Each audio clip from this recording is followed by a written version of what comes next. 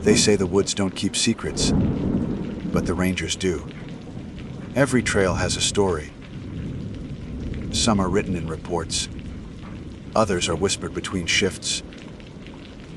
These are the ones they don't talk about after dark. You've entered the part of the forest where even the brave don't linger. Listen closely. Some of these voices never made it back. My name is Ranger Eli Mercer, and I've worked in Pisgah National Forest for 8 years now. My assignment this summer was the lookout post at Frying Pan Mountain, one of the last standing fire towers in the Blue Ridge section that still sees night use. Most towers are automated these days, but Frying Pan sits high enough and far enough from cell coverage that it still matters to have human eyes up there, especially in July, when lightning storms roll in fast. On the evening this all happened, I was halfway through a week-long solo rotation. The routine was simple. Sunrise check, in radio contact every 3 hours, thermal scan sweep after dusk, and a final observation log before midnight. I slept in a small cabin about half a mile from the tower, though most nights I ended up staying in the cab itself, surrounded by glass, with a cot wedged between the map table and the binocular stand. There's a strange comfort in that isolation. Your world narrowed to the ring of forest below, the hum of cicadas, and the red blink of aircraft lights drifted over the ridges. That night started like any other. The air was clear after an afternoon rain, and the smell of wet pine and ozone was thick enough to taste. I logged the temperature, 71 degrees, and wind speed, 6 knots out of the southwest. The sky was pale blue shading to indigo, the kind of Carolina dusk that makes you forget the world below the tree line even exists.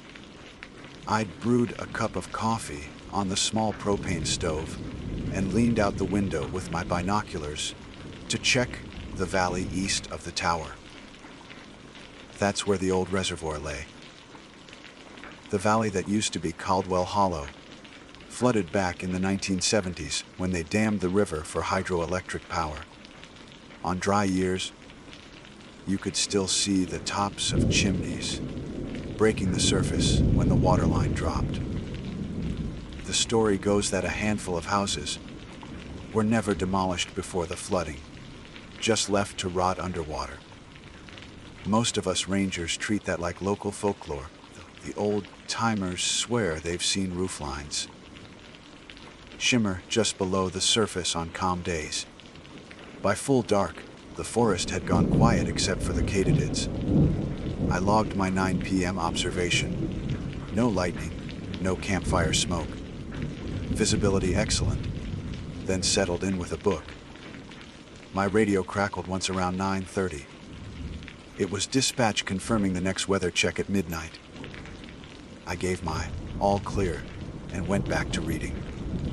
At exactly 10:22, I noticed the first light.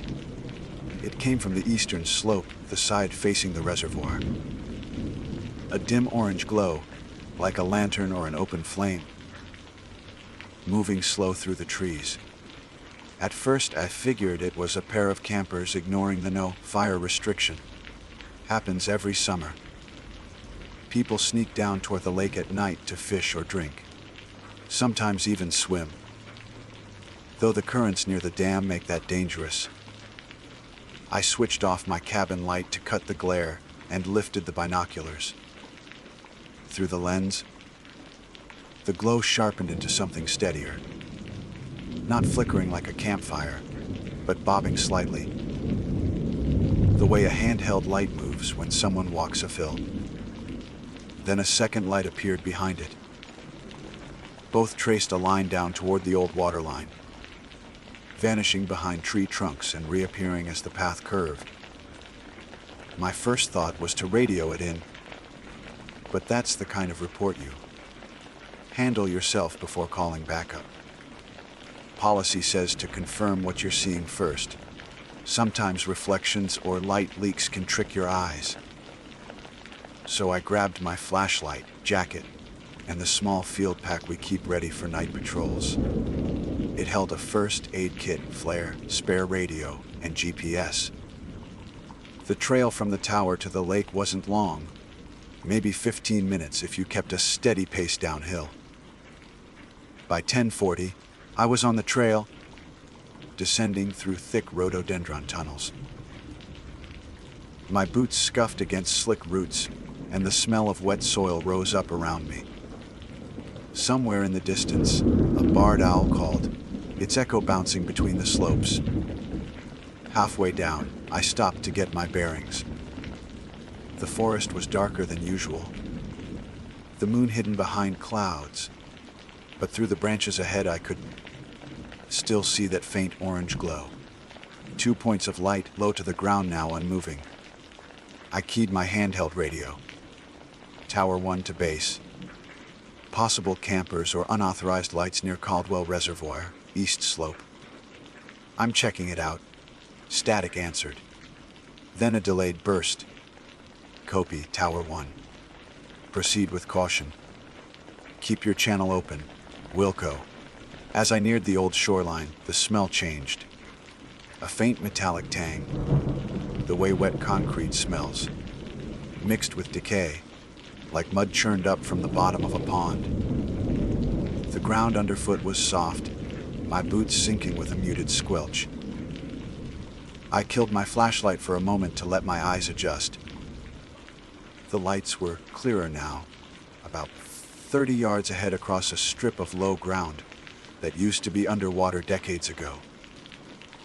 I could make out the faint shape of the old roadbed, a concrete causeway that once led into Caldwell, hollow before the flood. It was barely visible now, cracked in half, buried under silt and reeds. The 2 orange lights hovered near it, maybe waist high. They didn't move, but they pulsed faintly, like someone cupping and uncovering lanterns. "Hello," I called out. "Park Service?" "You're in a restricted area." No response.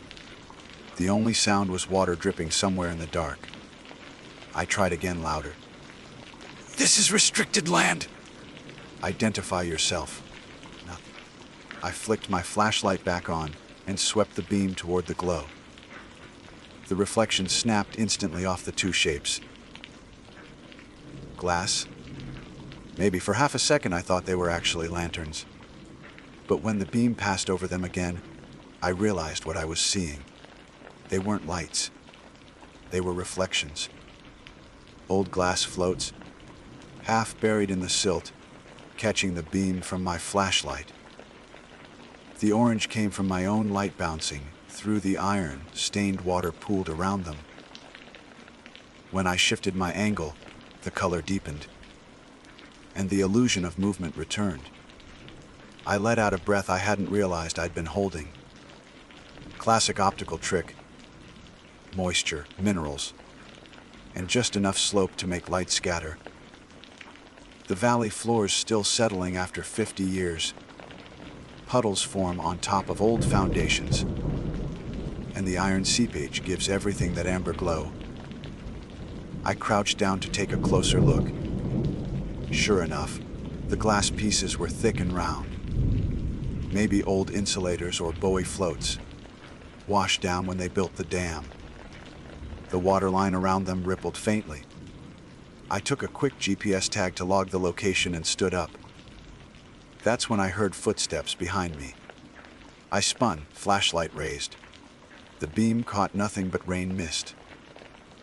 The sound had been distinct, soft, measured, coming from the slope I'd just descended. "Hello," I called. Silence. I waited, counting breaths. 5 seconds, 10, no movement. The forest held its breath too. Finally, I decided to head back. The air had cooled sharply, and I could feel the damp settling through my jacket. I logged one last note into the radio. False alarm. Optical reflection near old roadbed. Returning to tower. Base crackled back faintly. Copy that. Log completed. By the time I reached the halfway point up the trail, the moon had broken through. Silver light flooded the treetops, throwing long shadows across the path. My earlier nerves started to fade. This job will do that to you. Trick your senses, make every sound feel personal. Still, when I reached the final stretch and looked back one last time toward the reservoir, I paused. There, far below, two faint lights glowed again. Not orange now, but white, steady, and perfectly still. Like car headlights pointed straight up from under the ground. I blinked hard, even raised the binoculars to check. But by the time I found the right angle, they were gone. When I reached the tower, I logged the full report and entered a note. Possible submerged reflection.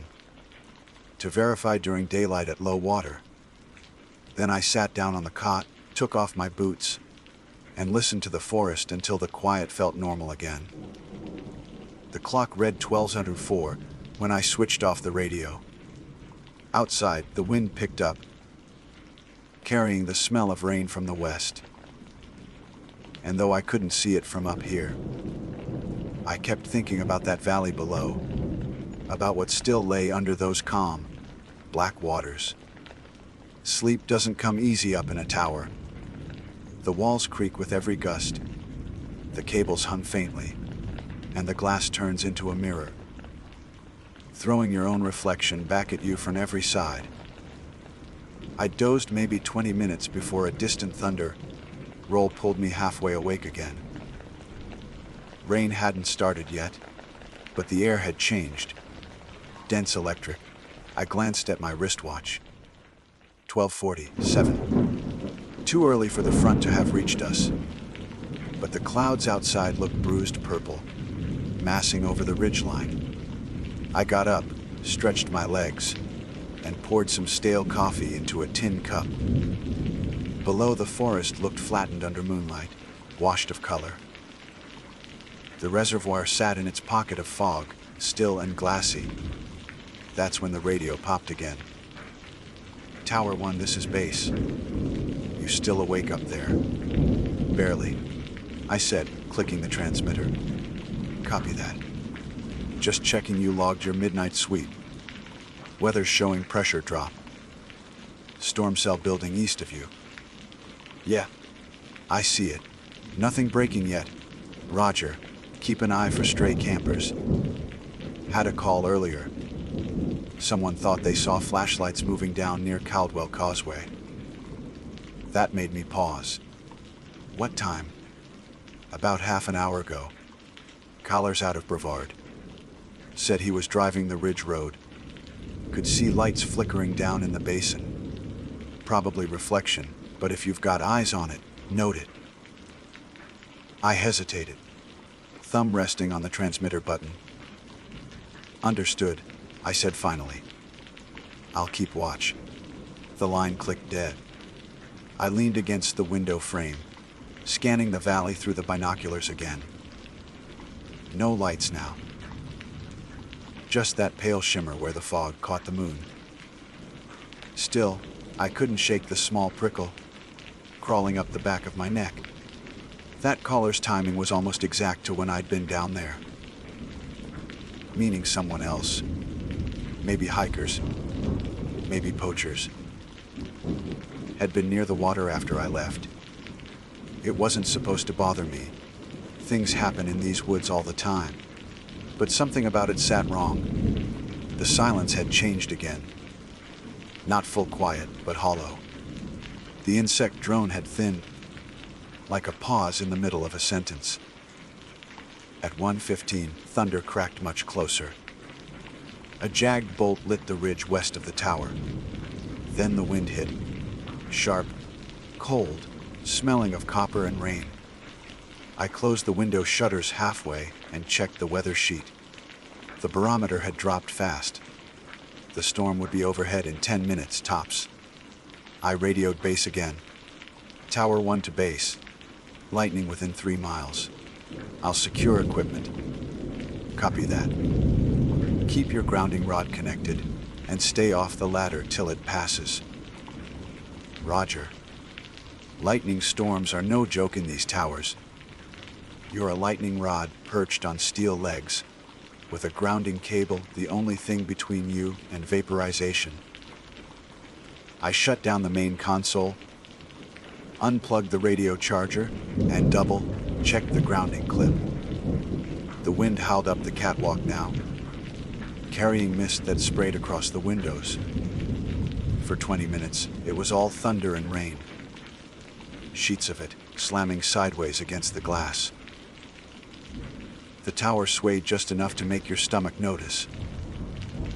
I sat on the floor with my back to the cot, eyes on the radio, waiting for the static to clear. When the worst of it passed, the world seemed hollowed out. Rain turned into a slow drip. The thunder wandered north, and the forest exhaled. Steam rose from the treetops, ghost white under the moon. I stood and stepped onto the catwalk. The air smelled like wet bark and ozone. Far below, the reservoir had turned to dull silver, reflecting the broken clouds. Then, faintly, a new sound, metallic, rhythmic. It took a second to place it. Something striking metal in intervals, distant but deliberate.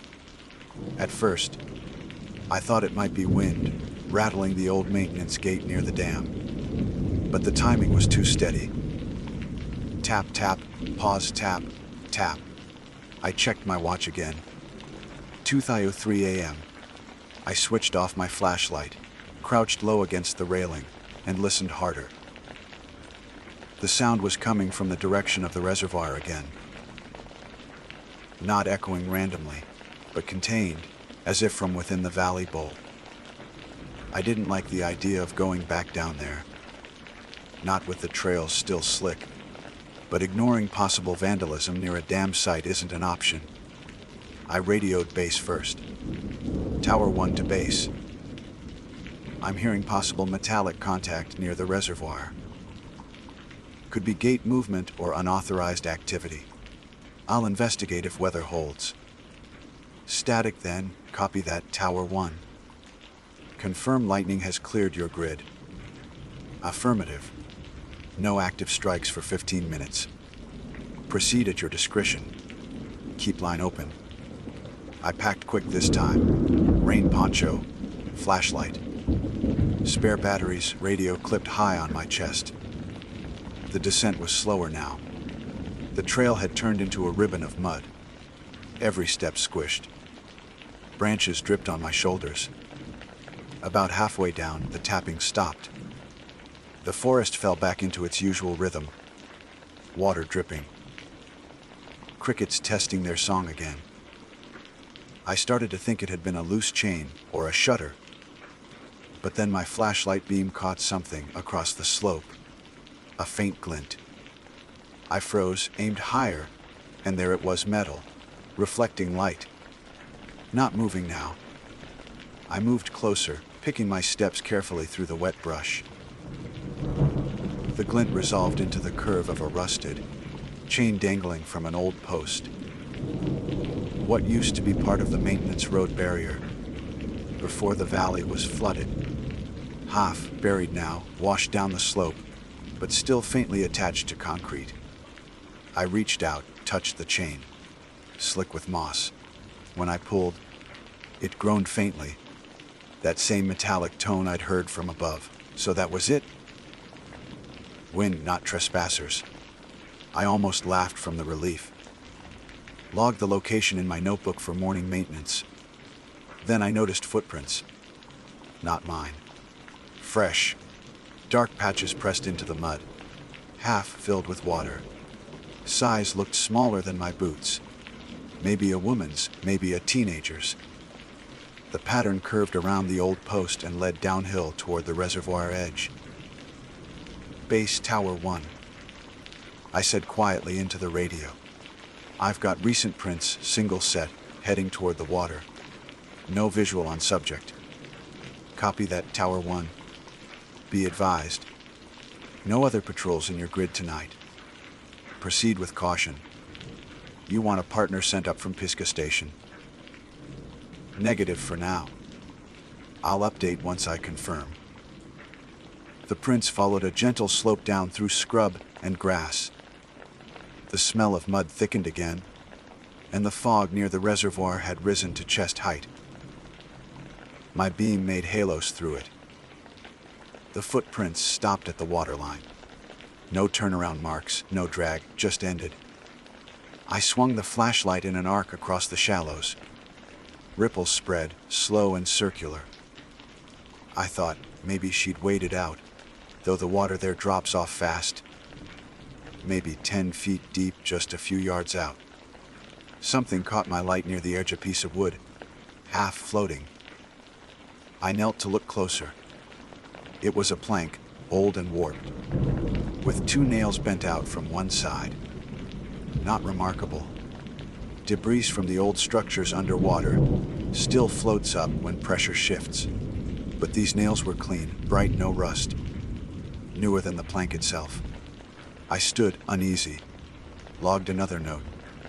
Possible trespasser constructing makeshift dock or raft. Then came the faintest splash. Small, deliberate. Like a foot stepping into shallow water. Then out again. Hello, I called, voice sharper this time. This is the Park Service. Identify yourself. The fog muffled everything. My own echo came back soft and wrong, like someone repeating me half a second too late. I turned the radio on again, thumb tight against the button. Base, Tower 1. I'm at the reservoir perimeter. Possible subject in water, can't confirm visual. Request guidance. Static. Then, faint. Copy, Tower 1. You are alone in that grid. If you can't confirm safety, fall back and wait for morning inspection. Understood. I took a few steps backward, still scanning the fog. My flashlight caught movement then. Quick, low to the ground, darting left. Reflex kicked in, I followed it with the beam. Not a person. A raccoon, wet and miserable, dragging something shiny from the shallows. A soda can, maybe. I let out a shaky laugh under my breath. The poor thing froze at the light, then vanished into the reeds. The tension drained, leaving me cold and soaked. I radioed base again. Voice steadier. False alarm again. Wildlife confirmed. I'll return to tower. Copy, Tower 1. You've had an eventful night. The operator said, voice dry. Yeah, I muttered. You could say that. The climb back up felt longer. My boots weighed twice what they had before. I reached the tower just before 3:30. The sky was starting to pale, that faint gray before dawn. I toweled off, changed into dry socks, and filled out the incident log with every detail: times, coordinates, conditions, possible explanations. By regulation, all such observations go to the morning supervisor, who usually skims for patterns. Reports of lights, noises, trespassers. 99 times out of 100, they tie back to ordinary causes. Fishermen ignoring permits, students sneaking out for stargazing, headlights catching puddles. Still, something about the footprints sat wrong with me. Maybe the shape, or the way they just stopped. I told myself the next rain would wash them away before I could overthink it. When I finally sat back on the cot, sky softening outside, the forest began to wake, birds stitching sound into the leftover silence. I looked down one last time toward the valley. The fog was almost gone, just thin silver wisps curling above the water. And there, right where the old road disappeared under the reservoir, a small wooden shape bobbed on the surface. The plank I'd seen earlier, or maybe a piece of dock. Hard to tell from that height. As the first sunlight hit it, I saw it roll once and catch light on its nails. Then it slipped under, slow and clean, as if pulled from below. The forest at dawn has a kind of false innocence to it. The air feels lighter. The fog burns off, and you start thinking, maybe the night exaggerated everything. The sounds, the movements, the tricks of the light. That morning felt like that. The storm had blown clean through, leaving a sky so sharp it looked washed. I logged the first observation at 6:02 a.m., noting calm conditions, full visibility, and no smoke plumes. I hadn't slept at all.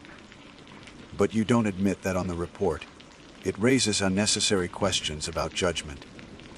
Instead, I just sipped burnt coffee and waited for base to patch through the morning call. It came at 6:15. Tower 1, this is Pisgah Station. Morning. Eli, you still with us? Still vertical, I said. Copy. We got your night logs. Quite the collection. Reflections, chain noise. Possible trespasser. We're sending a patrol from the service road to check the reservoir perimeter. You available to guide? Affirmative. Visibility's good now. I can meet them at the South Trail Junction. Roger that. ETA 30 minutes. I packed light, water, radio, notebook, GPS. The trail down was softer now, spongy from the night rain. Sunlight filtered through gaps in the canopy, turning droplets into sparks. It was almost enough to make you forget what the dark had felt like. By the time I reached the junction, the sound of an engine broke the quiet. A park utility, truck grinding up the gravel service road.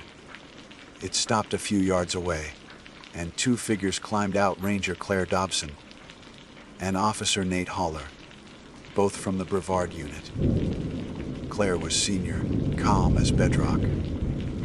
Nate was new, still wearing the kind of neat uniform that said he hadn't been rained on much yet. Morning, Claire said, pushing her hat brim up. Heard you had yourself a light show. Something like that, I said. Most likely reflections off iron in the water, but there were fresh prints I couldn't explain. Show us, she said simply. We followed the trail I'd taken hours earlier, down past the chain post and through the low brush. Daylight stripped away most of the eeriness. What had looked like fog and shadow was now just mud and reeds. At the waterline, the footprints were still there, half-washed but visible enough. Claire crouched, brushing a gloved hand over one. Small, she said. Boot tread, though. Probably hiking size 8. See how they stop at the edge, I said. No sign of turning back. She nodded, frowning slightly. Could have been a slip into the shallows. Water drops quick here after a storm. Nate was scanning the bank with a field scope. No debris floating. Current looks normal. I told them about the plank I'd seen drift and sink at sunrise. Claire noted the time, direction, and my distance estimate. Then she looked toward the center of the reservoir, where the water darkened to ink. You know, she said, there used to be a footbridge here, before they flooded Caldwell Hollow. Old. Timers say they left it standing when they filled the basin. Every few years a board or two pops loose and floats up. Could be what you saw. That made sense. The kind of explanation I needed. Still, she ordered Nate to use the small boat stored at the service dock to drag the area anyway. Regulations. While they worked the shoreline, I walked the old road a few yards inland. The cracked asphalt still showed through patches of grass. A few bent rebar rods poked out like bones.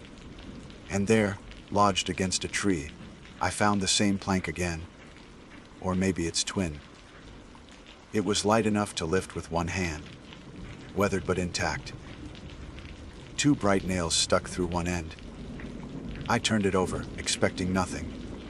But on the underside, faded under algae and grit, were shallow marks carved with a knife, 3 letters. LHR. Initials, maybe. I called out to Claire, who came over and looked.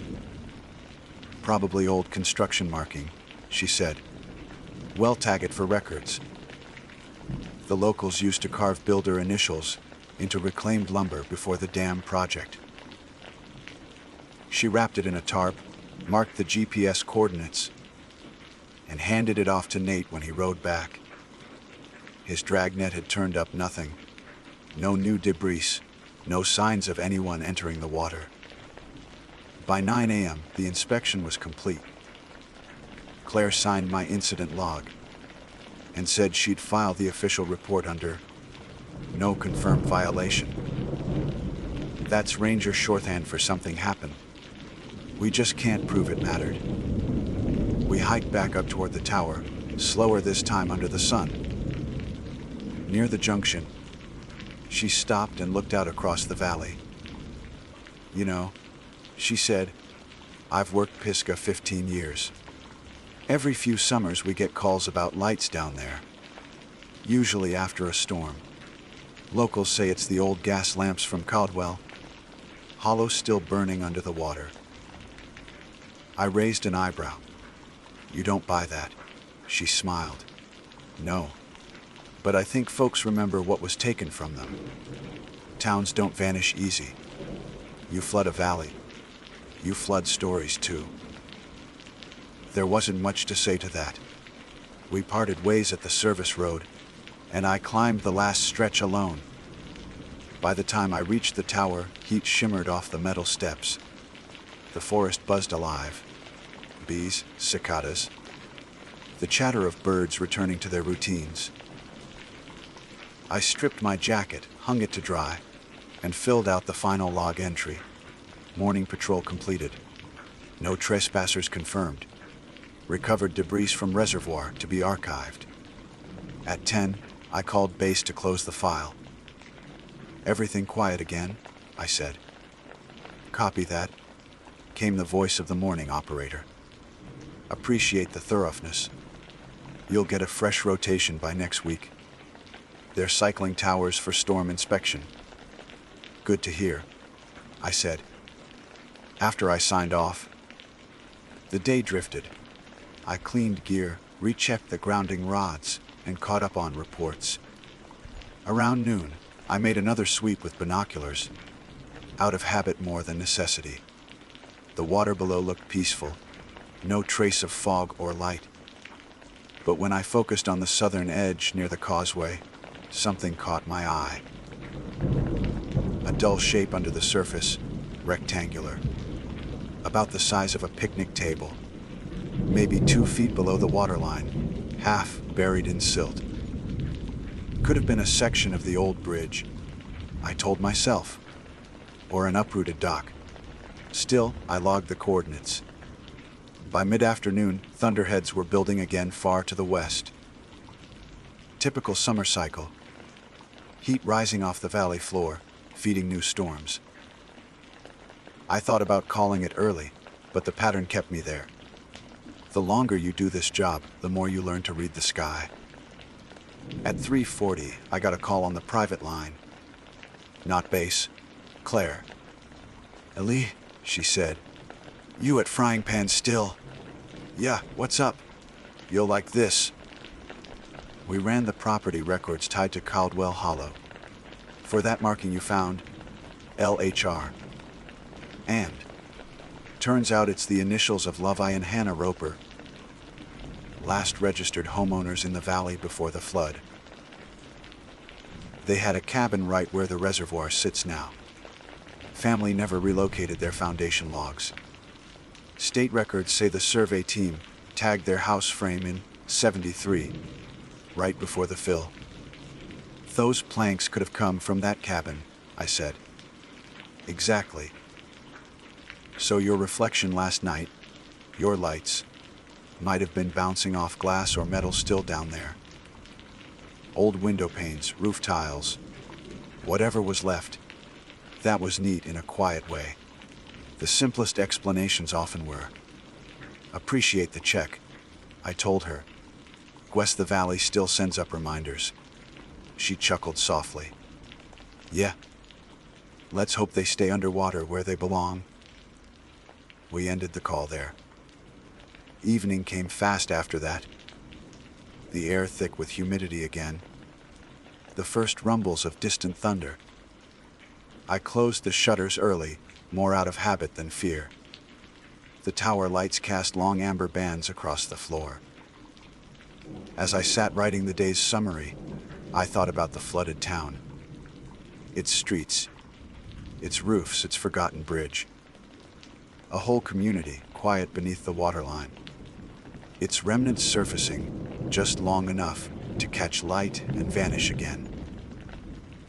By the time the next shift arrived the following morning, the weather had turned again, and I was ready to hand over the keys.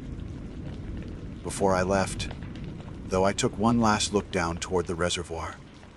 The surface was calm, almost mirror flat. I could see my own reflection faintly. Tower above, trees around, nothing else. Then, for a single moment, a small ripple broke the symmetry. Just one circle, widening outward, like something below had exhaled. Probably a fish, I told myself, or wind. Still, I waited until it disappeared completely before turning away.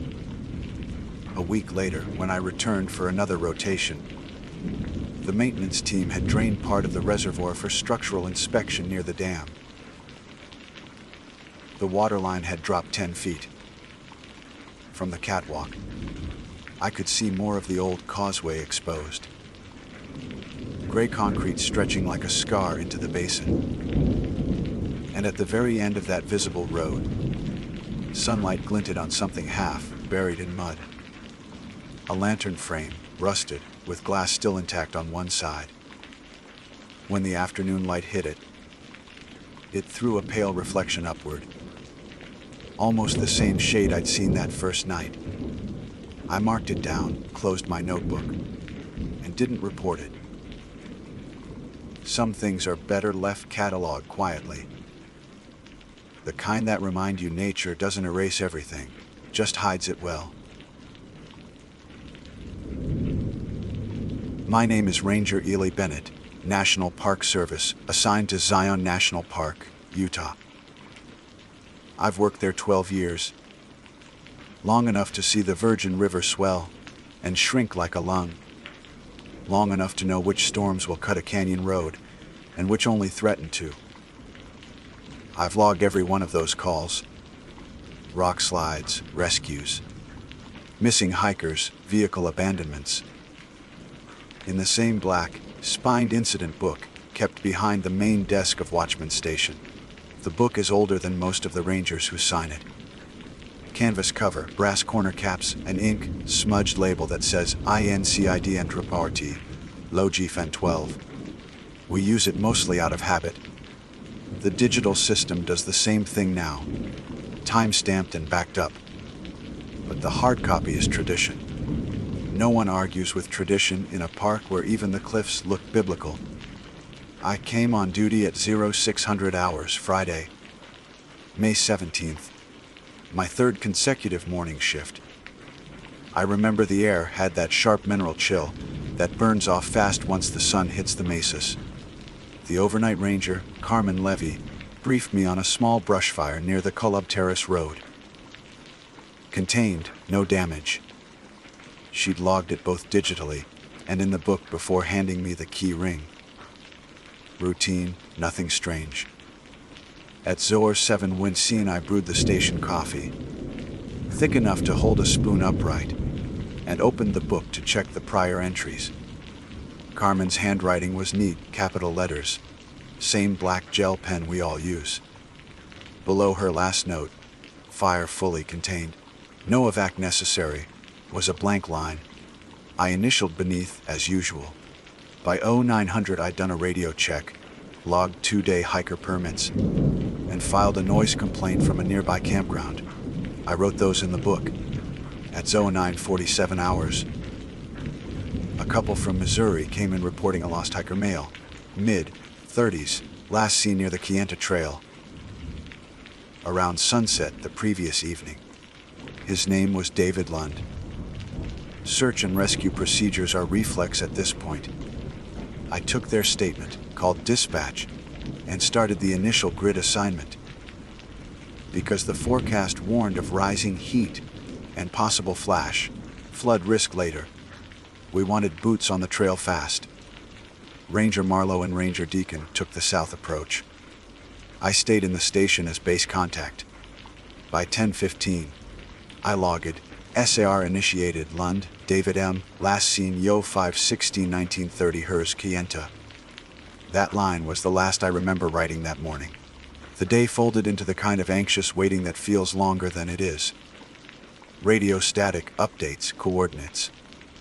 At 11:28, Marlowe called in a possible sighting near the overlook, only to confirm it was a different solo hiker. At 10:02, Deacon reported finding footprints leading off trail into a dry creek bed. By 1300, the temperature hit 94 degrees. We rotated hydration reminders and checked satellite coverage. When Marlowe returned at 15:17, his uniform was dusted orange from the sandstone. No sign of Lund. He said the tracks ended abruptly at the edge of a rockfall, and the debris looked recent. We discussed whether to expand the grid before dark. Decision yes. Night search commencing with 2 additional volunteers. At 15:45, I opened the logbook again to record that update. Only, my own handwriting was already there. The line read, 15:30 Jerez, body recovered, male. Kienta Trail, deceased. Same pen, same ink weight. The handwriting wasn't an imitation, it was mine. I froze. My watch still read 15:45. No call, no confirmation, no reason that entry should exist. It even had my initials beside it, EB. Though I hadn't written them. I assumed, naturally, that someone was playing a prank. The park's humor runs dry, especially on long shifts. But the tone of that line wasn't anyone's idea of a joke. I flipped the page, then the next. Nothing else added. Back on the current page, the ink looked fresh but not wet. I checked my radio, no new chatter. I didn't mention it immediately. I just crossed through the line with a single stroke, wrote, I-N Velity-N-T-R-Y, no confiarmatiawan, and initialed again. Then I noted the time. 15:50 Hers, at 16:12 Deacon radioed, we found him. The words hit like static. He sounded winded, subdued. Confirmed fatality, he added. Time of recovery 15:30 hours. I stared at that number, same as the false entry. I told myself it was coincidence. Maybe someone guessed the outcome, wrote it prematurely. Or maybe I'd somehow forgotten doing it in a mental blur of updates. But the handwriting, exact spacing, same slant, still didn't sit right. And the initials. When the recovery team returned around 17:30, I stepped outside to meet them. The light had gone thin and gold. Canyon walls reflecting heat like an oven door. They brought the stretcher out of the vehicle. The man was indeed David Lund, identified by his license and the description his friends had given. No signs of foul play. Appeared to have slipped off a loose edge during a photo stop. We've seen dozens like it. After paperwork and corner coordination, I finally sat down at the desk again close to 1900. The book was where I'd left it, open to the crossed outline. For a second I considered tearing the page out. Instead I wrote the confirmed incident below it. SAR complete. Subject deceased. Fall injury. Recovery 15:30 Hers approx. Report filed Deacon Marlowe. Then I added, previous entry erroneous. Possible duplication or premature note. That should have been the end of it. By 20:30, the shift was over. Night Ranger Kevin Truax came in for handoff. I explained the search, the recovery, the confusion about the log time. He shrugged. Probably Carmen forgot to sign out and jumped the gun earlier. Maybe. I didn't press. Before leaving, I thumbed back through earlier pages. April entries, March, even February. Hundreds of reports: hikers lost, vehicles stuck, wildlife disturbances. I'd written half of them. Nothing out of place, until January 8th. On that date, an entry read, Ellie Bennett. Assist rescue South Fork Trail. Subject: minor injuries.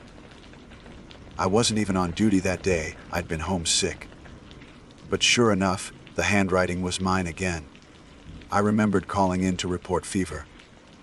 Dispatch had logged me as out of rotation. Still, there it was.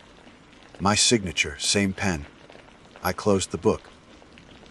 Maybe the simplest answer was the right one. An old entry recopied for record consistency. Maybe done later by me and forgotten. The mind smooths edges, especially after years of monotony. That night, though, I dreamt about ink drying on its own. The next morning, I woke early and drove back to the station before my official start time. The valley was still dim, canyon edges bruised purple. No cars on the road, only a few mule deer near the visitor center lawn. I unlocked the front door, flicked on the fluorescents, and checked the logbook first thing. A new line had appeared. ULO 437 Hers Ranger. Ellie Bennett on site, inspecting incident log. No anomalies noted. I looked at my watch. 0437. I hadn't touched a pen. I stood over that open log for a full minute before I trusted my own eyes. The ink line looked dry, faintly absorbed into the paper. Same pen. Same blocky handwriting I'd used for years. DO 437 Hers Ranger Ellie Bennett on site, inspecting incident log. No anomalies noted. It described what I was doing while I was still doing it. I flipped the book shut. The sound of it felt too loud in the small room. The lights hummed overhead. Dust motes drifted in the cold beam of the fluorescents. There was a strange moment where I waited for something else. Radio crackle, footsteps, Carmen's truck pulling in early. Nothing. I checked the security camera feed. 2 fixed lenses, one pointed at the front entrance, one at the main desk, both looping through the same frozen timestamp, 043708. The feed hadn't updated since I'd walked in. I rebooted the system. When it came back, the clock jumped to 0441. No movement had been recorded in the gap. By the time Carmen arrived at 0600, the desert had gone from indigo to that fierce sandstone gold. She looked as tired as I felt. I poured her coffee and handed her the log. "Do me a favor," I said. "Look at the last line." She skimmed, frowned. "You already logged your morning check. Early start." "No," I said. "That's the point." She gave me a look. "You're telling me you didn't write your own name." "I'm telling you I didn't write anything." Carmen set the mug down slow. "Ali, maybe you did and just don't remember. You've been working doubles all week. I've done the same. Sometimes you lose track." I wanted to argue, but she wasn't wrong about the fatigue. We'd been short 2 Rangers for months, and overtime had blurred into a single long watch. Maybe I had written it and blanked. Maybe. Still, the phrasing stuck in my head. No anomalies noted. That's not how I talk. It sounded official, detached, like something out of an after-action report. At Yuzzer 700, we drove the park loop to inspect a few washed-out culverts. Normal work helped steady my thoughts. The radio hissed with casual chatter, weather alerts, lost sunglasses, a broken rental bike. By 0830, the unease had faded enough that I stopped mentioning it. Back at Watchman Station, I logged our patrol in both systems. When I glanced at the paper book again, the strange line was still there, unaltered. I considered drawing a line through it like I had the day before, but something in me hesitated. Erasing it wouldn't prove anything. At 0900, dispatch called about a minor fender, bender near the visitor center lot. I took the report. The driver, a middle-aged man in a rental SUV, seemed embarrassed more than anything. As I walked back to the station, sun glare off the canyon made everything shimmer. Inside, the logbook was open again. I hadn't left it that way. A new entry waited below the last one. Nauanuta Sindhurst minor vehicle collision. No injuries report filed. I looked at my watch. 09:15 exactly. The words matched what I'd just done, before I'd even sat down to write it. Carmen was in the back storage room doing inventory. I called out, "Did you add something to the log?" "Nope," she said. "Haven't touched it." I stared at the page. The handwriting was, again, mine. Not just similar. Identical. The line spacing pressure, even the little notch where I habitually pause before writing a 9. A muscle jumped in my jaw. I checked the pen beside the book. It was warm. I made myself breathe. Logical options, Carmen pranking me. A volunteer ranger. A copyist error. Anything I thought back through the past 2 days. There they were, my entries, clean and chronological. Except now, one detail stood out. Each future line had been written about 20 minutes before the event occurred. The handwriting wasn't older or newer. The ink tone didn't fade between them. Every line looked simultaneous. I grabbed the digital log. Nothing odd there. Timestamps matched when I typed them. So whatever this was, it was confined to paper. At 1000, I called Ranger Supervisor Holden at the Kolob office. He'd been in the service long enough to treat every complaint like static interference. Could be duplicate entries, he said. We've had data sync issues before. You using the old pen set? Same as always. Then maybe your own hand's ahead of you, he said, half joking. Don't overthink it. The mind does weird tricks when you're overtired. That was his default blame, fatigue. Still, he told me to bag the logbook for record and switch to a new one until they could check it. So I slid it into a plastic sleeve, labeled it TMP Oldie, and placed it in the locked cabinet under the desk. Then I pulled out the spare blank book. I figured that would be the end of it. At 10:45, while Carmen was out checking trail permits, I heard the cabinet latch click. The sound was small, metallic but distinct. I turned. The cabinet door hung open an inch. The sealed logbook sat halfway out, angled like it had been pulled. I told myself I hadn't shut it properly. I pushed it back, locked the cabinet again, and decided to eat early lunch outside, just to clear my head. The picnic table behind the station faces the red cliffs. The day had gone bone dry and windless, cicadas sawing at the silence.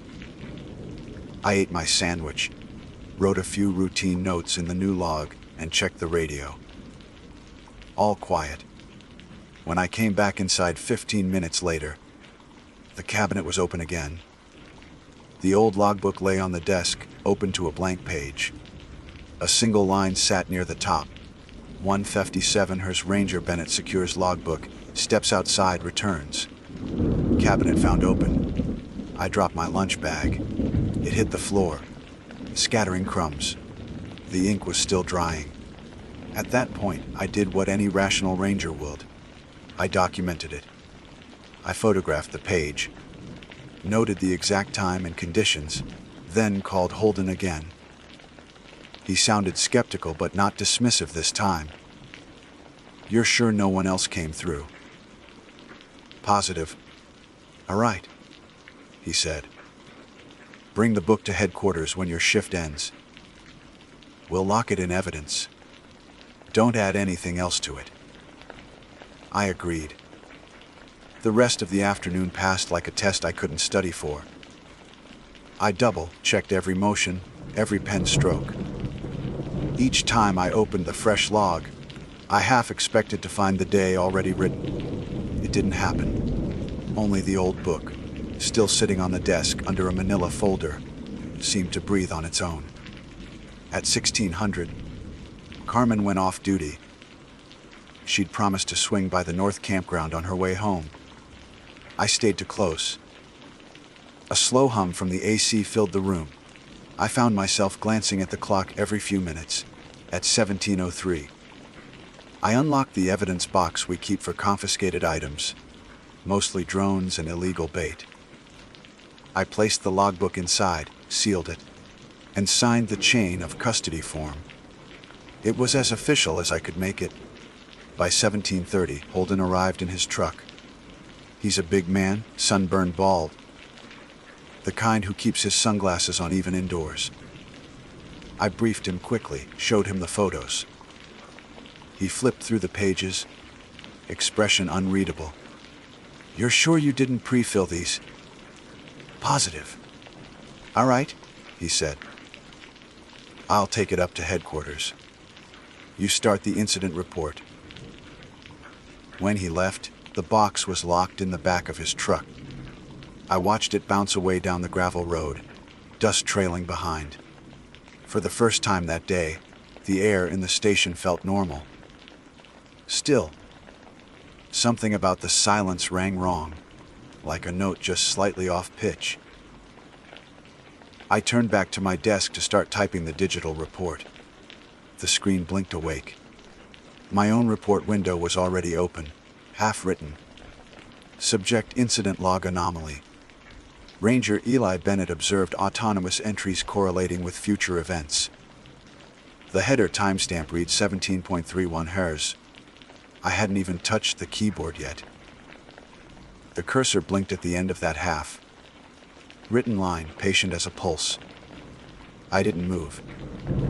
I just watched it, waiting for another word to appear on its own. Nothing did. I scrolled up to confirm what I was seeing. The document bore my Ranger ID, timestamp 17:31 hours, the same minute Holden had driven off with the evidence box. Half the first paragraph was complete, formal and detached, almost bureaucratic in tone. Ranger Bennett observed of entries in physical incident log correlating with subsequent events. Entries appear to originate from his own hand. Initial attempts to isolate mechanical or human interference inconclusive. The phrasing sounded clinical, not mine. I reread it twice, then checked the activity log on the workstation. Last edit 17:31:04. No previous saves, no remote access. It was possible Holden had typed the note from his tablet before leaving, or maybe some auto sync glitch copied a draft from another file. But when I opened the drive history, there was nothing else under that file name. Just a blank creation trace, born fully formed at that minute. I told myself I was chasing ghosts of paperwork. Systems hiccup, times overlap. Zion's network ran on cables older than some of our Rangers. I saved the file, renamed it TMPAR Ropart 1, and started a new document from scratch. By the time I finished the full report, my version, it was 1845. The desert outside had cooled to that strange electric quiet that comes before the canyon walls release heat. I locked up, turned off the lights, and stepped into the parking lot. Holden's truck was gone. The sky glowed lavender behind the cliffs. I drove home to Springdale with the windows down, trying to let the air rinse my head clear. That night I made the mistake of rereading my photos. The handwriting in those images looked as familiar as a mirror reflection. My own pressure on the downstroke of an R. The faint hesitation before a number. If someone had forged it, they'd studied me intimately. Sleep didn't come easy. By 0600 Saturday, I was back at the station. half out of restlessness. The door latch felt cold, the kind of detail you only notice when your nerves are stretched thin. I brewed coffee, ran the morning checklist, and tried to ignore the weight of the empty desk where the old log had sat. At 7:45, the phone rang. Holden. His voice sounded flat. "Ela, you need to drive up here." "Headquarters." "Yeah. Bring your ID, your shift notes, and whatever else you've got." He didn't say why. The drive to the Kolob office takes 40 minutes through a stretch of red rock and sage that feels like another planet. The air that morning shimmered with heat already rising. When I pulled in, Holden was waiting outside with a clipboard under his arm. He led me through the double doors to the back archive room. On the table sat the evidence box. The lock seal was intact. "Go ahead," he said. I cut the plastic tie and opened it. Inside lay the logbook, same canvas cover, brass corners dull from handling. I flipped it open, half expecting the pages to be blank or rearranged. They weren't. The entries were all there, except now. A new one waited at the bottom of yesterday's page. 1735 Hearst logbook, transported to HQ by Supervisor Holden. Ranger Bennett remains on site to draft report. My mouth went dry. "Holden," I said slowly, "did you add this?" He shook his head. "It was like that when I got here. Figured you must have filled it before I left." "I didn't." He looked unconvinced. "Maybe you logged it out of habit. You're thorough. Not this thorough." We both stared at the page. The entry wasn't even inaccurate. It just existed too soon. Holden closed the cover with a quiet slap. "Look," he said. "I'm not putting this in an official anomaly file. It's probably a timing mismatch. You and I both know how easy it is to misrecord by a few minutes. I'll archive it, mark it sealed, and we'll start fresh." "Deal." I nodded. I wanted it to be over more than I wanted to be right. He labeled the spine with a new tag, AR Shichai Twalba, and shelved it with the older volumes. Before I left, I glanced at the spines on that shelf. 12 black, bound logs, each thick with years of dust and ink, each one bearing a brass plate with a year range. The oldest, log Fay 1 1972-1975, had its corner worn smooth. I almost asked him to open them, just to see. But something in me decided I didn't want to know. By noon, I was back at Watchman. Carmen had already covered the morning. She gave me a look when I walked in, half concern, half teasing. "You look like you've seen a ghost," she said. "Just an audit," I told her. She didn't press. We fell into routine again. Trail calls, noise complaints. One lost kid reunited with his parents near the Narrows. By afternoon, the rhythm of the park felt steady, predictable. That's the thing about Zion. Even in the middle of something you can't explain, the cliffs keep standing like they don't care what you're going through. At 15:30, I began transferring the day's notes into the new incident log. My handwriting looked normal again, small, methodical.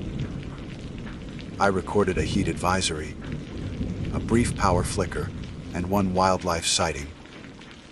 When I capped my pen and closed the book, it felt final. That should have been the end of it. Around 1900, Holden called again. His voice seemed quieter this time, almost careful. "Eli, did you stop by headquarters again today?" "No." "Why?" He paused. "Because there's a new line in the archive logbook. It says, 1900 Hershess Ranger Bennett concludes final entry. Watchman Station." I didn't answer right away. The second hand on the wall clock clicked past 1900 exactly. Holden cleared his throat. "You didn't write that remotely, did you?" Then maybe someone's having fun with us, he said, but his voice lacked conviction. After the call, I sat there in the empty office for a long time. The sun had dropped behind the cliffs, painting the glass in red bands. The park outside was almost silent, save for the river murmuring below. I flipped open my new logbook one last time and wrote a simple note across the bottom of the page. No further irregularities observed. Then I signed my initials, slow and deliberate, as if to anchor them in something real. Before locking up, I glanced at the reflection of the desk window. The room behind me glowed faintly from the desk lamp. For a split second, it looked like there was another page open, the one I'd just written, edges fluttering though the air was still. When I turned, the book was closed. That night, I dropped my uniform at the laundry and left the badge on the counter. I told Holden I'd take a week's leave. He didn't argue. The log stayed in the archive where it belonged. Still, every few mornings since, I've woken just before dawn with the same in my mind, a page turning by itself, ink soaking into lined paper, in the dim station light, letters forming one at a time. And somewhere at the bottom, neat and unhurried, my initials settling in before I've had the chance to earn them. My name is Gavin Merritt, Maintenance Division, Olympic National Park. I've worked road and culvert inspections for 7 years. I'm not a ranger, though people sometimes mistake the uniform for one. I clear debris, check drainage after storms, log erosion. It's not glamorous, but it keeps the roads from washing out and the hikers from sliding off them. That Friday started ordinary. Gray drizzle, 46 degrees, the kind of wet that seeps through rain gear anyway. The park radio had flagged a partial blockage near the Hoh River Road, just past mile marker 18, where a landslide zone has been creeping down since winter. The report came from one of the rangers, Patel, who said her patrol truck's tires slid slightly even on the upper grade. She also mentioned, almost as an afterthought, that crews kept hearing some kind of whistling from the culvert there. We joked about it in the shop that morning. Maybe the pipes practicing flute, my coworker Dennis said. Wind through corrugated steel can make eerie noises, especially with air pockets and water flow. Nothing new, but the mention that it sounded like a child's whistle. That detail stuck in my head. I left around 8 a.m. in the Ford F-250 loaded with a generator, floodlight tripod, and the standard culvert kit, rakes, spade, and a snake camera. It takes an hour to reach that zone from headquarters, if the road's clear. The rain picked up by the time I passed the visitor center turnoff. The first landslide scar appeared around mile 16, a brown, wet wound across green forest. Fallen alders leaned like drunks. Mud still bled from the cut slope, trickling across the asphalt in thin veins. Beyond it, fog hung low. The road narrowed, and the guardrail was half buried in slough. At 9:07, I parked by the orange cones marking the washout shoulder. Petal's note was right. The lower drainage pipe ran beneath a small embankment, 30 inches diameter, corrugated steel. One end open toward the slope, half submerged in runoff. The other disappeared into the brush near the riverside. Water gurgled steady through it. I stepped out, boots squelching.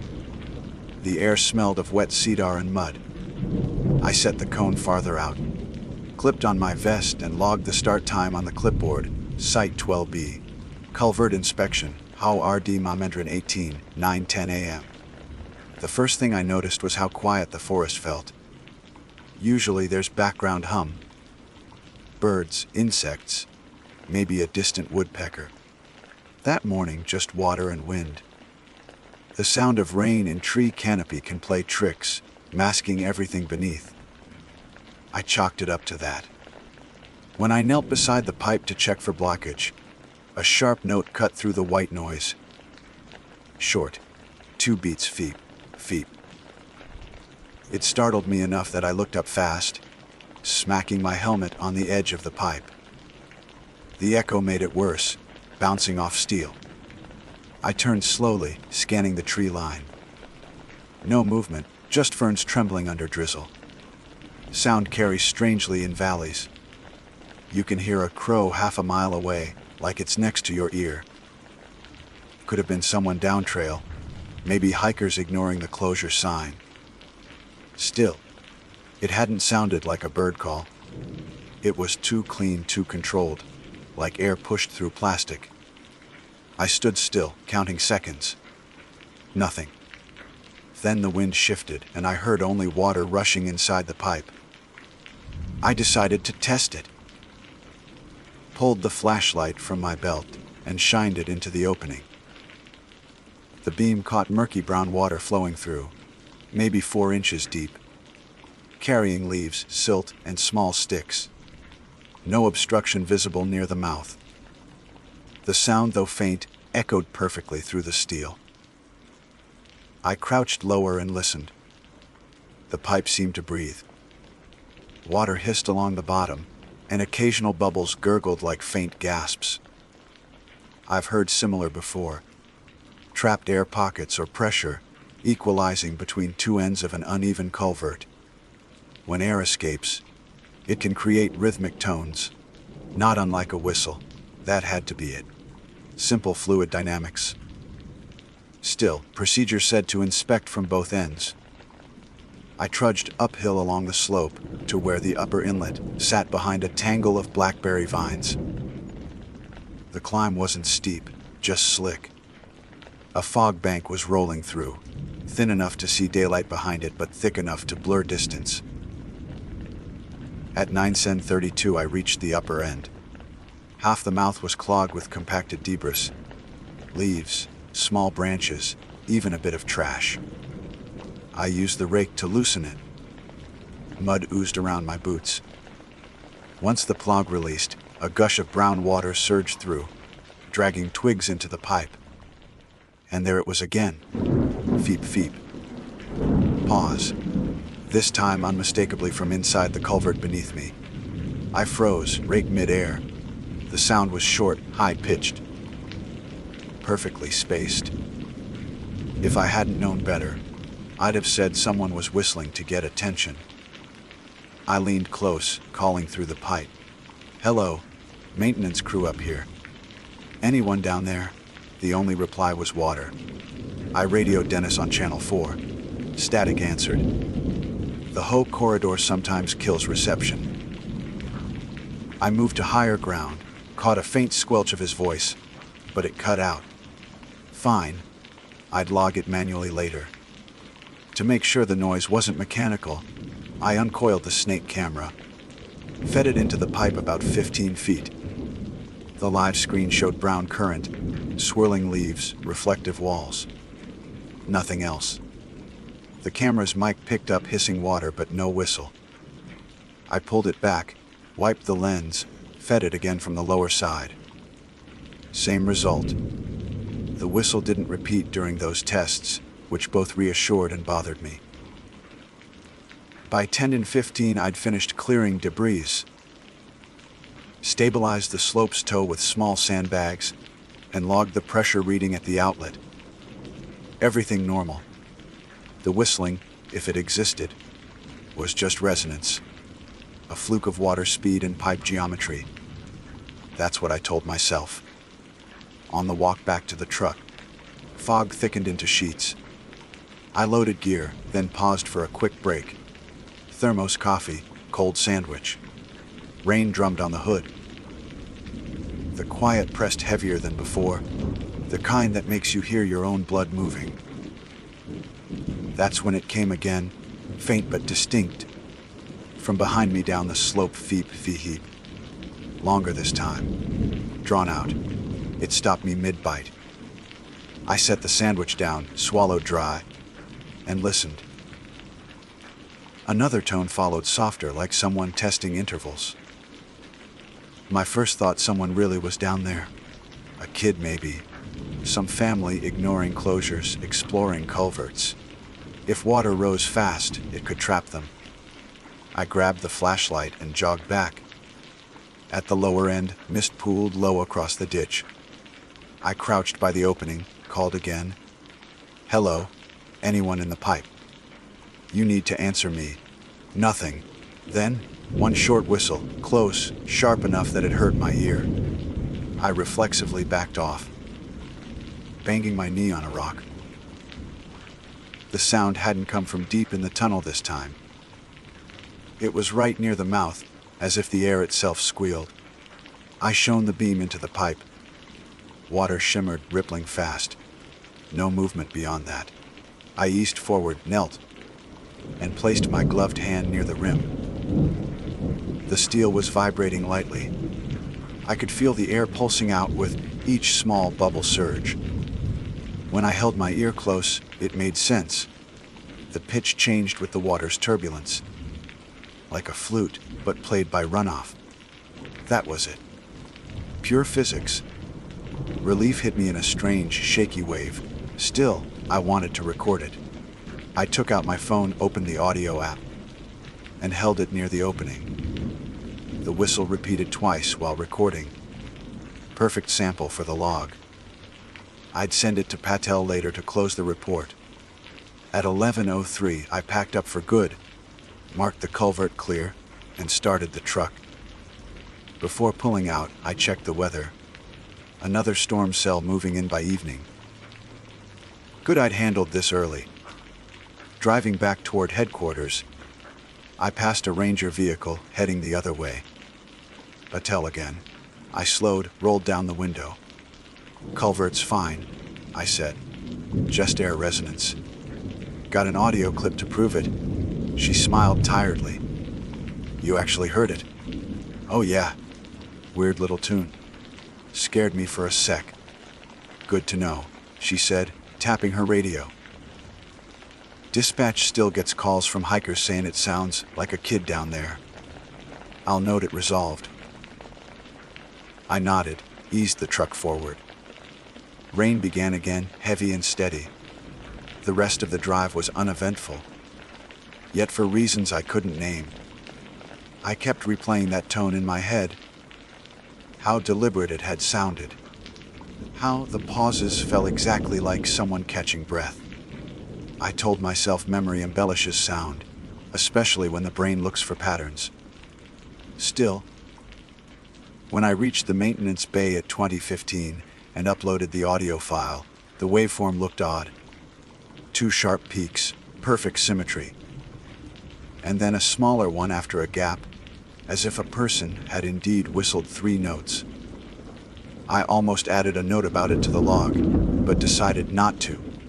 The explanation was already clear. The park doesn't need more ghost stories. By 1 p.m., the rain intensified to near downpour, and all crews were called off the roads. I stayed behind in the shop to clean gear, headphones in, music low. When I checked my phone later, the recorded clip had automatically uploaded to cloud storage. The system tagged it with location data, 47.81 Twembries and 123.873 W. I noticed one more thing. The timestamp read 11:07 a.m., 4 minutes after I'd left the site, meaning the phone had picked up one more sound while sitting in my pocket, already halfway down the road. A single note. High, clear, feet. I didn't think much of that extra timestamp at first. Phones glitch all the time. Still, when I saw that last tone marked 4 minutes after I'd left the site, something in me refused to let it go. I replayed the file before I went home. The first segment was exactly as I'd recorded.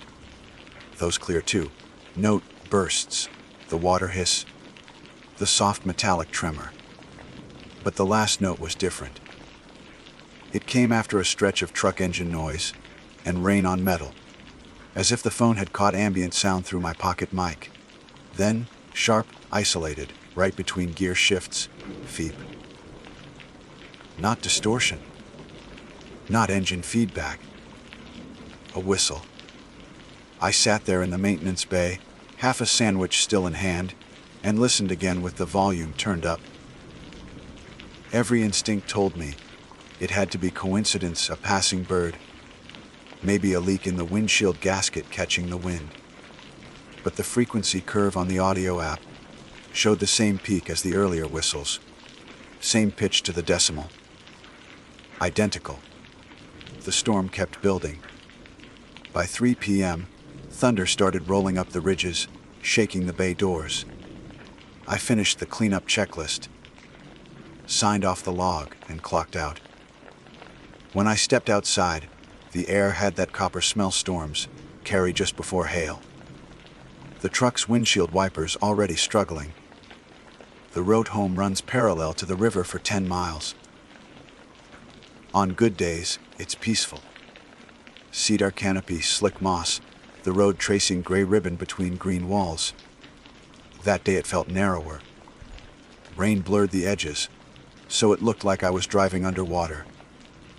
Halfway through, near mile 15, traffic lights on the dash flickered. My radio went silent, dead battery maybe. I slowed to a crawl, the tires slicing through standing puddles. When I reached the same stretch where I'd worked that morning, the cones I'd left were gone. Washed out or flattened? I couldn't tell. The ditch on the left overflowed, muddy water frothing over the edge. I should have kept driving. Instead, habit took over. I pulled over, flashers on, grabbed the high beam lamp, and stepped out to check. Rain hit like gravel, soaking through layers in seconds. The culvert's outlet was nearly invisible under runoff, only the rim showing through. I crouched low to see if debris had plugged it again. Through the roar of water, I thought I caught a different rhythm underneath. A thin, rising tone threading through the noise. Then again.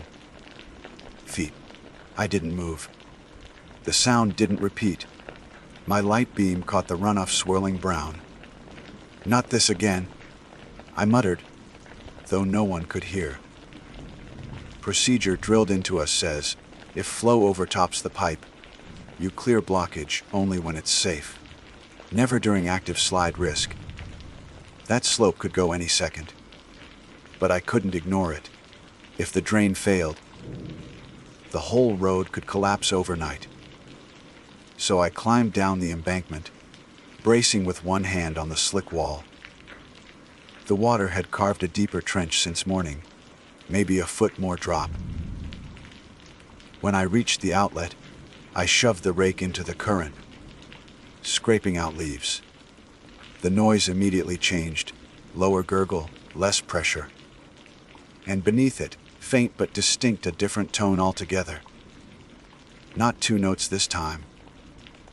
Just one long exhale, like someone blowing through the pipe instead of across it. It made the hair rise on my arms before I could reason it out. Air being forced backward through the pipe, probably. Slope water entering faster than outflow, compressing trapped pockets. A textbook effect. I even remembered reading a field manual note. Whistling may occur when air pressure discharges through standing water inside pipe structure. But knowing that didn't help much when the tone carried a breathy edge that sounded almost human. Lightning flashed white over the ridge. The thunder came half a second later, close enough to feel through my boots. I shoved the last of the debris clear and backed off quick, slipping twice before reaching the truck. By the time I shut the door, the whistle had stopped. Just rain again, relentless. I drove the rest of the way home in near darkness. My cabin sits outside Forks, an old Ranger duplex turned rental. Power flickered but held. I peeled off wet gear, hung it by the stove, and opened my logbook on the kitchen table.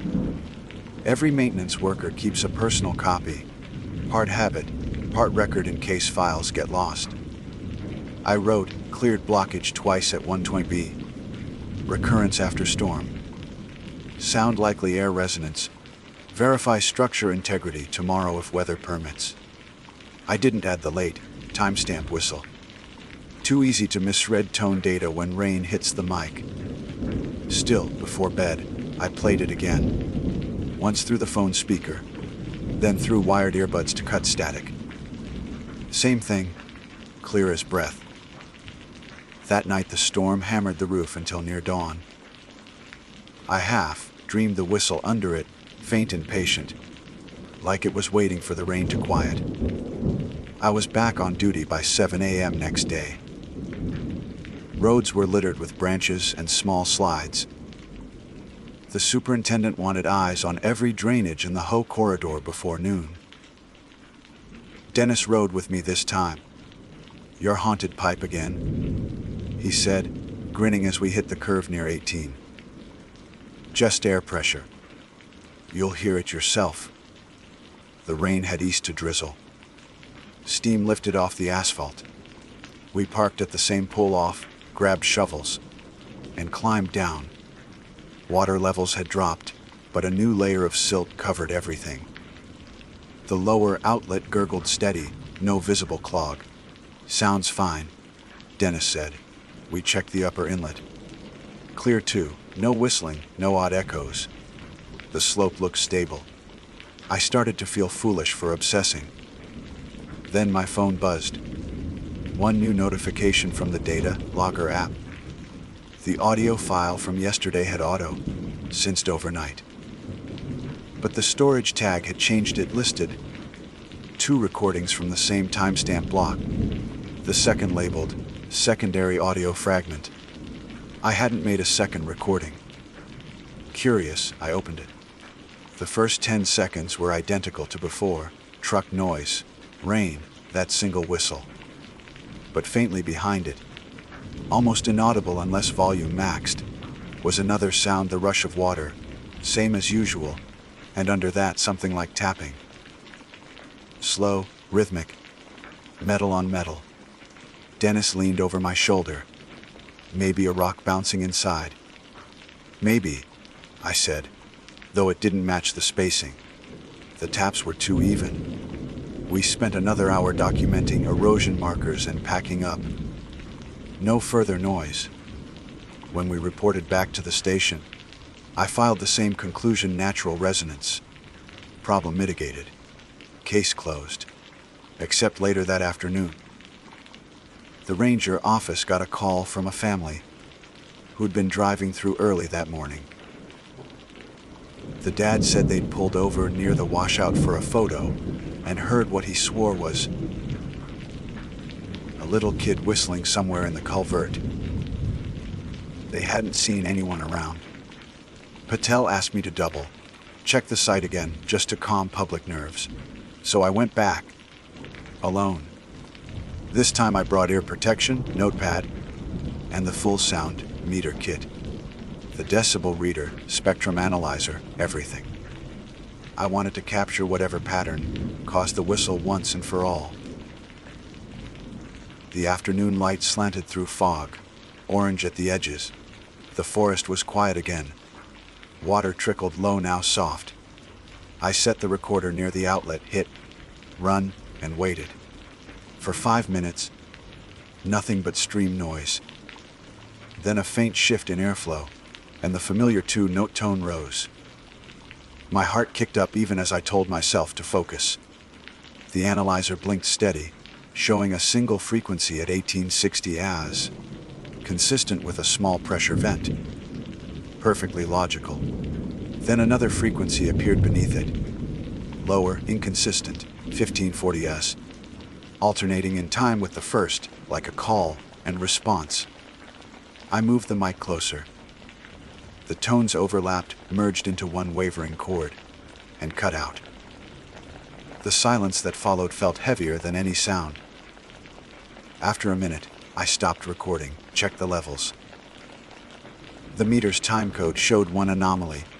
During the second frequency, a sudden dip in atmospheric pressure by 0.7 psi, as if air had been sucked inward.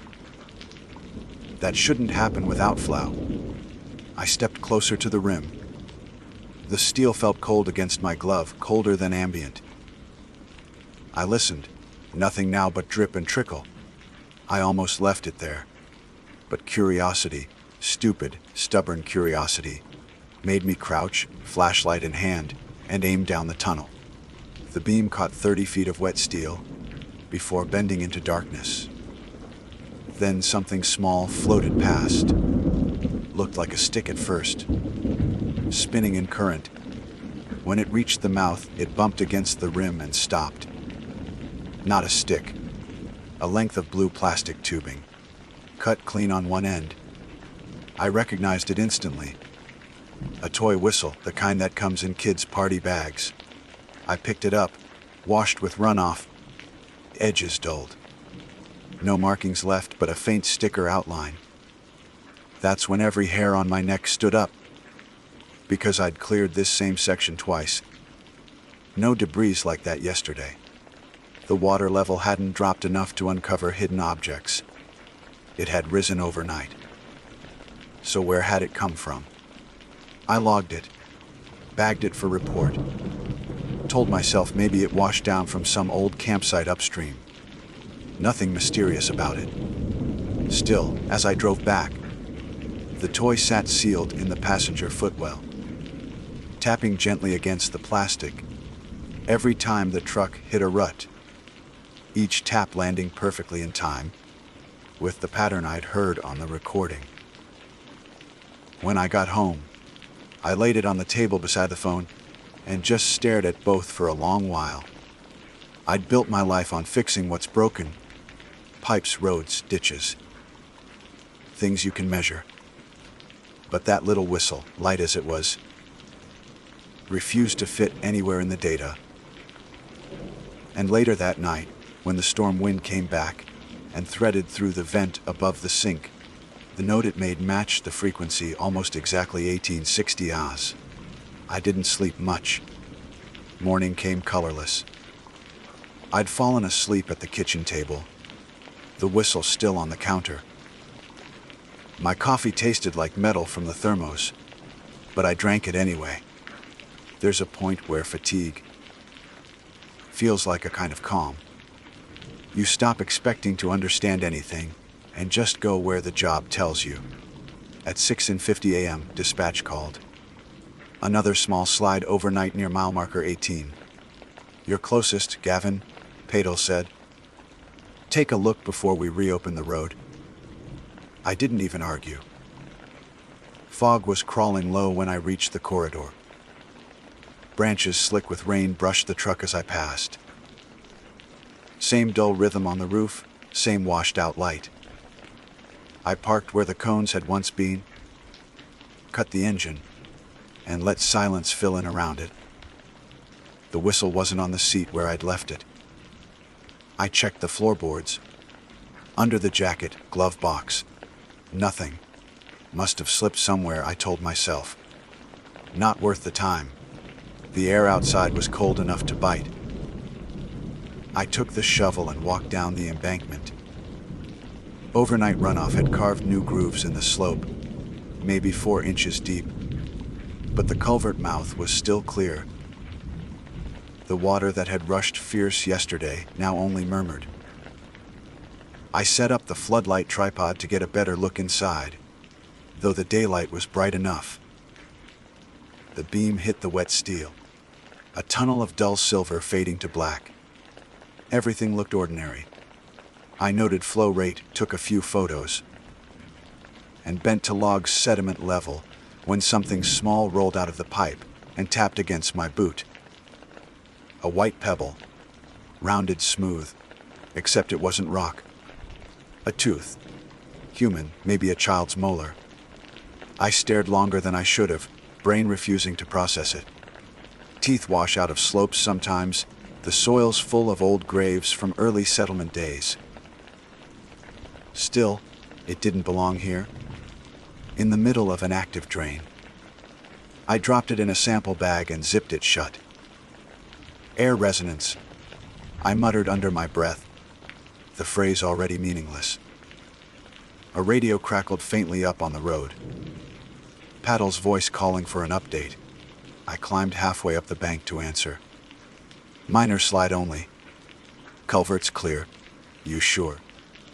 We had a group of volunteers say they heard again last night. The whistle. Yeah. Near midnight. Same spot. I looked back down the slope. They must have caught air pressure change before the storm broke. Copy that, she said, not sounding convinced. I finished the inspection anyway. Checked the upper inlet, photographed new erosion cracks, flagged coordinates for engineering. Then I stood there, hands muddy, listening. No whistle this time. Just the forest's regular breathing wind, drip, distant river. On my way back to the truck, I heard tires crunching gravel. Patel pulled up, window halfway down. Mind if I take a look? She asked. I shrugged. Be my guest. She followed me down, careful with footing.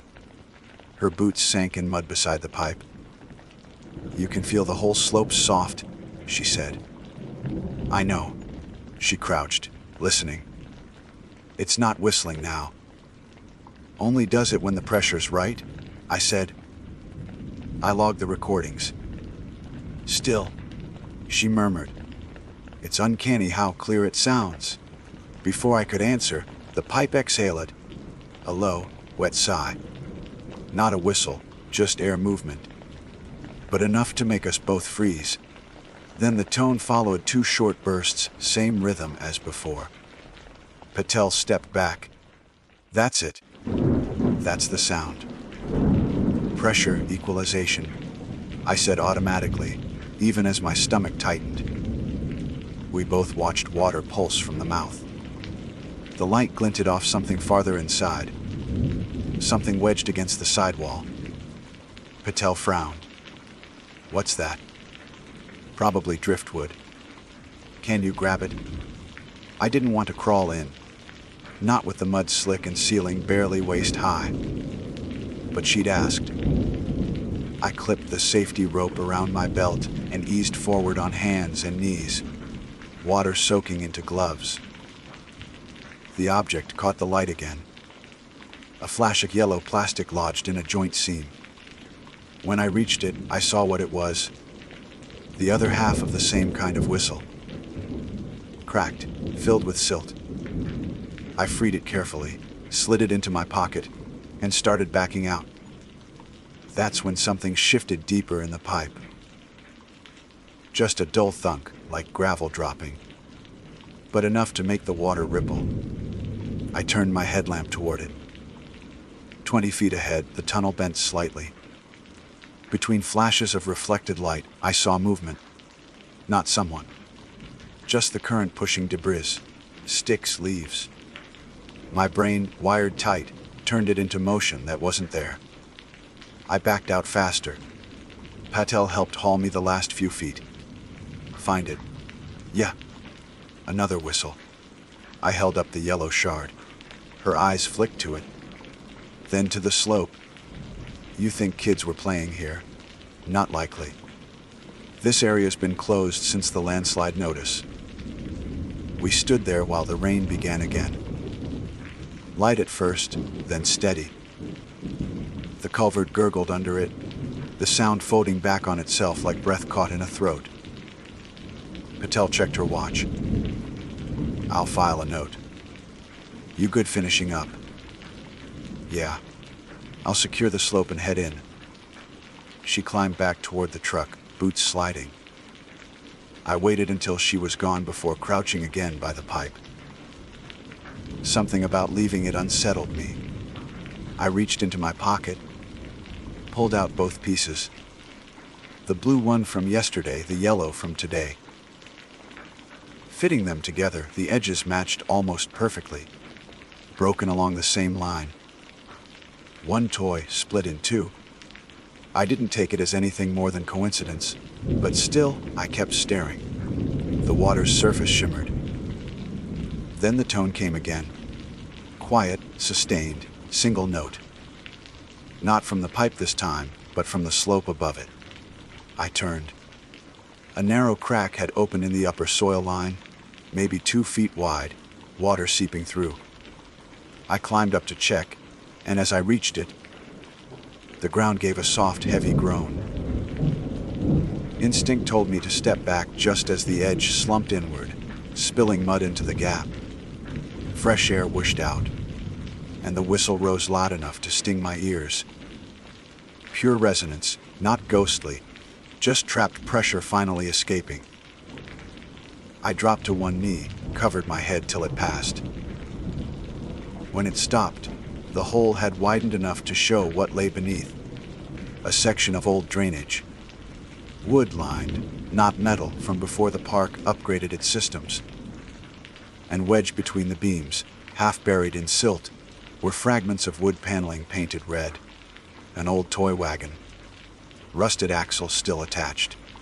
I stared until it made sense. The slope must have buried an early, century maintenance dump site, maybe even the remains of an old homestead's playthings. Over decades. Erosion reopened it, letting trapped air push through the new pipe system, creating those uncanny tones. It was ordinary, explainable, almost dull. Yet I felt something uncoil in my chest. Relief, I think.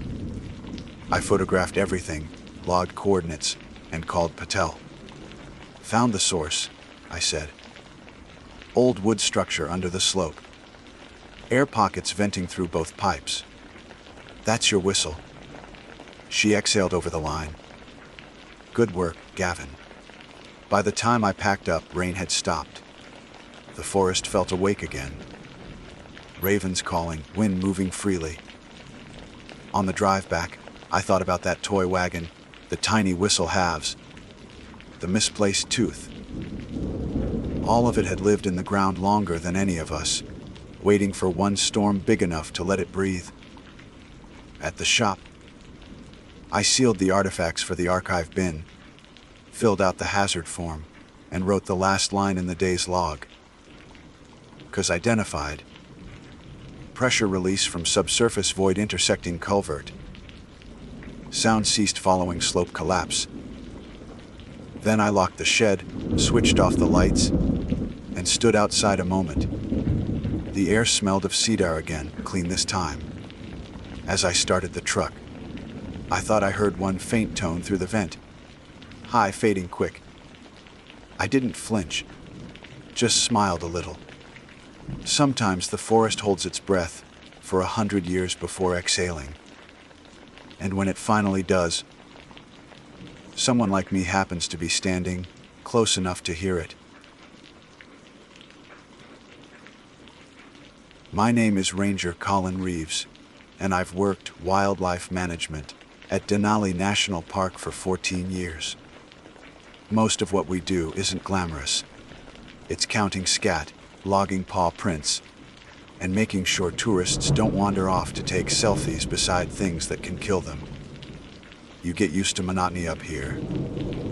Snow, silence, wind. Every now and then, something moves through that breaks the stillness. And that's when your instincts decide whether you go home or become part of the mountain. The morning it started, I was assigned to Zone 7, east of Riley Creek, a corridor thick with willow scrub and alder. Reports had come in from 2 hikers, claiming they'd seen a grizzly acting off. Their words, not mine. One of them described it as just standing there, too still, like it was waiting for us to notice it. Normally, we get spooked reports like that every season. A bear freezes, someone panics, and the story gets exaggerated by adrenaline and bad cell reception. But this one caught our attention because both witnesses swore they'd seen the animal's eyes open wide and unmoving. No blink, no shift, just glassy and human-like. I was partnered that day with Ranger Dana Sue, one of the younger hires out of Fairbanks, Smart, steady with a tranquilizer rifle, the kind who didn't flinch at small talk or blood. We loaded into the park truck at dawn, the sky still a smear of gray over the Alaska range. The radio crackled between us, static and the faint hum of other rangers checking in. "Think it's mange again?" Dana asked as we passed the trailhead sign half buried in snow. "Could be," I said. "Or a bear with an eye infection.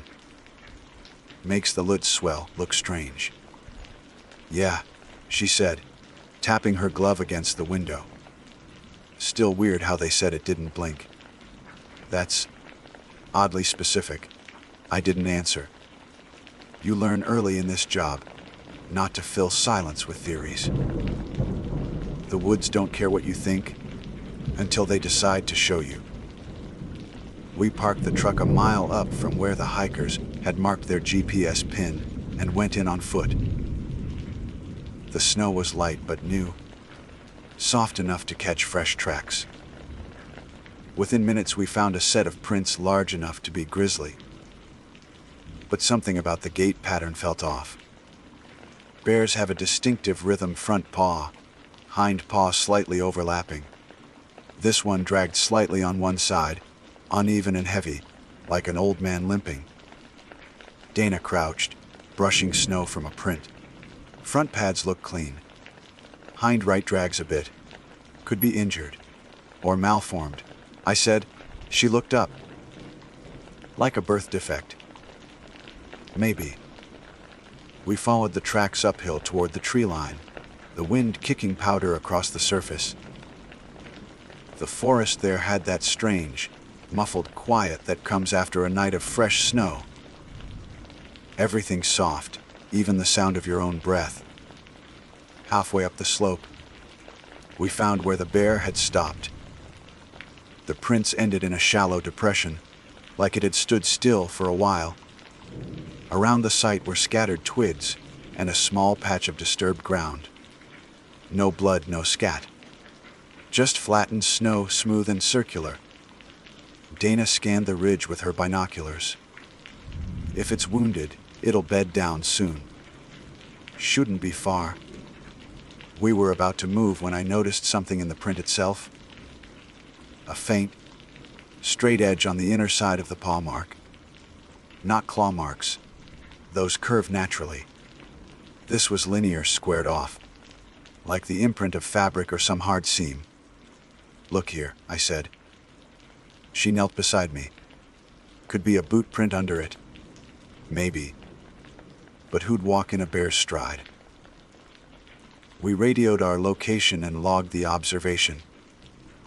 The protocol said to continue tracking if there was no sign of immediate danger or blood. So we kept going.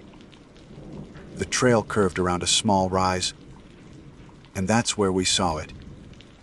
At first glance, it did look like a bear. Dark, the hump of the shoulders clear even against the snow. It stood maybe 30 yards ahead, motionless, head angled slightly down as if sniffing. But it didn't move when the wind shifted. Didn't twitch an ear. Didn't blink, didn't breathe in a way we could see. It was just there. Dana slowly lifted her rifle. "You seeing that?" "Yeah," I said quietly. The animal's fur looked matted, especially around the muzzle and chest, where something darker, maybe mud, maybe dried blood, had crusted. Its forepaws were half sunk in snow.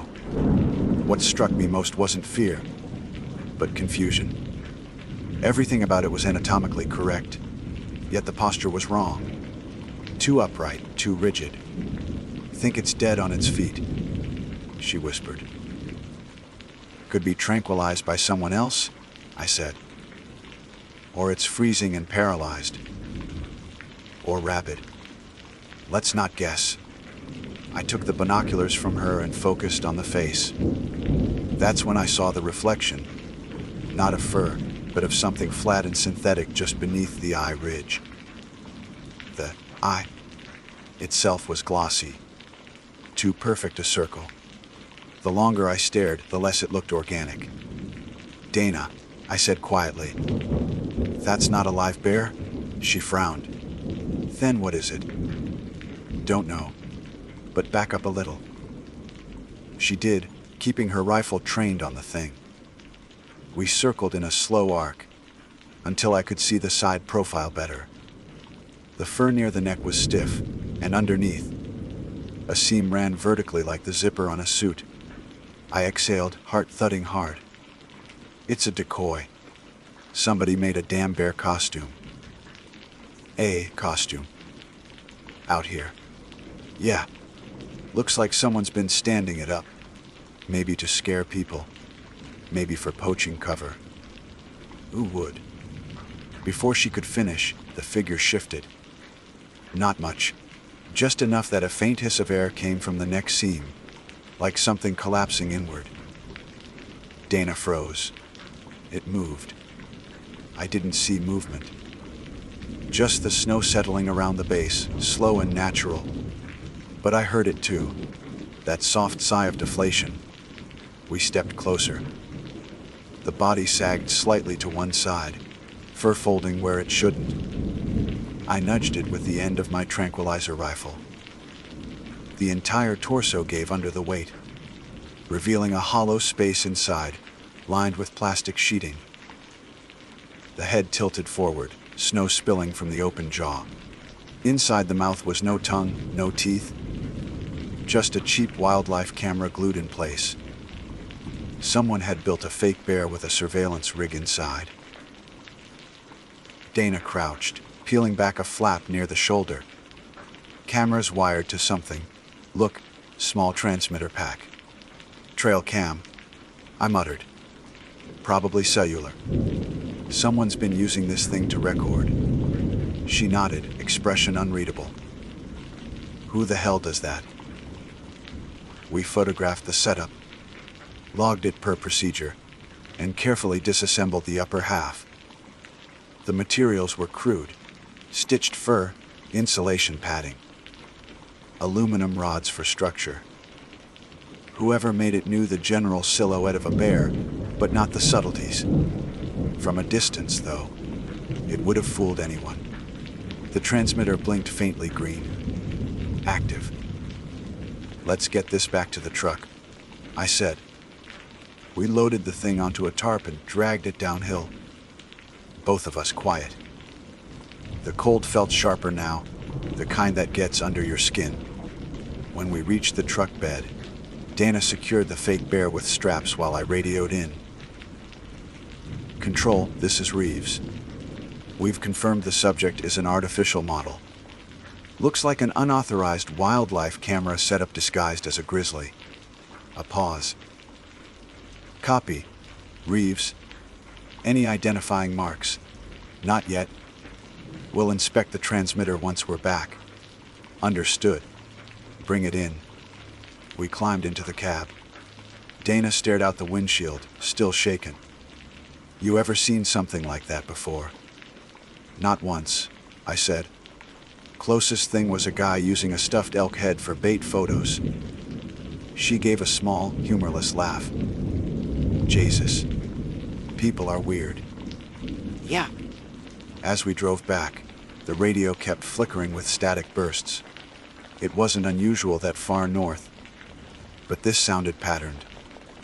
Short blips, then long ones like Morse. When we stopped at the halfway checkpoint, it ceased. Back at headquarters, we hauled the bear suit into the storage bay and started cataloging it. The park's biologist, Dr. Larkin, came down to help us strip it apart for evidence. He ran a small scanner over the transmitter, frowning. "This thing's live," he said. "Real-time feed. Whoever made it still receiving signal." "From where?" I asked. He shrugged. "No GPS tracker, but the SAM cards from a civilian cell plan. Anchorage area code." We boxed the transmitter in an RF shield and filed the report to headquarters. Policy required we notify the state troopers, in case it tied to illegal surveillance or poaching. While paperwork churned upstairs, I sat in the break room nursing coffee that tasted like rust. Dana joined me, setting her gloves on the table. So we found a bear that wasn't a bear. Looks that way. What if there are more? Then someone's running a network, I said. Might explain why hikers keep saying they feel watched. She nodded slowly, eyes on the window where dusk was gathering over the lot. Still freaks me out, though. The way it just stood there. I didn't say it out loud, but she was right. Even knowing it was fake, I kept seeing that shape in my head. Too still, too human in how it wanted to be animal. Before I clocked out, Larkin stopped by my desk. "Hey, Reeves," he said. We opened the padding in the torso. Found something else. What kind of something? He handed me a small Ziploc bag. Inside was a memory card, separate from the main camera rig, taped under a layer of insulation. Wasn't wired to anything, he said. Looks like whoever built it meant to retrieve it manually. I held the bag up. You check what's on it yet? Not yet. Chain of custody goes through you. I nodded, sliding the bag into an evidence envelope. I'll review it in the office first thing. When I left the building that night, the wind had died down. The moon hung low over the snowfields, throwing long, pale shadows across the vehicles.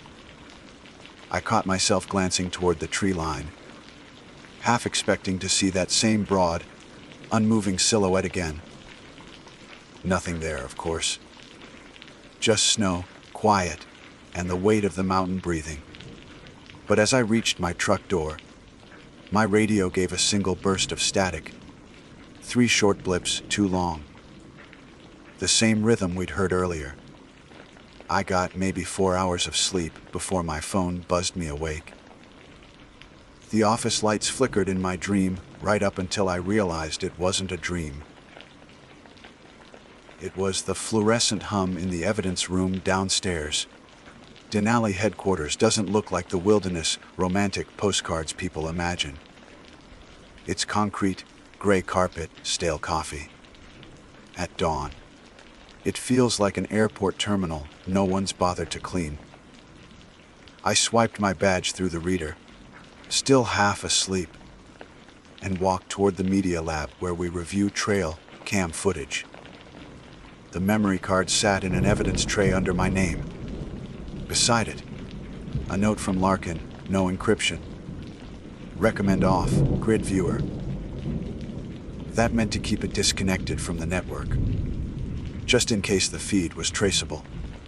I slotted the card into an old Panasonic reader, hooked to a standalone monitor. The file directory popped up, 6 folders labeled with dates. The most recent was yesterday, the same day Dana and I had found the decoy. Each folder contained short clips, 10 to 15 seconds long, labeled with timestamps. The footage quality was poor, pixelated from cold, weather compression, but enough to make out shapes. The first few clips showed nothing unusual. Trees moving in the wind, snowfall, the occasional fox nosing past. I almost thought the card was a dud. Then the 4th clip started. The camera angle sat low, facing slightly uphill, meaning the lens had been inside the fake bear's head, looking out. In the frame, 2 human figures came into view. One of them was me. My stomach dropped. You could see Dana and me approaching through the brush, rifles drawn. The timestamp read 11:42 a.m., exactly when we'd spotted the decoy. The camera's perspective didn't move, but faint audio crackled beneath the image, our voices, muffled. Then, beneath that, another sound, a short, distorted burst like a breath drawn through a snorkel. The clip ended as Dana lifted her rifle. The next video, timestamped 2 minutes later, was darker. The feed jittered, Someone had handled the camera. For half a second, the image caught a face too close to the lens. Male, pale skin, narrow eyes behind fogged goggles. His expression wasn't aggressive, just focused. Then the frame went black. I leaned back, pulse pounding.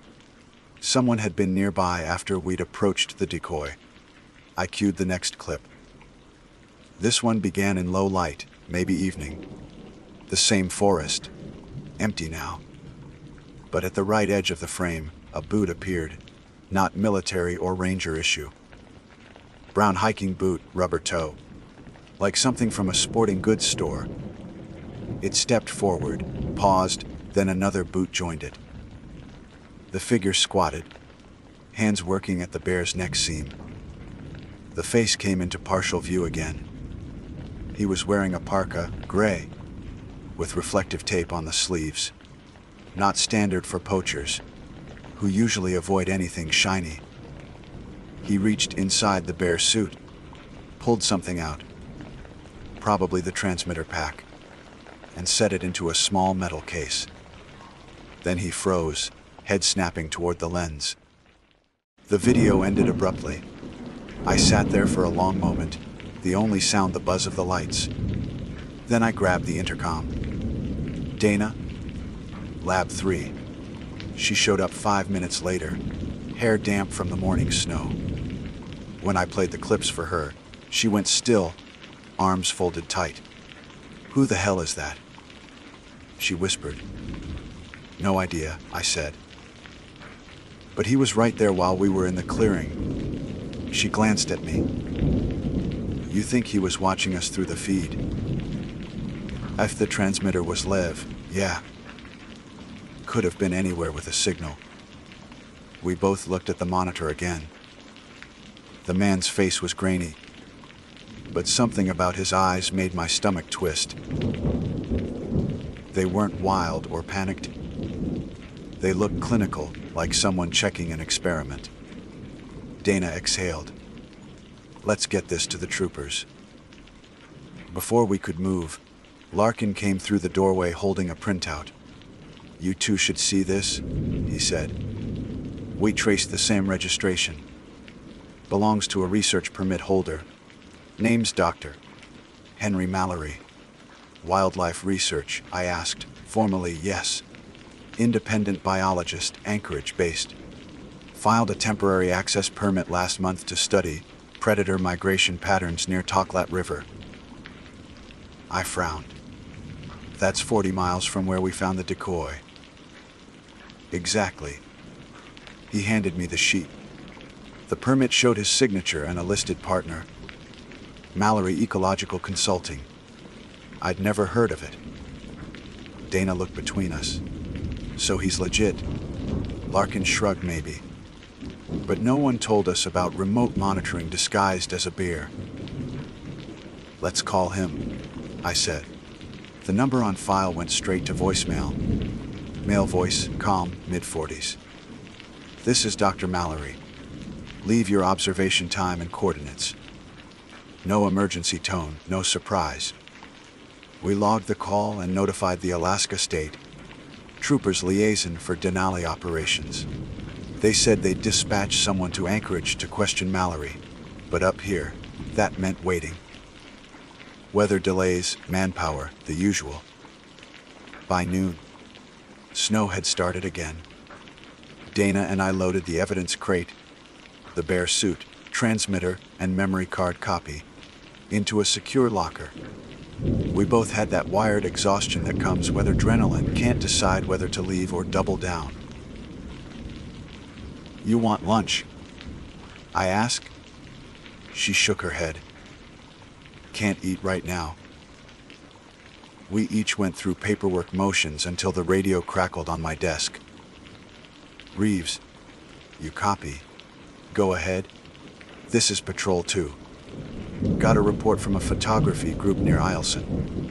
They saw what they thought was a tranquilized bear upright by the riverbank. Doesn't look natural." Dana looked up sharply. I keyed the mic. "Eielson, that's 20 miles north. Description, Large grisly shape. Standing, no movement. Same as your report yesterday, maybe. Coordinates inbound. When I heard the GPS ping come through, my blood ran cold. Same elevation. Same valley line. Only the coordinates were logged after we'd brought the decoy in. Could be another one, Dana said. Could be. We geared up without waiting for command approval. 2 Rangers checking another potential decoy wasn't technically out of protocol, though it leaned on the edge. The drive out took an hour through worsening snow. The park road wound between long white plains and stands of black spruce. The kind of landscape that swallows noise and distance together. By the time we reached the pull, off near the riverbank, the storm had thinned. The light had that silver tone where shadows disappear. Dana pointed through the windshield. There, about 50 yards ahead, beside a line of willows, stood another shape. Same posture, hulking, front heavy, facing slightly uphill. We stepped out carefully, rifles ready. As we approached, wind pushed fine snow across the ground, obscuring the prints. Still, you could tell the thing hadn't moved in a while. Dana circled left. It's the same build, she said. Fur texture looks identical. Could be the same maker. I edged closer until I could see the surface of the fur. It was synthetic. Yes, but newer. No weathering, no wear. Whoever set this one up did it overnight. Check for transmitters, I said. She knelt, brushing snow off the shoulder. Got one. Same model, green light blinking. Pull the SIM. As she did, the bear's head tilted slightly forward. Not from movement, but because the wind shifted, and the structure was hollow again. Snow spilled from the jaw like before. Same damn setup, she muttered. But then she stopped. Wait, there's something different inside.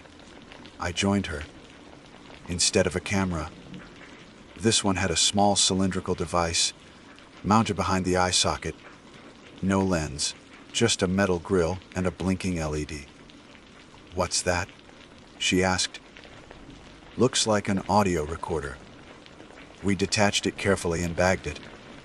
The data light was still active, meaning it had been recording within the last few hours. Back at the truck, we powered the unit with a portable player. Static filled the speakers at first, wind, snow, the occasional creak of branches. Then, faintly, a voice. North Vector, Reposition Unit 4. Dana looked at me. That's not a poacher. Sounds like field comms, I said. Multiple people. The next few seconds were quieter, then clearer. They moved it, confirmed removal. Proceed observation from distance. The audio cut. We sat there listening to the replay 3 times. Each time, the same cold knot formed in my gut. Whoever had placed these decoys wasn't gone. They were watching us. Dana leaned back against the seat. You think Mallory's running this? Maybe, I said. Or someone using his name. Either way, they knew we took the first one. I didn't answer. Through the windshield, the second decoy stood motionless, snow gathering on its shoulders. Even stripped of mystery, the sight of it felt wrong. Like a warning written in a language we hadn't learned yet. We loaded it onto the truck bed beside the first and started the long drive back. The road was nearly deserted, only our tire tracks carving the white. Halfway down the ridge, the radio came alive again, but not through park frequency. A faint, scrambled burst pushed through our channel. 3 short blips, too long. Dana froze. That code again. I turned the dial to another channel. Same sequence repeated. Then a voice, low, male, mechanical through interference. Ranger Reeves. Please confirm you've secured both units. We stared at each other. Dana whispered, "Who has our call sign?" I grabbed the mic. "Identify yourself." Silence. Then the same voice, steadier. "Thank you for your cooperation. Terminate field recovery. Further instruction will follow." The line went dead. We drove the rest of the way without speaking. At headquarters, I reported the transmission immediately. But comms control insisted no external call had patched through our network. They logged it as interference. By then, daylight was fading fast. The snow kept falling, steady and soundless. I stood by the storage bay, staring at the two hollow bear suits tied down under tarp. They looked small now, almost pitiful. But every few seconds, the fabric shifted with air drafts, as if something inside was still breathing. I told myself it was just the vents. That night, before I left, Dana stopped me in the hall. "You're taking the radio home, right?" "Always." She hesitated. "If you hear that pattern again, don't answer." I nodded. Outside, the wind had dropped. Denali was all stillness again. The kind that isn't peace so much as pressure. When I keyed the truck ignition, the dashboard clock blinked 800 p.m. I reached for the radio to set it on the seat. It clicked twice, unprompted. And from the speaker came the same calm voice. "Unit 3, we're watching the handoff. Good work today." Then silence. I didn't sleep that night. Not even the half dose you get after a long shift. Every time I shut my eyes, I heard the radio click. 3 short blips, too long. Nothing threatening.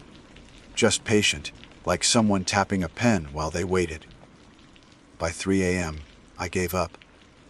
Pulled on boots, drove through the empty park road toward headquarters. The snowplows hadn't come through yet. The truck's tires whispered through drifts. The sky had that faint blue sheen that never quite goes black this far north. When I reached the operations building, the lot was empty except for one other vehicle. Dana's. She was in the communications room. Jacket still on, hands around a mug of instant coffee. The look on her face said she hadn't slept either.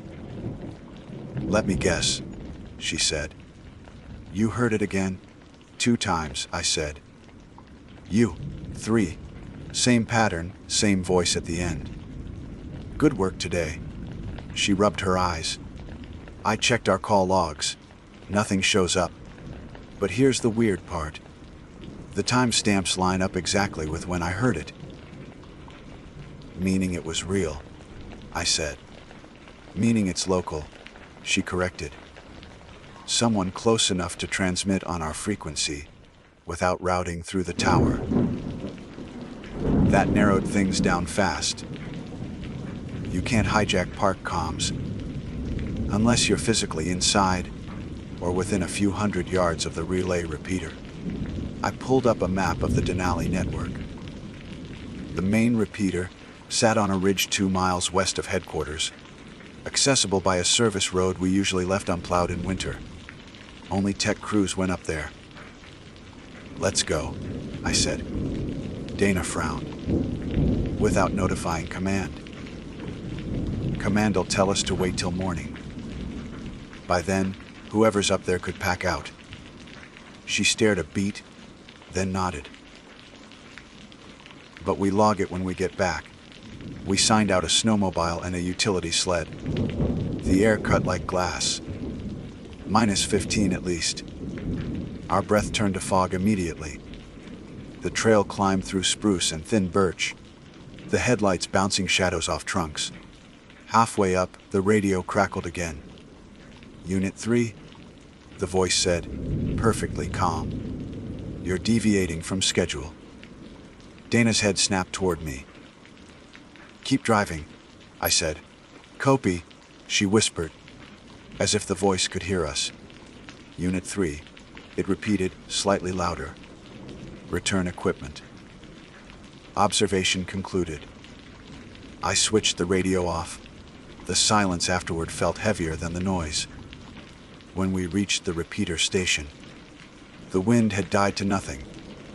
The small metal building sat half, buried in snow, antenna mast glinting faintly. No other tracks led up to it. Not human, not animal. We killed the engine, grabbed our rifles, and went inside. The interior smelled of ozone and dust. A generator hummed low. Everything looked normal, transmit board lights steady, no tampering visible. Dana swept the flashlight along the back wall and froze. Someone had set up 2 portable monitors on a folding table, both powered by a small external battery. On the left screen, live video feed of the Denali Operations Building parking lot. On the right, static. Then a timestamp 033722. Below it, a modem blinked. Feeds local, I said, not satellite. Dana leaned closer.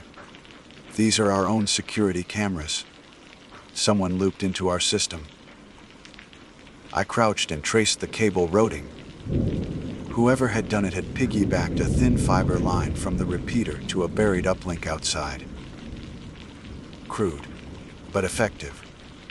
Looks like someone's been running surveillance on the station for a while, I said. Why? Could be testing park response times. Could be research oversight. Could be something else. I started disconnecting the setup when Dana said, "Wet, look." On the static screen, an image flickered through snow, headlights, then 2 human shapes moving uphill. Us. The feed was live. Jesus, she whispered. They're watching us from somewhere else right now. I scanned the tree line through the window. Only snow. Only darkness. We finished pulling the power cables and loaded the equipment onto the sled. As we secured it, I noticed a laminated badge tucked beneath the monitor. Mallory Ecological Consulting. Same name. Same logo as the research permit. Dana picked it up, flipped it over. Expiration date next month. Then he's still active, I said. She exhaled hard. If this is research, it's not legal. We rode back down before dawn. The park below looked ghost, white and endless. At the base of the ridge, we stopped when we saw fresh tire tracks, cutting toward the maintenance road. Not ours, not any park vehicle pattern. Too narrow, too light. Dana crouched to check. Subaru or small truck, she said. Recent, less than an hour. Headed east. Yeah. Toward the Toklat corridor. That was the direction of Mallory's supposed research site. We followed until the main road split, but the snow thickened, erasing the trail. By the time we reached headquarters again, the eastern horizon had turned pale gold. Inside, we logged everything. Chain of custody, timestamp coordinates, attached photos. I emailed the summary to the trooper liaison myself, then called Anchorage field office. The line kept ringing. At 8 a.m., the state finally got through. Trooper Lieutenant Hayes spoke, voice rough with fatigue.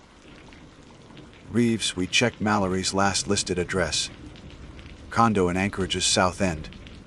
He's not there. Neighbors said he left 2 days ago for field work. You run the permit company. Doesn't exist in state registry. No business license. Just a P.O. box with forwarding to Fairbanks. So it's fake. Looks that way. I told him about the decoys, the recordings, the voice on our radio. He was quiet for a long moment.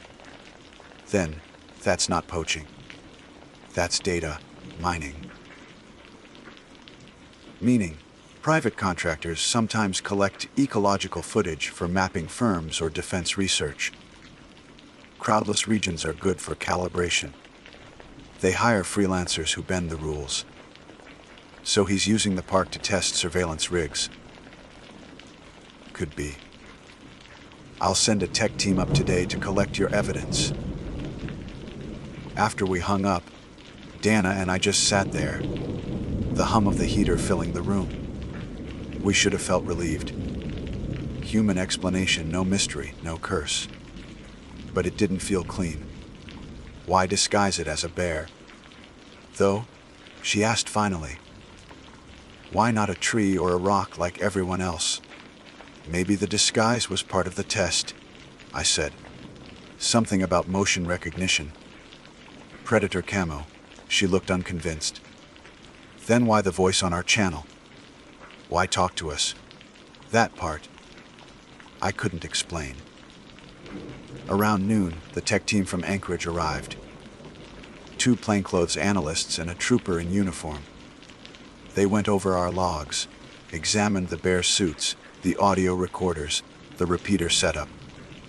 By evening, they'd packed everything into sealed containers for transport. Before they left, the lead analyst, a thin woman with frost-cracked lips, came up to me.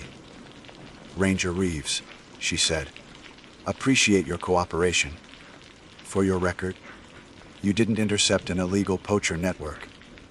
You stumbled into an unregistered field test. Off what? She paused. Behavioral surveillance, autonomous mimicry, early stage. The less said, the better. That doesn't explain the voice transmissions.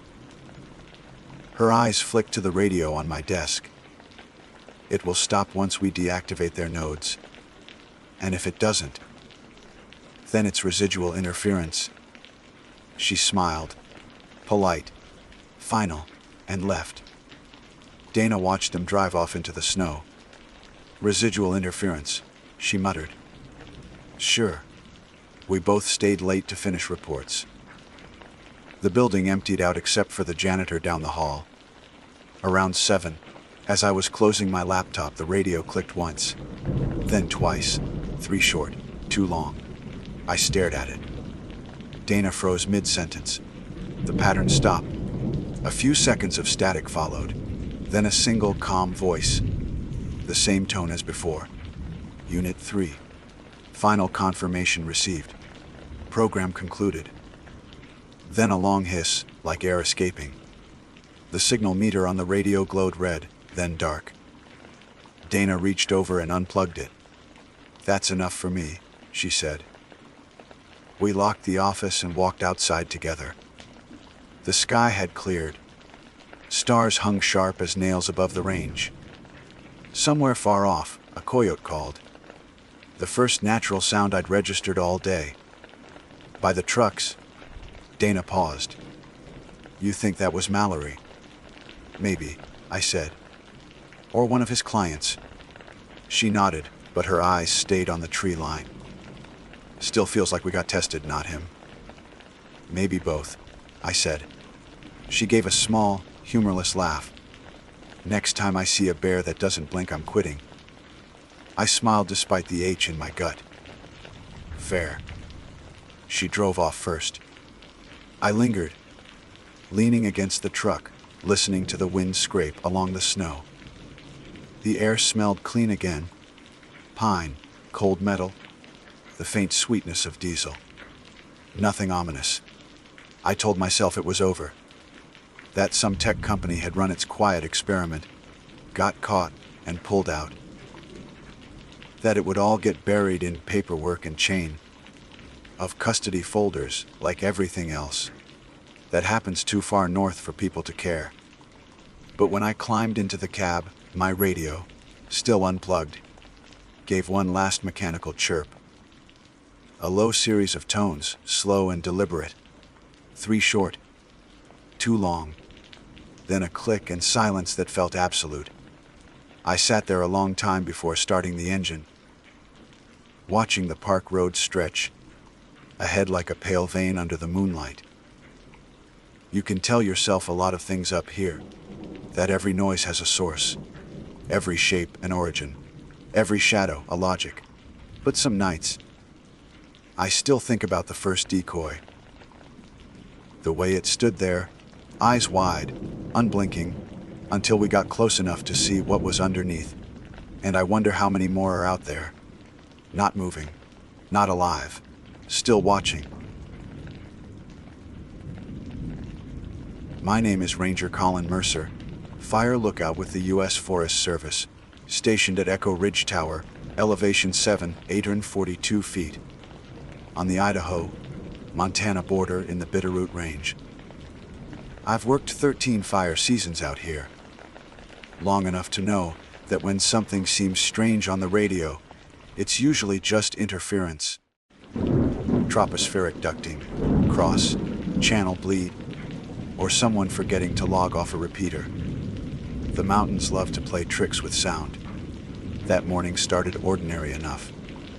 July 29. Clear skies, wind light out of the southwest, humidity low. I logged visibility at 30 miles, the far ridges soft blue. I hiked the catwalk with my first mug of coffee, checked for smoke columns, and radioed my 0800 report to Missoula Dispatch. My tone was automatic. The same words every morning. Echo Ridge Lookout, visibility 30 miles, no smokes observed. Standing by. The reply came through faint and clean. Copy that, Echo Ridge. Have a good watch. After that, it was silence. The kind of silence that presses on you until you notice the smallest noises. The pop of the stovepipe cooling. A woodpecker's double tap, the rasp of wind over guy wires. That silence is part of the job. You learn to treat it like another companion. By noon I'd logged 2 aircraft overflights, 1 mule deer below the tower, and a thermal column over granite. Draw that looked like smoke until it wasn't. Routine notes in a logbook that no one reads unless something goes wrong.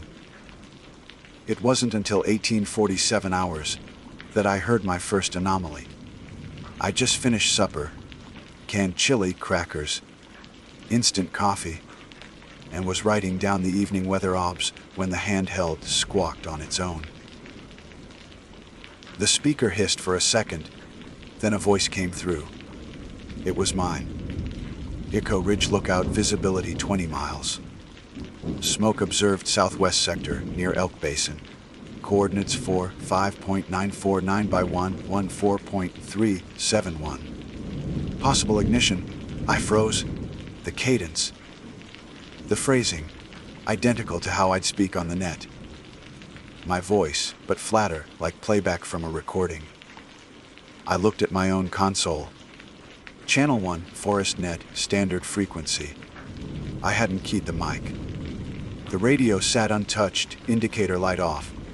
Missoula Dispatch answered immediately. Copy Echo Ridge, smoke near Elk Basin confirmed. No response from me. The channel hissed again. Then static. Then silence. I keyed up. Dispatch, this is Echo Ridge. I did not make that call. Repeat, I have no smoke near Elk Basin. I am negative ignition. A pause, then dispatch.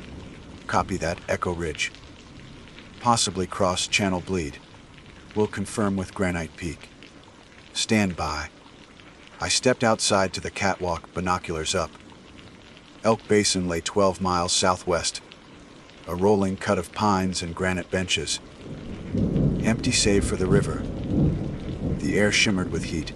No smoke column anywhere. The sunlight had that washed-out gold that comes before sunset. Cross-channel bleed, I told myself. Some volunteer base somewhere testing their mic. Happens all the time. Except it didn't sound like anyone else. It sounded like me. I wrote it down in the log exactly as I heard it, 1847. Transmission received on Forest Net, matching operator's voice. Reported false smoke near Elk Basin. Dispatch notified. No actual ignition observed. By 1900, I'd brushed it off as coincidence. Maybe the audio resemblance was in my head. Up here you go long stretches without hearing another person. The mind likes to fill gaps. At 20:35, I called in the final weather. Wind shift east. Visibility 25, temperature 62 degrees EF. then settled in for the night watch. It's hard to describe the rhythm of a tower at night. The generator hum dies down, the insects take over, and the whole mountain seems to breathe. I usually read until 2300, then turn in with the radio volume low in case of lightning reports. That night, though, I left the volume up. Maybe curiosity, maybe unease. At 2012 hours, the radio clicked again. Same channel, same voice. Mine. Echo Ridge lookout to dispatch. Visibility 0 in all directions. Requesting weather verification. Possible inversion layer. The words dragged like someone half asleep. The tone was wrong, slower, heavier. Dispatch answered, confused. Echo Ridge, copy 0 visibility. Confirm your OBS. I grabbed the mic. Dispatch, Echo Ridge. Negative. Visibility remains clear. I didn't transmit that. Copy. Came the reply. Careful now. We're getting duplicate transmissions from your call sign. Any secondary unit with you? Negative, I said. Single staff. Echo Ridge only. A beat of static. Then my voice came through again, almost whispering. Correction, visibility 10 feet. Ashfall beginning. That hit me harder than it should have. Because I'd used those exact words before. 3 years ago, during the Lolo Peak fire, I'd reported the same line while choking on ash. Word for word. I keyed up again, maybe too quickly. Dispatch. That's archival audio or interference. I'm fine. Conditions are normal. No further response from the duplicate voice. I switched channels, thinking maybe someone nearby was on the same frequency. But all alternate channels were dead. I checked the repeater logs. No active rebroadcasts in range. Then I shut off the set entirely for 5 minutes, powered it back on, and heard only the hiss of static. The logical explanation is feedback loop. A repeater catching a stored transmission and emitting it under certain atmospheric conditions. It's rare but possible. Still, I left the radio volume low for the rest of the night. At 23:30, I stepped out for one last perimeter check. The valley lay black and moonless. Wind had dropped. My flashlight beam caught a few moths and the steel of the guy wire, nothing else. I remember thinking how loud my own breathing sounded in that quiet. I slept badly, half dreaming of calls that weren't mine. By morning, the unease had worn off. The mind resets fast when there's real work to do. I brewed coffee, scanned the horizon, logged the 0800 OBS. Everything was normal again. Blue sky, dry air, sun flaring off the ridges. I even joked with dispatch during the check-in. Told them to let me know if my ghost calls back. They laughed. At 09:43 hours, though the radio crackled once more. My own voice again, brisk and businesslike. Echo Ridge lookout, visibility 20 miles. Smoke observed northeast sector, near Bitter Draw. Coordinates. The rest cut off in static. I leaned toward the window. Bitter Draw was the opposite direction from Elk Basin. I checked with binoculars. Nothing but rock and trees. Dispatch came on. Echo Ridge, confirming Bitter Draw smoke. I keyed the mic. Negative ignition. Repeat, negative ignition. But dispatch didn't respond. Only my own voice did, faint, like it came from the far side of a canyon. Copy, negative ignition. Standing by. I lowered the mic slowly. That call wasn't playback. It was a real-time answer, matching my intonation, the same pacing. You can't pre-record improvisation. After that, silence again. By noon, I drove down to the repeater station, a 2-mile service road that winds along the ridge. Checked cables, antenna, grounding, all solid. No signs of tampering, no lightning strike, radio interference from atmospheric inversion. could bounce signals hundreds of miles, even loop them. Theoretically, I could be hearing my own voice reflected off an upper layer of air.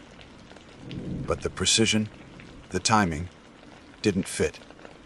Still, that's what I wrote in the logs 0943/20,000. Multiple transmissions resembling operator's voice. Suspected atmospheric feedback loop. No fires confirmed. When I hiked back up to the tower around 1300, I noticed a strange echo effect when I keyed the mic. A half-second delay. Like my words were bouncing back, faintly before the squelch closed. It wasn't audible to dispatch, only in the local speaker. For the next few hours, I tested it. Short phrases, random numbers, nonsense words. Sometimes they came back. Sometimes they didn't. At 15:58, I transmitted, Echo Ridge, line check. Half a second later, faint, Echo Ridge, line check. At 16:02, testing 1-2, return. Testing 1-2. Identical inflection. But when I tried longer sentences, the return grew distorted. Words missing, tone lower. Visibility 30 miles, I said once.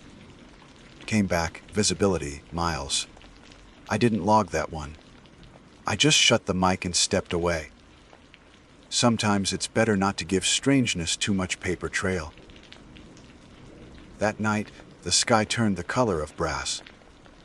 Dry lightning flickered east over the divide. I called in the strikes, normal procedure. At 21:30, while I was writing the weather obs, the radio hissed again, slow and soft. Echo Ridge lookout to dispatch. My voice murmured. Visibility 20 miles. No smokes observed. Standing by. It was the morning call, replayed perfectly. Except I hadn't keyed up. Then it came again, looping. Echo Ridge lookout to dispatch. Visibility 20 miles. No smokes observed. Standing by. The same message every 8 seconds. I shut off the radio completely. The loop stopped. When I powered it back on 10 minutes later, nothing. I sat there in the dark tower. Rain beginning to fall. The sound of it tapping the roof like distant typewriter keys. My hands smelled faintly of ozone from the console. I told myself it was an electrical feedback. The storm, the altitude, the old hardware. It had to be. But in the quiet between thunder, I kept thinking of how exact that last playback was. Not just my words, my tone. My pause after, dispatch. As if something up here had learned my rhythm. By dawn, the storm had rolled off toward Montana, leaving the tower slick and humming. I stepped out onto the catwalk to log the weather obs. Humidity up, wind light, visibility good. The world looked scrubbed clean. Coffee helped, but sleep hadn't. Every time I drifted off, the sound of my own voice came back. Faint. Looping, half a syllable behind. When I finally woke for good, my throat felt dry, like I'd been talking in my sleep. I kept it practical. Checked fuel levels, ran a quick generator test, calibrated the Osborne fire finder. Routine steadies the nerves. At 08:30 I called in my report.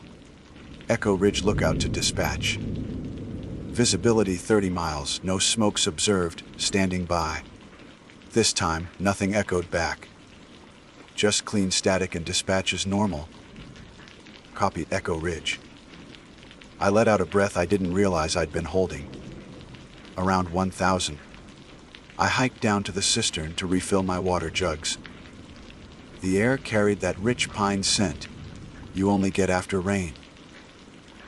No human sound anywhere. Not an aircraft.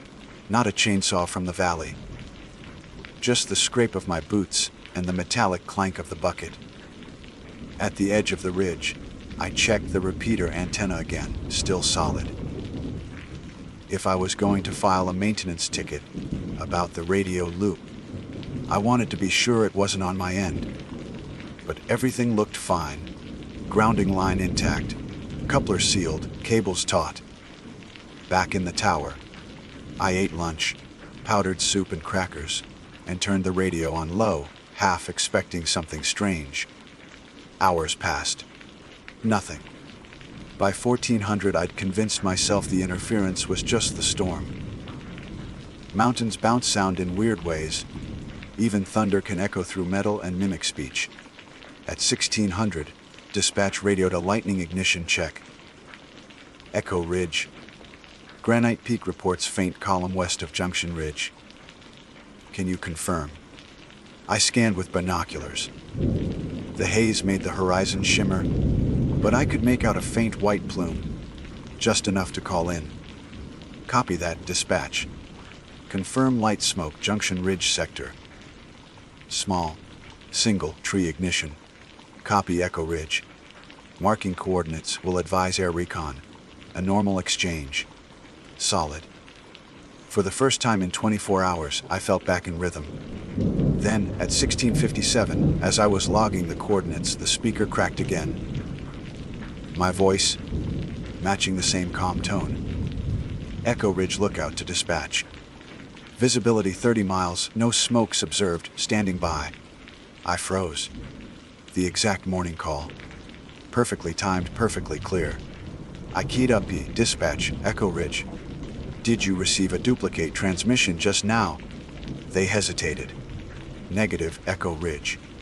Only your 1650 fire report log. No duplicate. So it wasn't reaching them. Just me.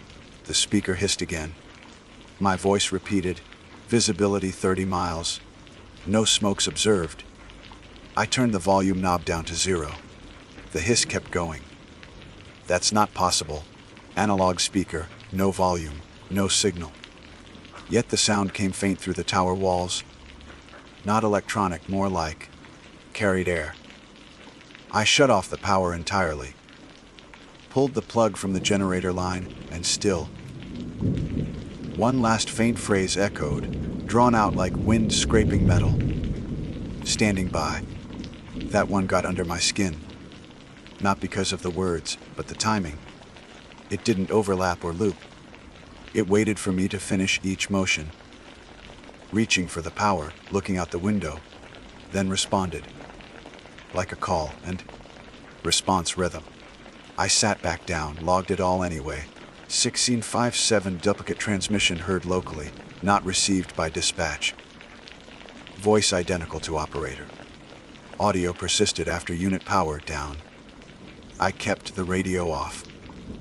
At 1900, I ate cold beans straight from the can. Lightning flickered again beyond the ridge. No thunder yet. Sometimes I think storms learn their way through these valleys. Same pattern. Same timing every year. By 2000 the wind picked up, whistling through the guy wires in that low harmonic tone. I read for a while, flashlight dim, until fatigue caught me. When I woke, it was full dark and the radio light glowed faint red. It shouldn't have. I'd left it unplugged. I leaned forward slowly. The main switch was still off. The generator cold. Yet the channel indicator blinked steady. Then my voice came through. Low, deliberate, almost conversational. Echo Ridge lookout. Visibility 0. Fire advancing north. Copy. I sat still. My breath fogged the glass in front of me. The tone wasn't tired this time. It was urgent. The way I'd sound in a real fire emergency. And again, it was word. For word something I'd said once before. Lolo Peak, 3 summers back. Dispatch's voice broke through faintly underneath it, like a ghost frequency. Echo Ridge, repeat last transmission. Negative reception. Say again. I grabbed the mic. Dispatch Echo Ridge. No active fire. Negative emergency. That transmission isn't me. Silence. Then my voice again, overlaying theirs. Evacuation imminent. Repeat, Echo Ridge evacuating. The hair stood up on my arms. Dispatch. Echo Ridge. That's archival audio. Check recordings from August 12, 2021. It's identical.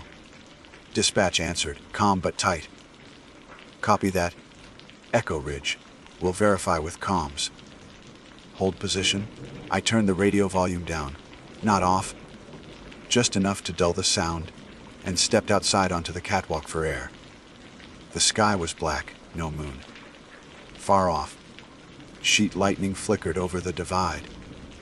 The wind had that dry, charged smell, ozone and pine. When I looked back through the window, I saw the radio light still blinking red, steady as a heartbeat. And then, faint through the metal frame of the tower, came a click, the kind of sound a handheld makes when someone keys the mech. Once, twice pause, 3 times, standard distress pattern. I went back inside. The main set was silent, but the handheld unit on the shelf, the backup, had powered on by itself, green light steady. I picked it up, pressed transmit. Unknown signal, this is Echo Ridge. Identify yourself. A pause. Static. Then, Echo Ridge. Standing by. My voice again. Crisp, steady, and perfectly timed to my own breathing. I turned the volume down, checked the batteries. They were warm to the touch. Too warm. I pulled them out, laid them on the desk. Even with no power source, the speaker gave one last faint crackle. That's when I realized I'd started sweating in the cool night air. There's a kind of fear that doesn't come with adrenaline. It's slower, like a question that keeps getting closer. You start making lists in your head. What could explain it? What variables have you missed? I made myself go through the checklist. Possible causes. Power bleed from generator capacitor, maybe residual charge kept the LD alive. 2. Cross-channel rebroadcast, an old transmission stored and re-emitted. 3. Auditory pareidolia, fatigue, isolation. Hearing patterns that aren't there. I wrote each down carefully in the log. Sometimes writing puts the world back in order. At 23:35, dispatch called, Echo Ridge, confirming you're secure. No signs of fire. I answered, affirmative. Conditions stable. I'll monitor through the night. Copy that. We'll send comms tech in the morning. After that, I set the handheld on the desk, disconnected and watched it. For 2 full hours, nothing happened. The tower creaked, wind shifted, night birds called. Ordinary. Around 0147. I must have nodded off in the chair. When I woke again, the handheld light was back on. Faint green glow against the metal desk. No voice this time. Just static, whisper, soft, pulsing like breath. I listened for nearly a minute before realizing it wasn't random. The gaps between static bursts matched my own breathing. In, out, in, out. Like a perfect mimic. When I held my breath, it stopped. When I exhaled, it started again. That's what broke me a little. Not fear, exactly, but a kind of exhausted disbelief. I turned the thing off, set it outside on the catwalk, and shut the hatch behind it. Then I sat there, notebook open, staring at the last line I'd written. 0139. Handheld emitting pattern static sensed with respiration. Removed from cabin. Monitoring. Nothing else that night. No voices. Just wind and the occasional groan of metal cooling. By morning, the batteries were stone cold and dead. The comms tech, a guy named Rojas, came up the next afternoon. Short, thick-bearded, all business. He ran signal tests, inspected cables, logged interference spikes. I watched him work. The way you watch someone check the pulse of a machine you thought might be alive. After an hour, he said, "Looks like your repeater's catching skip from a TET station east of Missoula. Could bounce your own call sign back under rare conditions. Happens once in a blue moon. That explain identical phrasing?" I asked. He shrugged. Could be archival bleed. Some of our repeaters hold old transmissions in cache. When the signal pings just right, you get ghost audio. Spooky, but technical. He grinned. Guess you've been talking to last year's self. That made me laugh. More relief than humor. When he left, I logged his visit, noting, no equipment faults found. That night, I slept through till dawn for the first time in days. But as the sun came up, I found something I hadn't logged, a small slip of paper under the base of the radio. A torn scrap from an old field notebook, the kind we used 2 seasons ago. Written in my handwriting were 6 words: visibility 0. Ashfall beginning. Copy. I stared at it for a long time, trying to remember if I'd written it as a note to compare interference. I probably did. Probably. Still, I folded it into the logbook under the last page, told myself I'd throw it out later. By then, I'd already stopped trusting my own memory enough to notice. By the next morning, the air had gone thin and bright again. The kind of clarity that makes every ridge stand out like a knife. The tension I'd been carrying felt dulled, like the static had burned itself out. I brewed coffee, logged my 0800 obs, and watched the mist lift off the valley. It was the last full day of my rotation before Rojas came back to haul me down for end of season maintenance. Dispatch checked in just after 9. Echo Ridge confirmed clear weather. No follow-up anomalies on your end. Affirmative, I said. Everything quiet. Radio tests nominal. Copy that, Colin. You're good to close out at 1800 tomorrow. Nice clean finish. I almost believed it. The rest of the day passed in silence. I did chores I'd neglected. Polished the window glass, greased the hatch hinges, cleaned the old typewriter that still sat by the logbook. A lookout is half custodian, half ghost, keeper.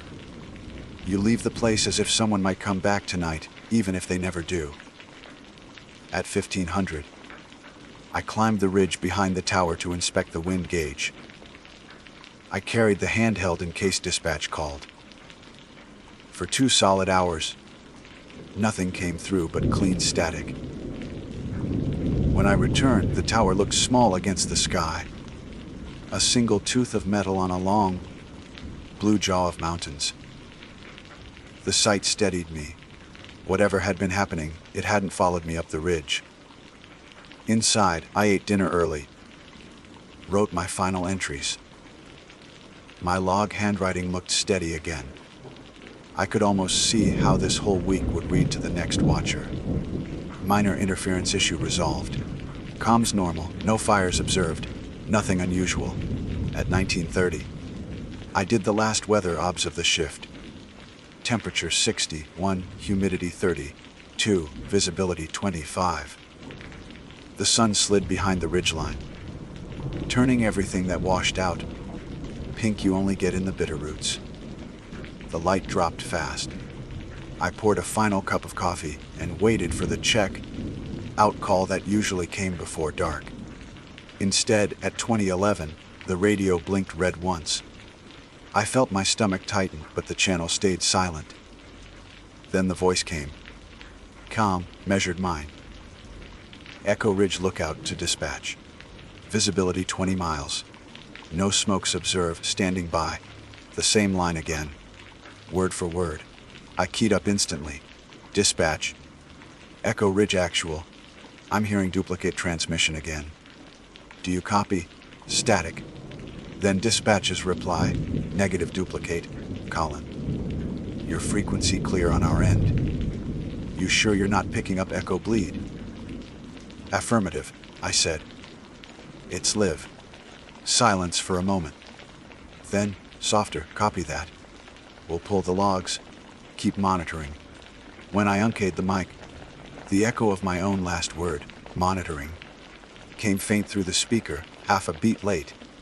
I waited, not breathing. Nothing else. At 2040, I turned the set off.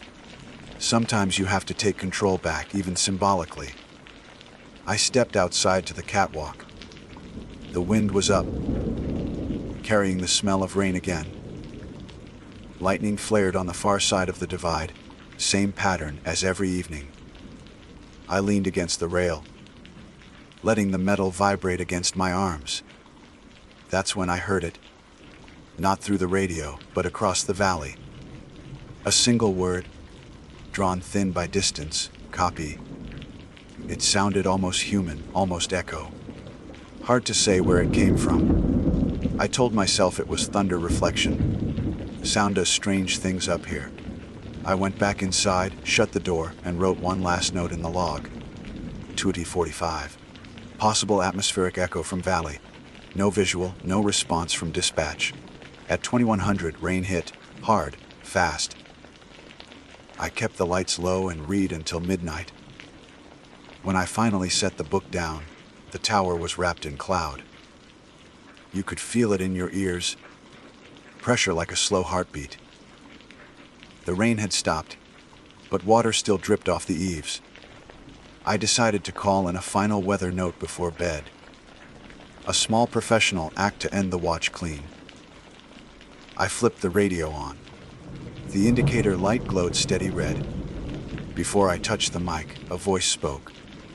Mine again, but quieter, hoarse, like someone who hadn't slept in days. Echo Ridge lookout. Visibility 0. Fire approaching from north slope. Request immediate evac. My chest went cold.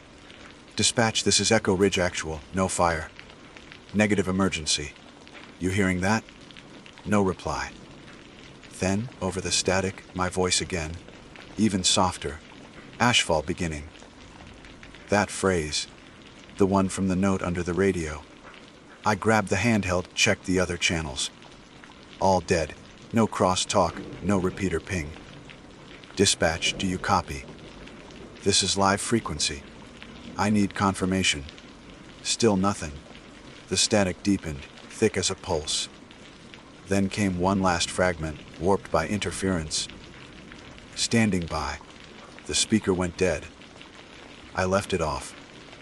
Sat there for a long time with the rain tapping the glass. Eventually I made myself look out the window. No glow on the horizon. No smoke. The forest slept. At some point, exhaustion won. When I woke, dawn light spilled through the glass, pale and ordinary. The radio sat dark, cold to the touch. Outside, the valley was clear, no haze. No sign of burn. Dispatch called at 0900, Echo Ridge, good morning. Ready for your debrief. My voice came out steadier than I felt. Affirmative. No events overnight. Tower secure. They logged me clear and told me to pack for pickup at noon. I spent the morning wiping down surfaces, closing shutters, sealing logbooks into plastic sleeves. The routine made the strangeness feel smaller. Rojas arrived right on schedule in the service truck. He climbed the ladder, gave me a grin. Quiet week, huh? Quiet enough, I said. He glanced at the radio. You sure you don't want a new unit for next season? That one's ancient. I'll take the new one, I said, and we both laughed. When we hiked down, the wind was sharp, pushing clouds over the ridge. At the truck, I handed him the sealed logbook. He slipped it into a waterproof case. Anything else you want noted? He asked. I hesitated. Just the usual maintenance report. He nodded. Started the engine. We didn't talk much on the way down. The forest closed around us, gold light through the pines. At the ranger station, I dropped the spare keys on the counter and signed my name under end of duty. Echo Ridge Tower, season complete. It felt final. 2 weeks later, I got a call from the comms office in Missoula. A technician named Ellis sounded puzzled. Hey, Colin. We were archiving last month's tower logs and found a partial voice record labeled Echo Ridge. Timestamped your last night up there. Okay, I said. Probably a cache test transmission. Maybe, she said. We accept it's tagged as live traffic, not archival.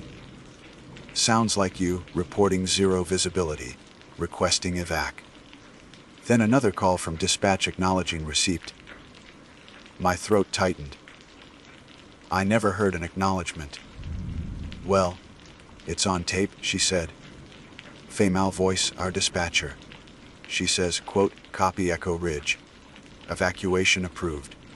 Standing by. Then it cuts out. Timestamp, 1:03. Same night you logged everything quiet. She paused. Anyway, just a glitch in the system. We'll overwrite the tape. You want a copy before we do? I told her no. After we hung up. I sat there in my apartment in Missoula, staring at the ceiling. The city noise outside felt too close, too constant. I found myself missing the silence of the ridge, even the static. That night I dreamed of the tower again. Rain against glass. My own voice looping through the dark visibility zero. Ashfall beginning. When I woke, my phone screen glowed faintly on the nightstand. I'd set it face down. The display read Echo Ridge, 0800 check, in no number attached. Just that name. I didn't answer. I let it ring until it stopped. Then, because habit dies hard, I wrote down the time in the notebook I still keep by the bed. 0800. Incoming call, Echo Ridge. No response. I never heard from dispatch again. The next season, they reassigned me to a lower tower, on the Montana side, closer to the road system. Echo Ridge stayed empty that year. When I asked Rojas if anyone had gone up to service it, he shook his head. Nah, tower's fine. Just a little static on the line. He grinned like it was a joke. But sometimes, when the wind comes down off the mountains in the evenings, the static on my new radio flares just enough to shape a word. Always the same one. Copy. My name is Ranger Daniel Lowe, National Park Service, Yosemite District. I've been working year-round since 2008, though most people only see us during the busy months, when the park is crawling with families and rental RVs. What they don't picture are the winters.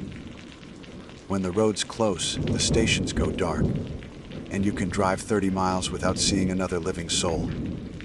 That's when I like it best. Or, at least, I used to. The incident I'm about to record happened on February 14th last year. It was my 6th straight off-season shift, stationed at Wawona Ranger Housing. The park was under a light snow advisory, nothing too serious. My duty that day was routine. Patrol the South Access Road, check the snow depth along Highway 41, and verify that all 3 satellite stations were secured for the off-season. Stations 1, 2, and 3. Station 3 sits north of Alder Creek, near an old service road that used to lead to the experimental fire plots back in the 70s. It hasn't been fully manned since 2011, when the power grid was rerouted. There's no permanent personnel assigned there anymore. It's just an auxiliary sub-station, used occasionally for weather monitoring or fire communication tests. At 16:47 hours, I received a call from dispatch in L Portal. The operator, Mills, told me that one of the automated sensors had picked up power usage at Station 3. Lights were on inside, even though the facility should have been locked, unpowered, and completely offline. Could be the solar backup glitching again, she said. But it's showing consistent draw, not just a spike. I wrote the time down in my log, finished my thermos coffee, and told her I'd drive up and take a look. By then, the sun was already sinking behind the granite ridges. The park goes gray early in February. Shadows stretch long, and everything looks drained of color. I loaded up the truck, radioed in my departure, and started north along the maintenance road. The snow deepened as I climbed. Thin, wind-blown layers giving way to soft powder that hadn't yet been disturbed by tire tracks. The quiet was total. Only the hum of the engine and the ticking of snow against the windshield broke it. When I reached the turnoff for Station 3, it was already dusk. The building sat maybe 100 yards off the main road, single-story, metal siding, and mostly covered in frost. I'd expected to see it dark and empty, but as I crested the small rise, I saw light bleeding through the blinds of the front window. Not flickering, steady. I stopped the truck at the gate, which should have been padlocked. The lock was there, but unlatched. Hanging open, the shackle rhymed with ice. I remember sitting there for a long moment, one gloved hand on the ignition, listening. I couldn't hear anything over the engine. The radio gave a faint hiss of static, as if the signal had weakened the moment I turned off the main road. I grabbed my flashlight, stepped out, and walked up the path. The snow crunched shallow under my boots. The air had that heavy, damp cold that clings to your clothes. Station 3 looked exactly as it had the last time I inspected it. Small porch, dented siding. Old antenna mast bolted to the side.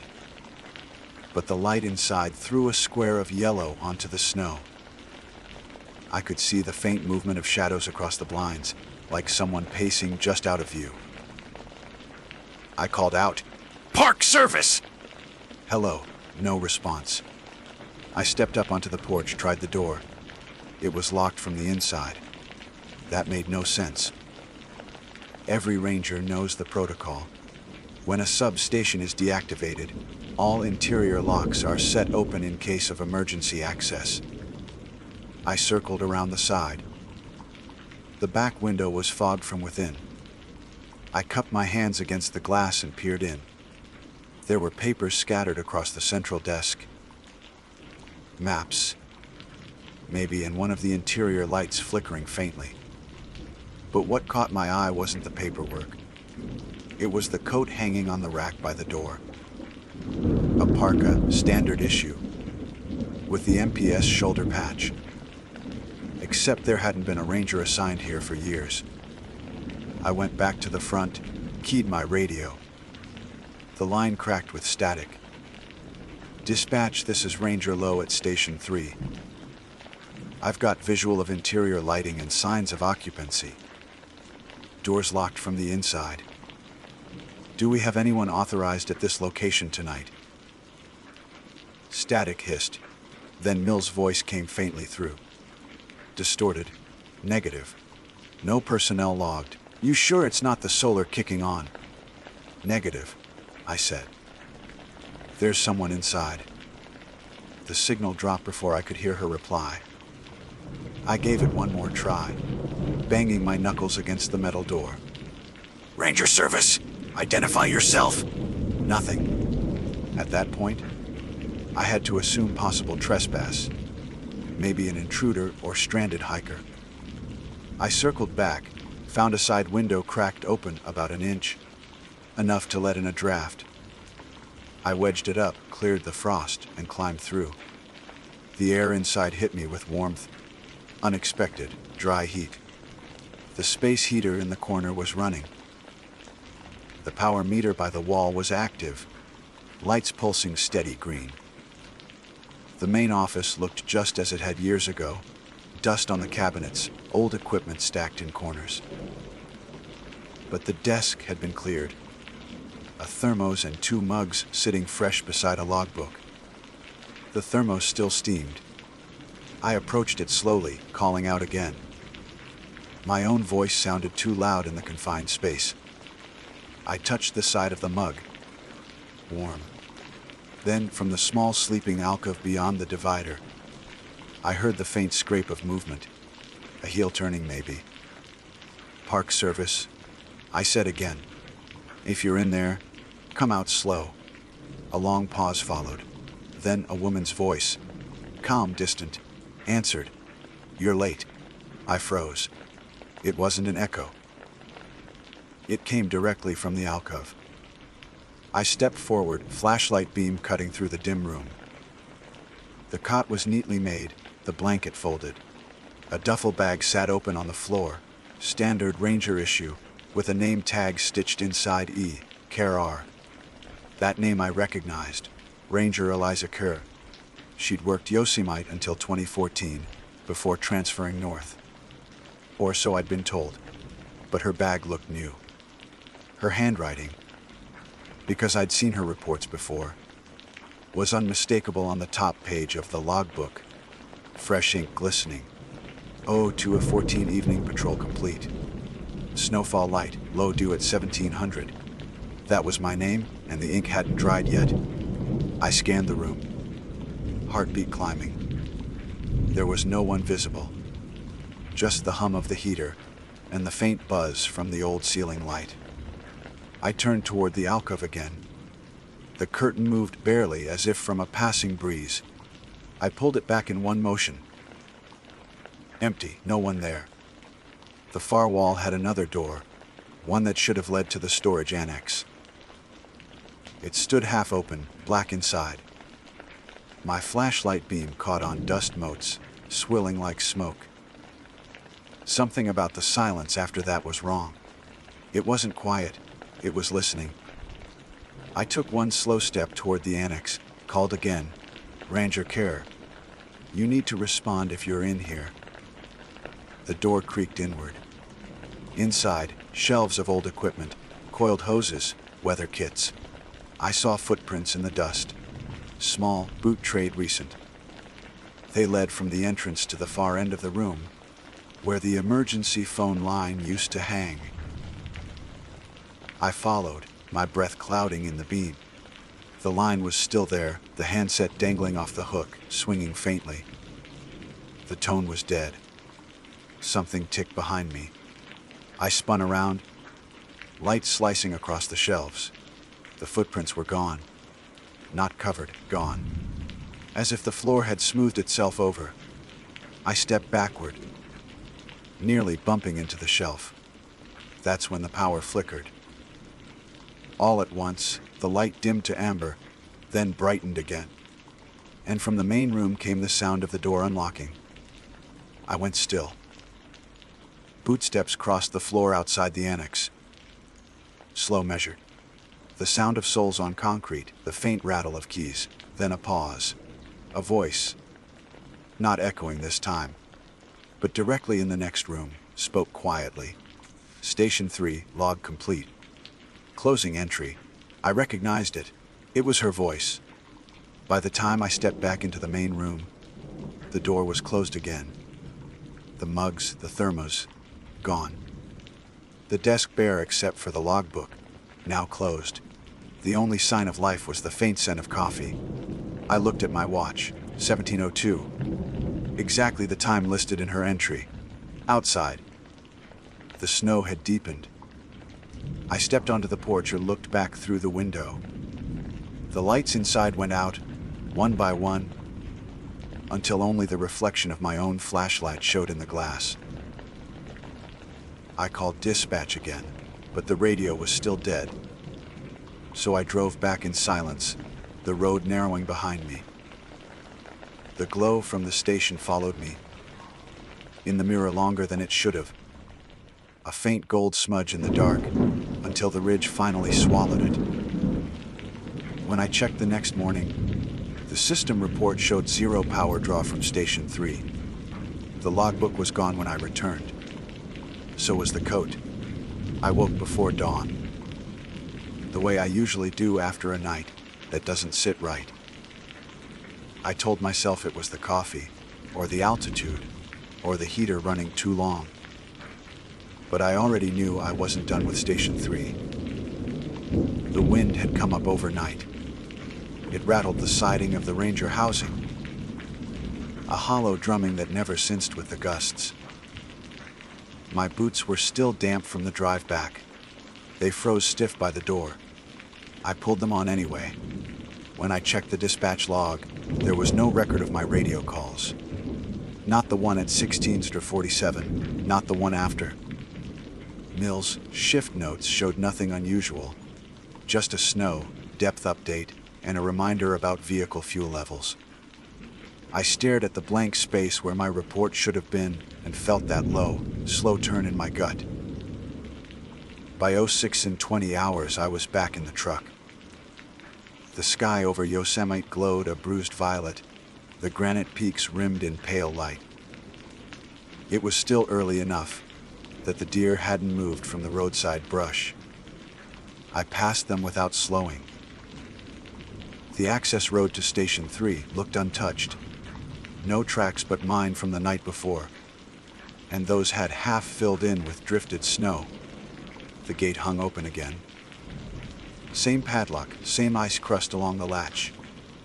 I parked, stepped out, and scanned the slope for signs of anyone else. Nothing.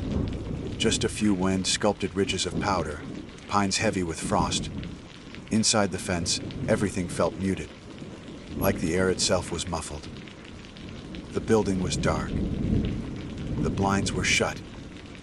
I walked up to the door expecting it to be locked again, but this time it swung inward on the first touch. The smell hit me. Cold metal, dry dust, and something faintly sweet underneath, like old coffee left in a thermos too long. The space heater was unplugged. The power light on the meter was dead. The desk was bare. The logbook wasn't there anymore, and the hooks where the parka had hung were empty. I should have left then. Protocol said note the finding. Take photos, report from base. But I stood in the doorway for a long while, watching my breath drift through the beam of the flashlight, waiting for something. Sound, motion, a draft, to give me a reason to believe I hadn't imagined the night before. The floor where I'd seen the footprints was smooth again. No dust, no scuffs. Even the faint impression from my own boots was gone. I found myself muttering, "You're late," under my breath, testing the sound of her voice against mine. It came out hollow. Around 0700, the radio crackled back to life. "Lo, this is Mills. You up yet?" I thumbed the mic. "Copy, dispatch. At Station 3. Confirming location status." A pause. "Say again." "Station 3. Affirmative. I had unexplained power readings last night. Following up." Another pause, longer. "Wish show no power activity. You sure you're not picking up static from 2? The line's been cross-feeding lately." "Negative," I said, sharper than I meant to. "I'm here in person. Everything's cold. No evidence of forced entry, but..." I hesitated. How exactly do you log a ghost of warmth and a missing thermos? But the place looks like it was recently occupied. Mills sighed. "Copy that. I'll flag maintenance to check the grid. You want me to log an incident number?" "Yeah," I said, and gave the time. "Anything else to note?" I started to answer, then stop. A faint hum drifted from somewhere behind the wall, low and steady, like an electrical line just coming online. "Hold one," I said. I followed the sound through the small storage annex, flashlight steady. The hum grew louder near the back wall. I crouched down and brushed frost off the outlet panel. The indicator light was glowing faintly green again, though the main power was still disconnected. It wasn't running on the grid. I stepped back, unsettled. When I returned to the radio, the channel was dead again. The hum didn't stop. It built in short intervals, 3 seconds on, 2 off, like a pulse. I decided to check the breaker cabinet outside. Maybe there was a residual charge from the old solar line. When I opened the cabinet, a slip of paper fluttered out. It wasn't there yesterday. I picked it up carefully, half frozen to the metal. It was a torn page from a field notebook. The handwriting was firm, dated February 15. Today's date. Snowfall light. Low returned early. Advised lock the station after inspection. The ink was wet enough to smudge under my glove. I stood there in the cold, reading that single line over and over. The hum behind the wall stopped. When I looked back at the doorway, the interior light had come on. No sound, no flicker, just on. I walked back in slowly, feeling every breath in my chest. The heater was running again, though I hadn't touched it. The air had that dry warmth that made your throat itch. And there, on the desk, sat the thermos. Not similar, the same. Small dent on the lid, black marker, initials EK. Beside it, the logbook was open. Yo 715, inspection complete. Low on site. Station stable. I didn't write it. The pen lay across the page, fresh ink still bleeding into the fibers. Something in me went very still. I reached out, picked up the thermos. It was warm again, faintly trembling, as if something inside had just settled. I unscrewed the cap, half expecting to find it empty. But there was coffee, black, still steaming. The smell was strong, bitter.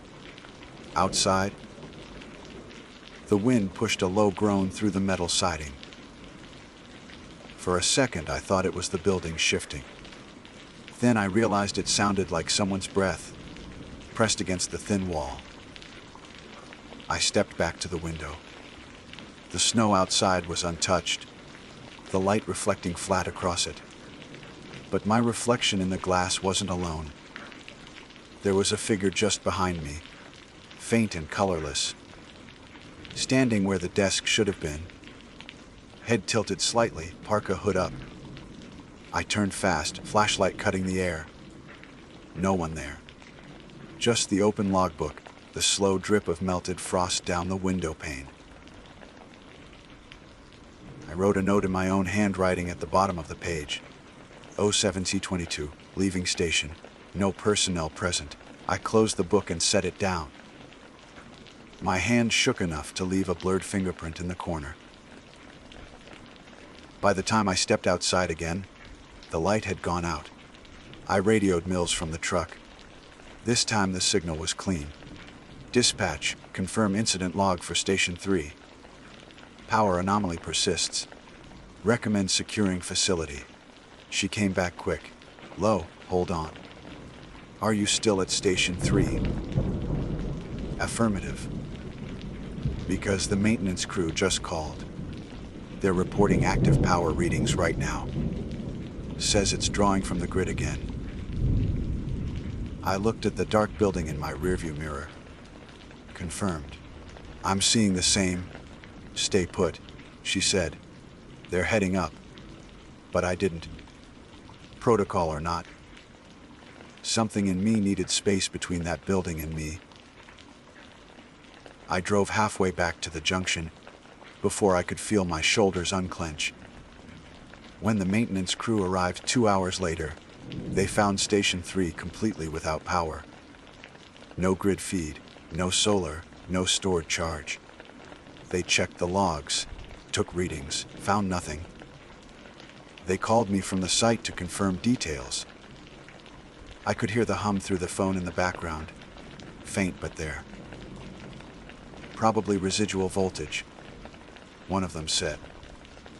But the sound stopped the moment he spoke it aloud. That evening, I returned again, officially, to finish my report. I told myself I was closing a loop. Document, photograph, be done.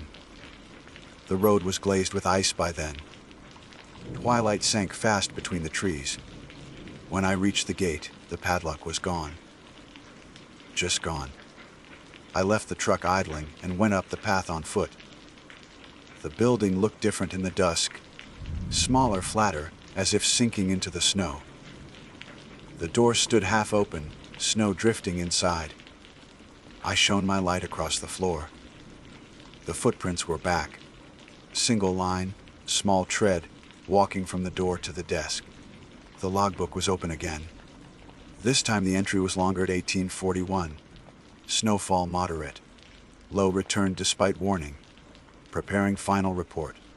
Do not follow after this entry. The handwriting was mine. I know it was. I didn't touch the pen. Didn't even cross the threshold. I just stood there. Flashlight trembling slightly, breath freezing midair. From the far side of the room came the creak of the cot. The slow, weight, settling sound of someone sitting down. Then her voice again, steady, almost kind. You should have locked it. The heater clicked on. The light went orange. I stepped back once, twice, until my boot hit the frozen gate rail. Then I turned and left the door open behind me. I didn't go straight back to housing. I parked at the overlook, halfway down the ridge, killed the engine, and sat with the heater off until the wind shield froze over. Below me the valley was nothing but darkness and the faint, orange thread of Highway 41 winding south. Dispatch kept calling. I let the radio crackle until the battery light blinked. There's only so much explaining a man can do when the thing he saw refuses to stay put long enough to describe. By 1920, I was back on duty paper. I wrote a summary report in the field notebook, the clean government kind with the gray cover. I left out the voice, the thermos, the footprints. I wrote instead unauthorized power activation, Station 3, further investigation required. Simple, factual. The kind of thing that disappears in the next audit. At 1948, Mills called again. Low. Maintenance can't get the door to Station 3 to stay latched. They're heading down. You all right? Fine. I lied. You sound cold. There was a pause, paper rustling on her end. Weird thing. They said they found a second incident log inside.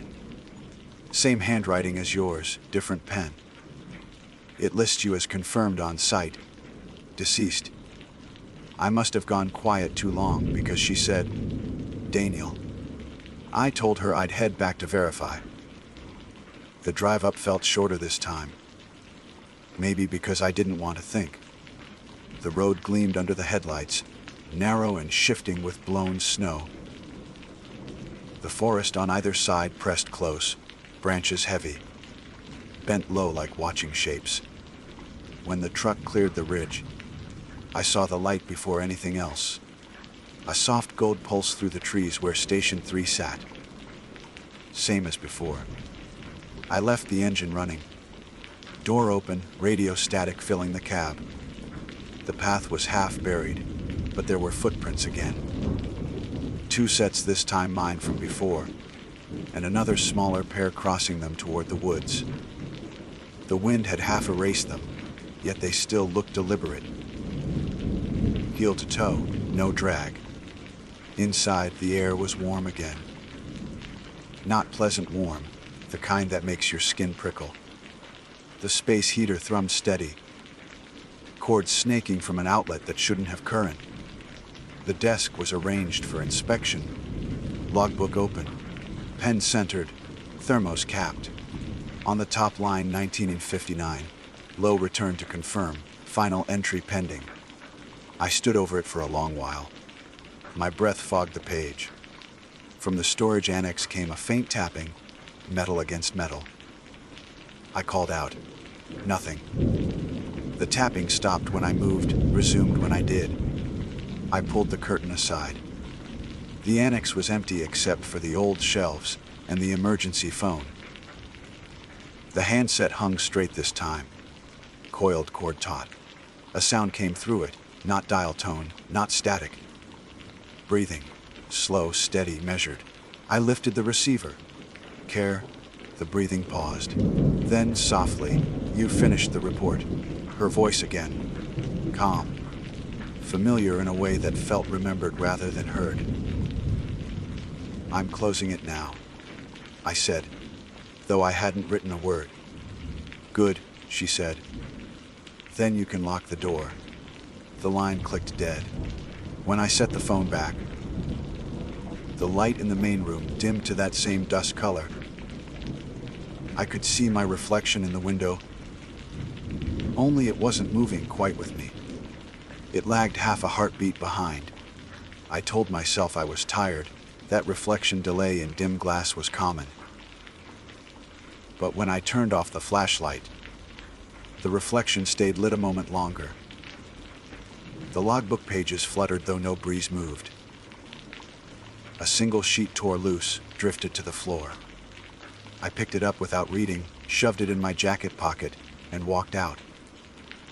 Outside, the night had gone dead still. No wind, no animal noise. Just that hush before heavy snow. The truck's headlights cut a pale tunnel through the trees. I started toward it, and stopped. Someone was sitting in the driver's seat. Parka hood up, profile faint in the glass. Steam fogged the inside window, just enough to blur the face. I called out. No movement. I closed half the distance, boots crunching on the packed snow. The figure turned its head toward me, slow, deliberate. My own face looked back, washed pale in the dash light. I blinked, and the cab was empty. The radio spat a burst of static, then Mills again. Low, we've got a situation. The station's showing thermal readings. 2 signatures, both stationary.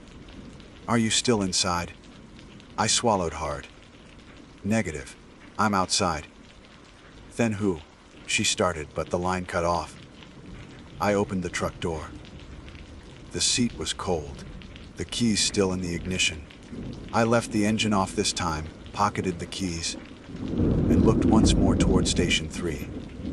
The light inside flickered, then steadied.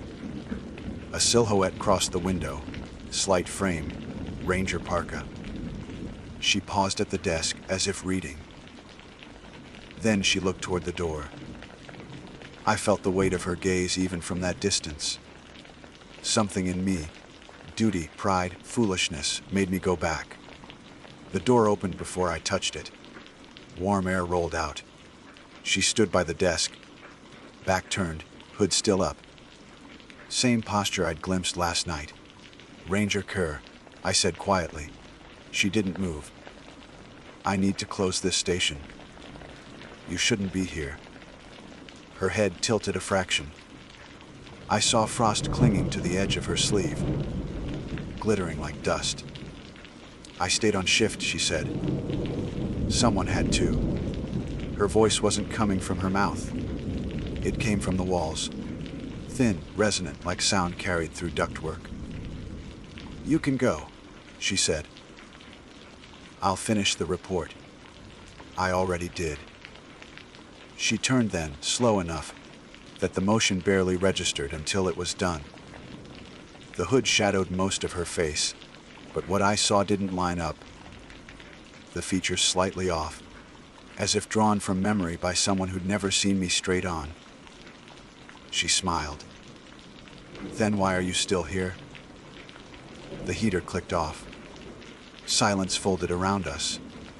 I backed toward the door. She didn't follow, just watched. When I stepped outside, the snow had begun again, fine and dry.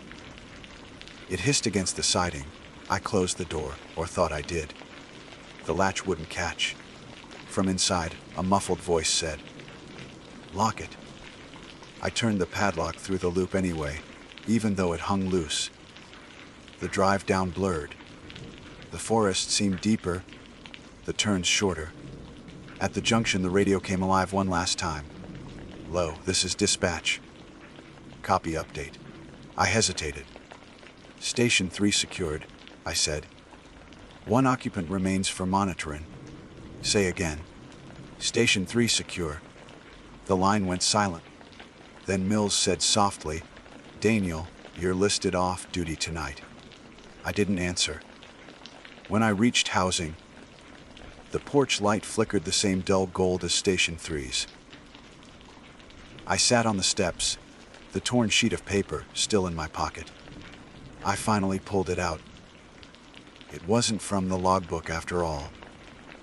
It was my own field notebook page, the one I'd written earlier. Only the final line had changed.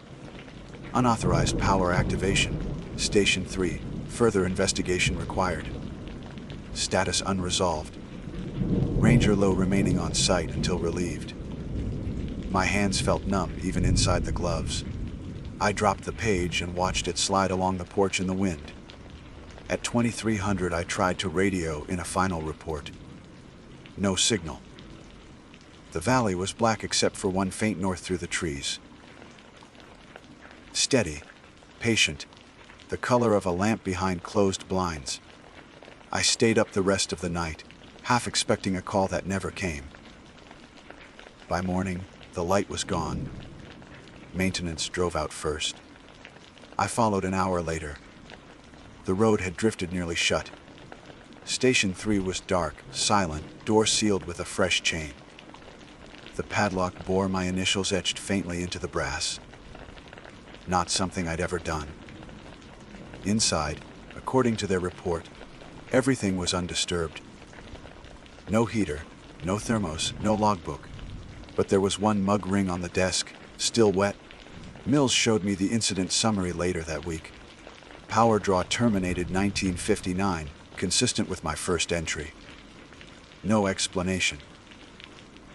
The case file ended with a single note, in handwriting the archivist assumed.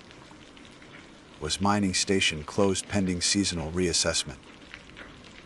They've since taken Station 3 off the inspection list.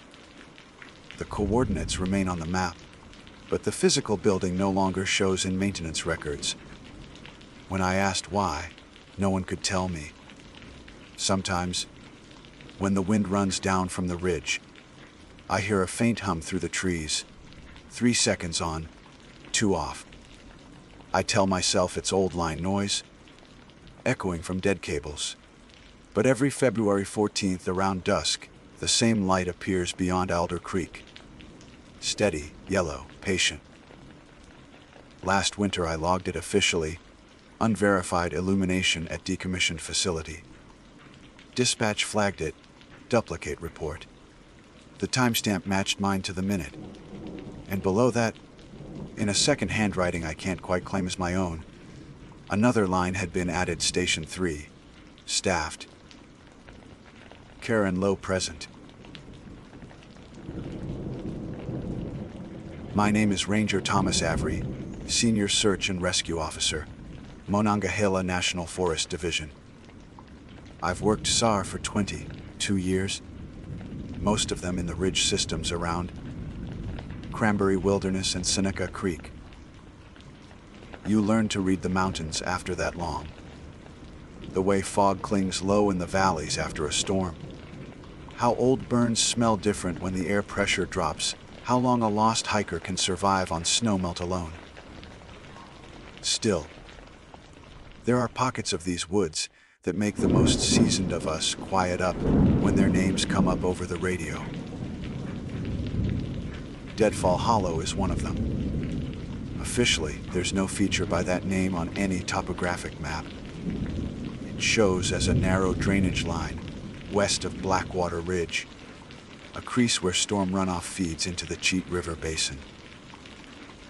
But ask any ranger who's had to grid, search that area, and you'll hear the same sigh before they speak. Radios die there. Compasses spin lazy circles. Batteries drain down to zero, no matter how fresh. The veterans chalk it up to magnetic anomalies from iron deposits, maybe interference from old coal seams or shale pockets. That explanation holds just fine until you have to walk in and find someone. It was early November when dispatch called in a missing person, a solo backpacker named Dylan Mercer, 28, last seen 2 days prior near the Turkey Ridge trailhead. His brother had reported him overdue after he missed a scheduled call-in. Weather was shifting colder by the hour. Gray overcast. 34 degrees, with freezing rain expected by nightfall. The kind of day when the forest looks half dead, every branch dripping and slick. I was partnered with Ranger Jessica Mills, a solid hiker with 5 years on the job, sharp on navigation and quick, thinking under stress. We loaded up the SAR truck, thermal blankets, med kit, radio repeater, GPS, and 2 sets of cold weather gear. We reached Turkey Ridge by 0900. His car was still there, a silver Subaru parked at the edge of the gravel lot, frost glazing the windshield. We started on foot up the trail, moving east toward the ridgeline. The ground was littered with wet leaves, slick as oil. The forest here has a hush to it that eats sound.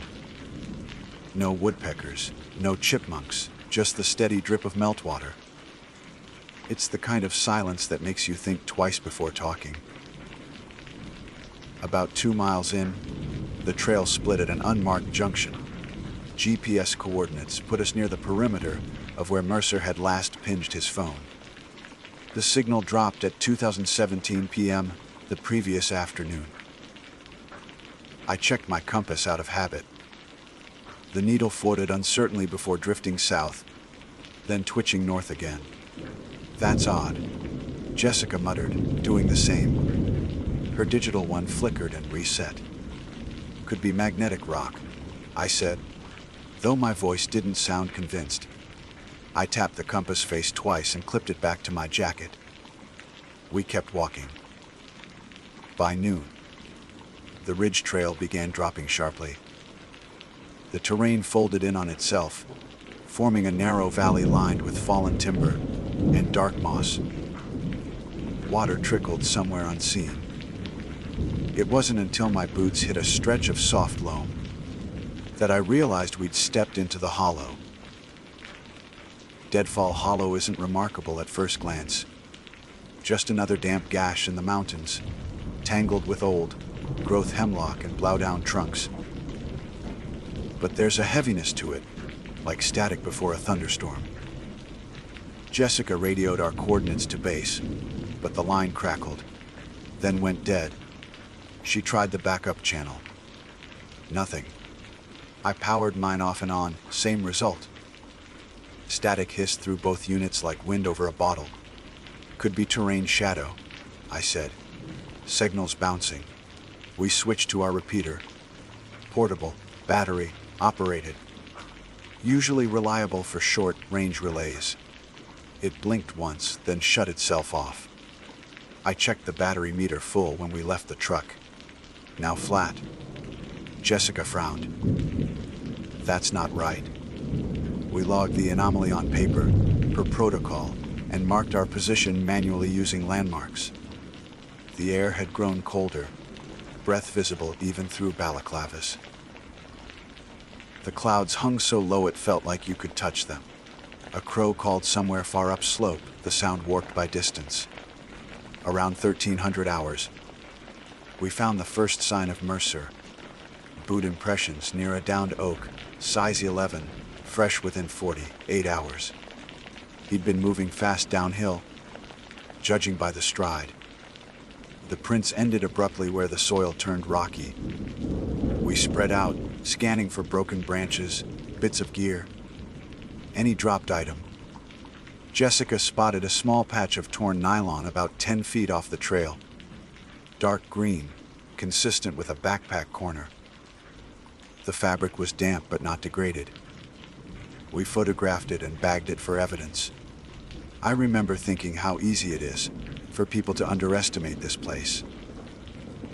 Monongahela looks tame from the highway. Gentle slopes, soft ridgelines. But once you step a few miles in, the land folds over itself like a paper map crumpled in a fist.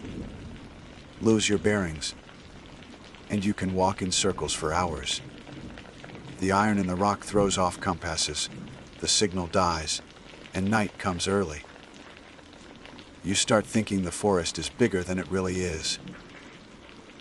We followed the drainage another quarter mile, before the ground leveled out into a basin carpeted with pine needles. A small stream cut through the center, running shallow and clear. It should have been peaceful, but something about the stillness made my stomach tighten. Even the sound of the water seemed muffled, like it was flowing under glass. Jessica paused. "You feel that?" "What? Like static in the air?" I rubbed the back of my neck. Tiny hairs stood up under the collar. Probably humidity and cold friction. That's what I told myself. But my radio battery pack was warm to the touch, like it had been running nonstop, though the device was off. We decided to rest and log a check, in attempt every 30 minutes. By the third attempt, the signal returned briefly, a burst of clarity that let us get a partial message out. Dispatch acknowledged our position, but warned that storm cells were moving in fast from the north. We had maybe 4 hours of daylight left. Retreat or continue. We chose to press forward another hour before turning back, standard SAR procedure. At 14:30 hours, Jessica spotted something metallic glinting by the stream bank. It was a stainless steel mug, half buried in silt, with a sticker that read WVU Outing Club. Same sticker found on Mercer's online gear photos. We photographed, bagged, and marked the location. His boot prints reappeared nearby, now erratic, angled sideways, like he'd been slipping or stumbling. Then the prints veered uphill toward a dense cluster of hemlock. The climb was brutal, mud, slick, roots everywhere, branches snapping underfoot. We made it 50 yards up before finding another, clued a nylon cord looped around a low branch, tied in a basic hitch knot. Beneath it, the ground was disturbed, leaves scraped away. It looked like someone had tried to pitch a tarp or hang a bear bag. No tarp present, but we found a half-empty pack of trail mix, unopened, lying a few feet away. We stopped for water. The silence pressed closer. Jessica kept glancing over her shoulder, like she was expecting to see someone coming down the trail. I asked if she was all right. She said she was fine, just uneasy. I admitted I was too. There's something disorienting about that hollow, even without superstition. The trees grow in strange angles, leaning inward as if drawn to the center. Everything feels slightly tilted. By 15:30, light began to dim faster than it should.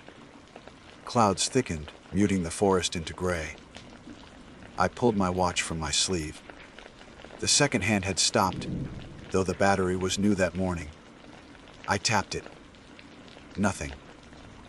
Jessica's digital readout blinked random symbols, then reset to midnight.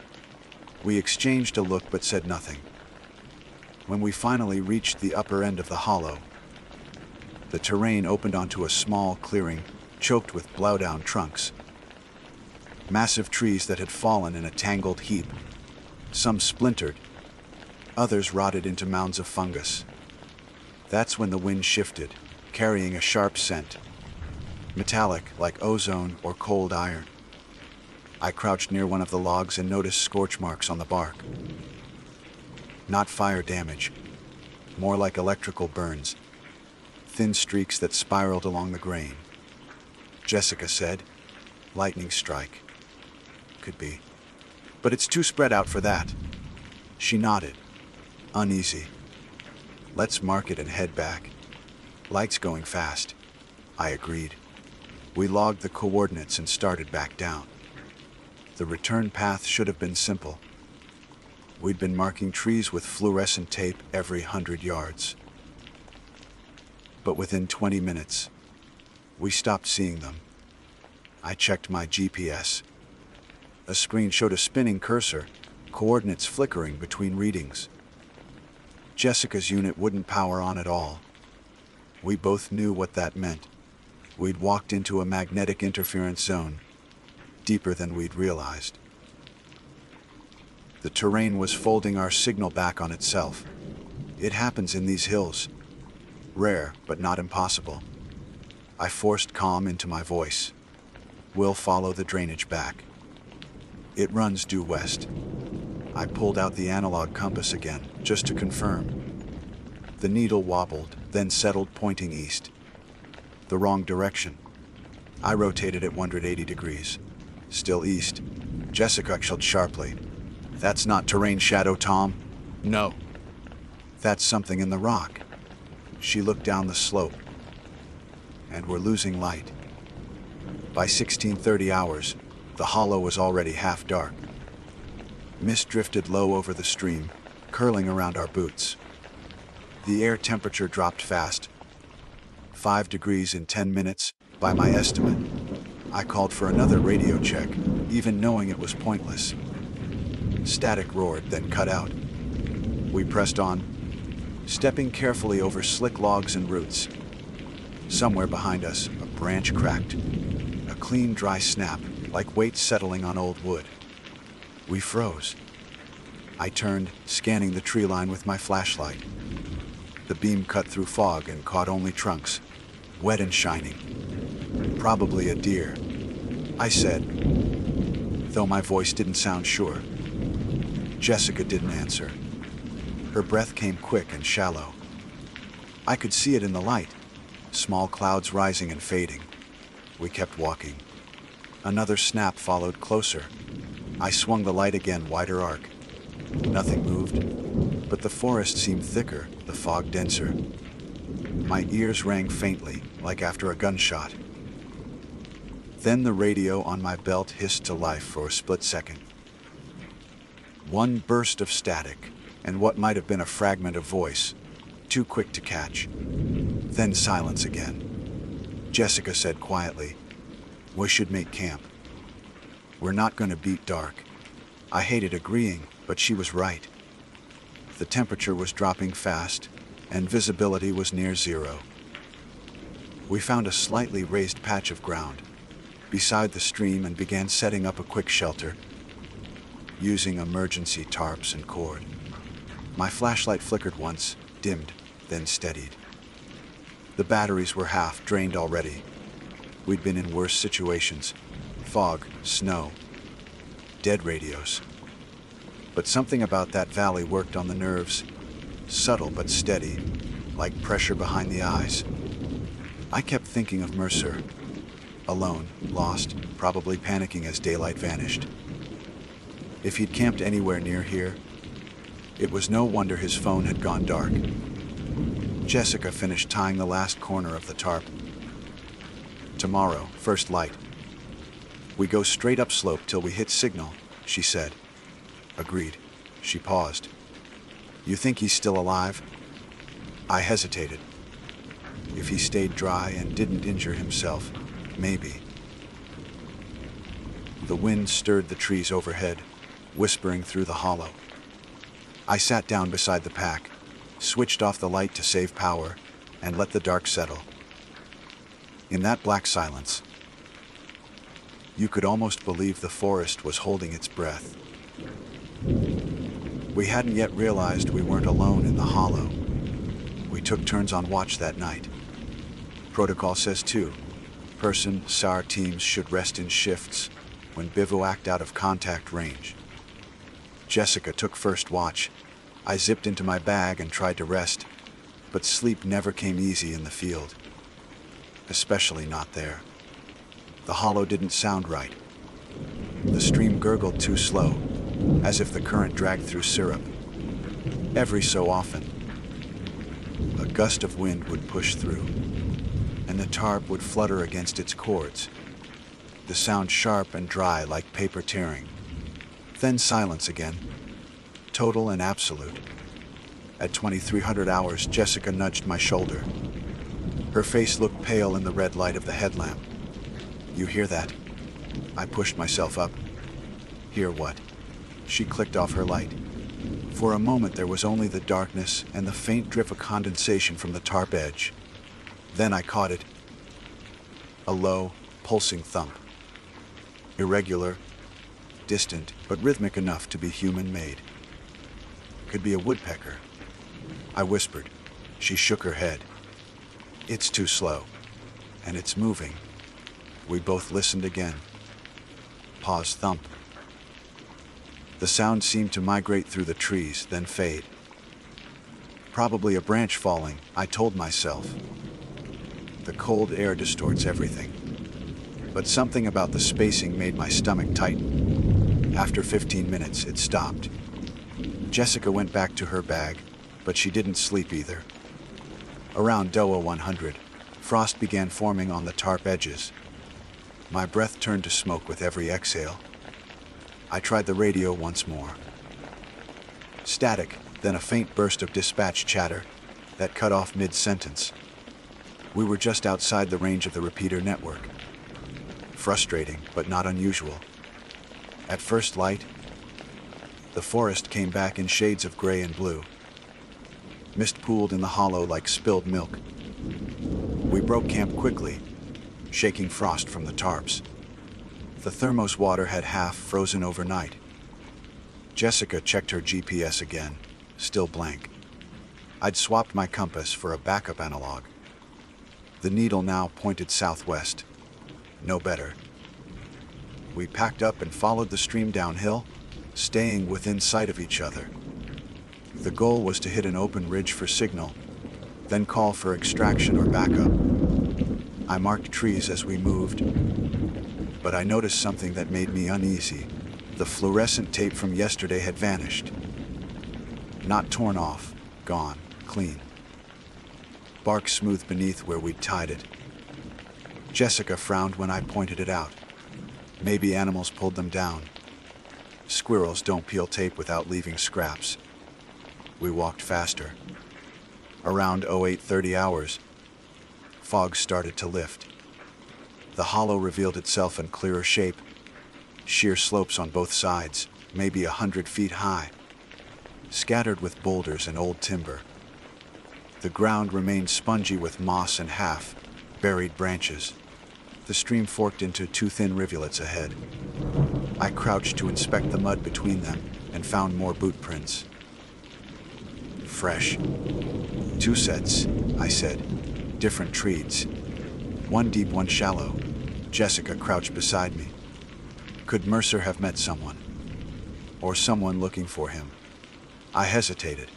Maybe a hunter. No reports filed. Though, the prints led left toward a rise of ferns and fallen logs. We followed, slow and alert. After 50 yards, the slope leveled into a clearing. In its center stood a half-collapsed hunting blind. Wood slats nailed between trees, weathered gray and furred with lichen. A faded camouflage tarp hung from one side. Beneath it, a pile of debris, bottles, a rusted thermos, old rope, and a few animal bones gnawed clean. Jessica checked the ground around it. Looks like someone's been here within a day. The ashes of a small fire lay cold nearby. I sifted through with a stick, still warm deep inside. Whoever it was, they'd been here just before dawn. We decided to call out. "Search and rescue!" I yelled. My voice bounced off the slopes and died quick. Jessica joined in 3 times per procedure. No reply. I noticed a scrap of orange fabric on a branch near the blind. I pulled it free. It was the corner of a jacket, synthetic, torn clean. Inside seam read Columbia Sportswear. Medium, Mercer size. We spread out, careful to stay within shouting range. I followed a faint path behind the blind, winding through more deadfall. The air carried a sharp metallic tang again, faint but distinct, like wet batteries. I climbed over a log flashlight cutting through the dimness. Then I froze. About 10 yards ahead, a backpack lay upright against a stump. Green large capacity with black straps. A patch near the top pocket read Mercer. "Jess," I called quietly. She was there in seconds. We approached slow. The pack was zipped. I used my glove knife to unfasten it. Inside were clothes, a flashlight, a soaked map, and an empty food bag. The flashlight clicked once, dead. Batteries corroded green. Jessica pointed out something else. The hip belt of the pack was unclipped, yet the shoulder straps were cinched tight, as if someone had slipped free in a hurry. I scanned the ground. Boot prints everywhere, some overlapping, most leading deeper into the hollow. But there was a drag mark, too, like someone had been pulling something heavy. We followed it another 30 feet until it vanished into a patch of ferns. That's where we found the rope.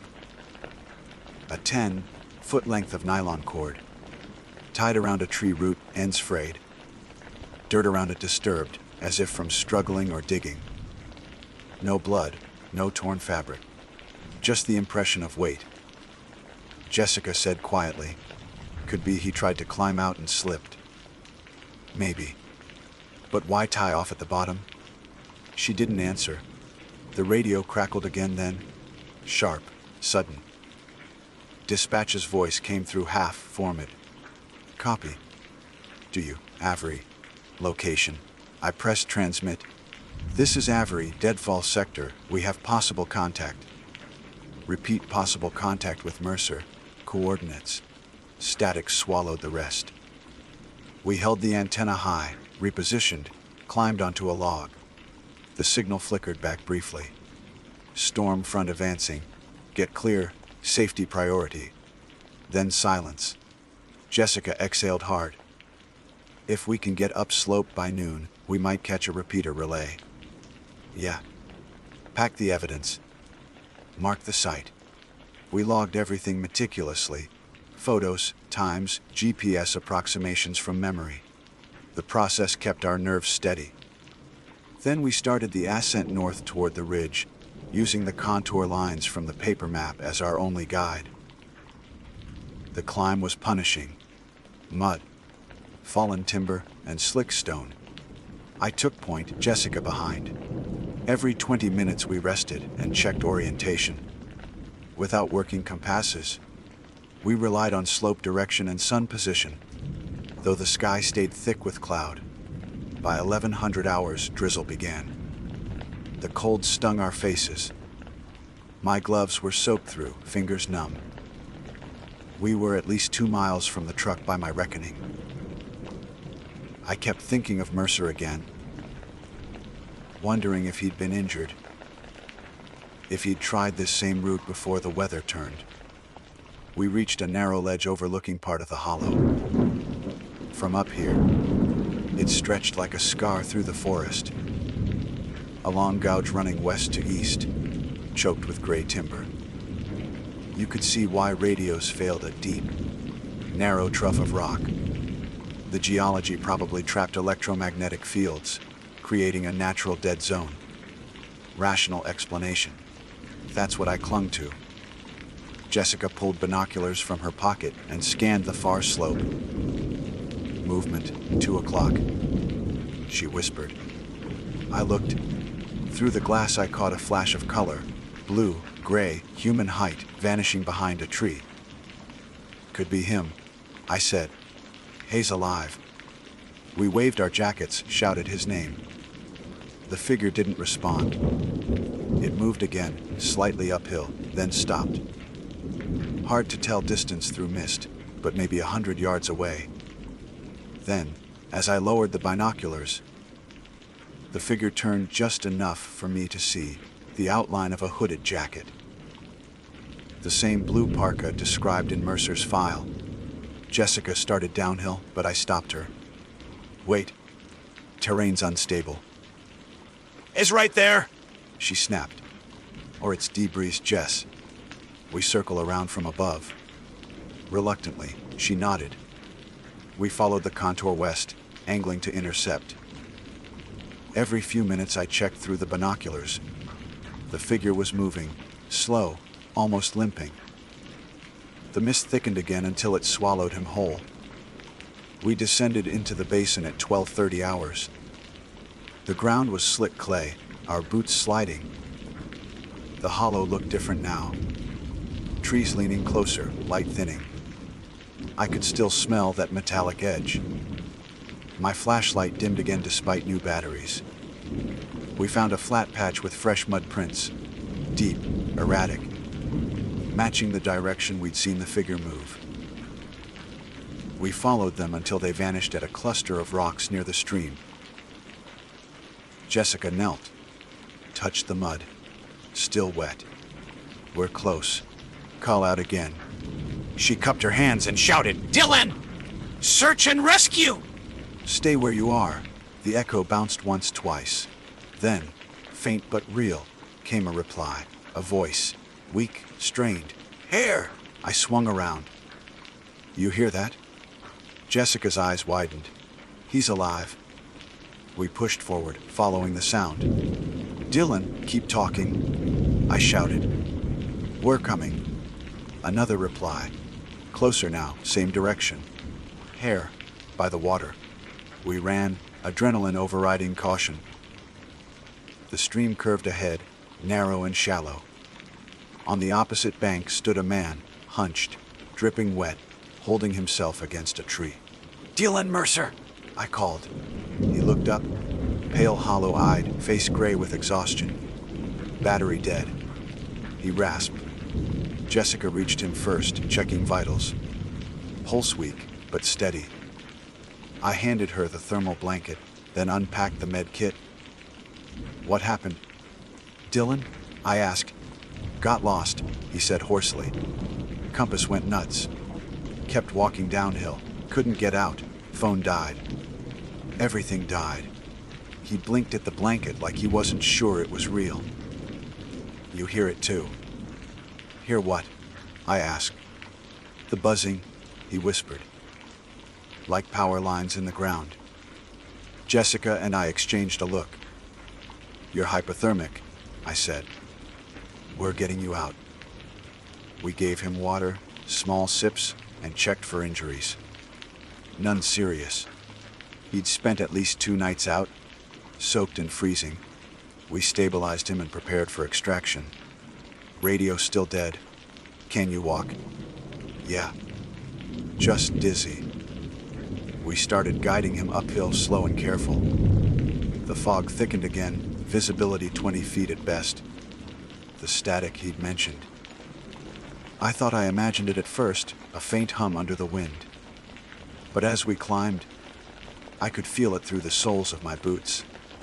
A vibration, subtle but steady, like standing above a buried transformer. Jessica frowned. "You feel that?" "Yeah," I said. "Let's keep moving." Half an hour later, Dylan stumbled hard. We caught him before he fell. His face twisted in panic. "Don't stop here," he said sharply. "It gets worse when you stop." I asked what he meant, but he only shook his head. His teeth chattered uncontrollably. By 1400 hours, we'd reached the upper rim of the hollow.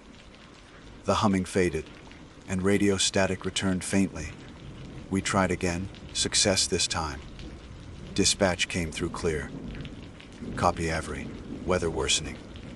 Helicopter not an option. Ground unit en route to Turkey Ridge. ETA 3 hours. I acknowledged and gave our coordinates. They confirmed receipt. Finally, a small relief. Jessica smiled thinly. "We're out." "Not yet," I said. 3 miles to the truck. We began the long hike west along the ridge.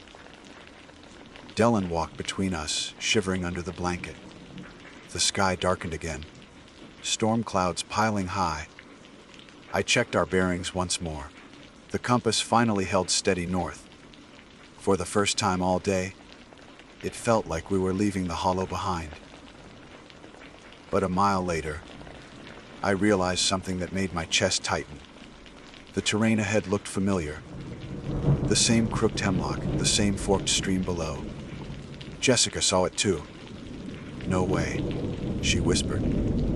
"We're back where we started." I checked the map twice, then 3 times. The landmarks matched perfectly. We hadn't gone west at all. Somehow, without changing direction, we'd walked in a full circle. And Deadfall Hollow was not done with us yet. Jessica's voice was the first to crack. "That's impossible," she said, spinning in a slow circle. We followed the ridge. "How the hell are we back here?" I checked the terrain again. No question, it was the same slope, the same stream bed. the same tangled heap of downed hemlocks. Even the piece of torn orange jacket still hung from the branch where we'd first found it. Dylan stared blankly at the ground, as if trying to make sense of it too. "Could have veered east without noticing," I said, forcing calm I didn't feel. "The terrain curves more than it looks on the map. Let's rest, reorient, and go again." Jessica laughed once, sharp and humorless. "Reorient with what?" "The compass that spins. The GPS that won't start." She wasn't wrong. I took a slow breath, scanned the slope. The fog was thick enough to blur tree lines, and the light was dull. No sun visible to gauge direction. That, combined with uneven elevation and mirrored ridge lines, could throw any team off. I told myself that. I had to. We took a quick water break, then started uphill again at a deliberate angle west, northwest. Checked and double. Checked against the contour lines burned into my memory. Each step felt heavier than it should have. Dylan stumbled often, muttering under his breath. "What's he saying?" Jessica whispered once. I listened. He was repeating something, softly rhythmic. "Keep moving. Keep moving. Don't stop." Shock, I figured. The mind loops when it's pushed too far. I'd seen that before in Lost Hikers. I told Jessica to focus on the climb. Half an hour later, the fog began to thin just enough for us to see a break in the trees ahead. A shape emerged, rectangular, low to the ground. A ranger way station. One of the old emergency shelters built in the 70s. I hadn't realized one stood this far south. We hurried to it, relief cutting through the fatigue. The door hung slightly open, padlock rusted. Inside, a metal bunk, supply chest, and a radio panel coated in dust. The air smelled of mildew and cold wood smoke. Jessica set Dylan down on the bunk, wrapped him tighter in the blanket. His pulse was weak but steady. "If we can get that radio working, we're out of here," she said. I checked the control panel. It ran on a backup battery, long since dead. But there was a hand crank generator bolted to the side. Antique, but functional if the wiring held. I started turning it. The handle resisted, then gave with a creak. After a minute, the power light blinked dimly to life. Jessica tuned to our dispatch frequency. Static, then a faint hum. She tried again, adjusting the dial. For a moment we caught a voice. "Front approaching, gusts up to 50. Repeat, 50. Then gone. Keep cranking," she said. I did. Sweat beaded under my gloves despite the cold. The light flickered stronger. Finally, a clear signal. "SR command to Unit 12. Copy status." Jessica nearly shouted into the mic. "Command, this is Unit 12. Avery, Mills, and one rescued subject, Mercer. We're in Old Way Station southwest of Blackwater Ridge. Coordinates uncertain. Request extraction guidance." Static filled the pause. Then, "Copy Unit 12. Weather has grounded air support. Ground units inbound from Turkey Ridge, ETA 90 minutes. Hold position if safe." Jessica exhaled hard, relief mixing with exhaustion. "Copy that." We powered down the radio to save what little charge we'd built. 90 minutes. We could manage that. Outside, drizzle pattered softly on the tin roof. I checked the perimeter out of habit. Footprints, recent activity, animal signs. Found none. Only moss and damp leaves. But when I returned to the doorway, I noticed Dylan sitting upright now, staring toward the hollow. "You should lie back," I told him. He didn't look at me. "You shouldn't stay here." Jessica turned. "What do you mean?" "They come through when the storm hits," he murmured. "You'll hear them before you see them." His tone wasn't frantic, just matter of fact.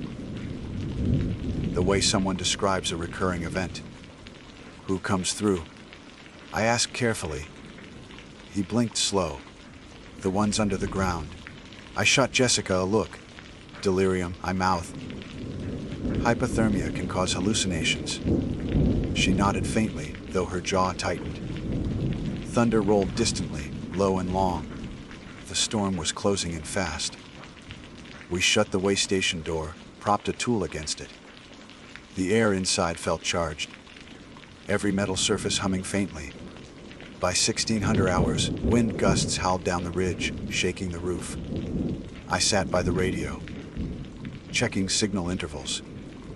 Jessica busied herself boiling snowmelt for tea. Dylan kept whispering to himself, rocking slightly. That's when the lights died.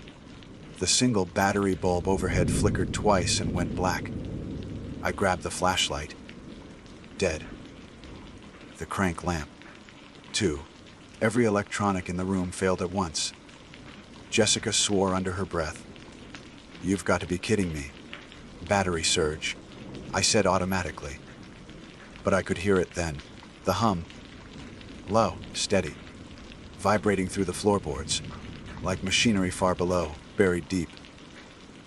Tom, Jessica said quietly. That's not wind. I crouched. Pressed a hand to the floor.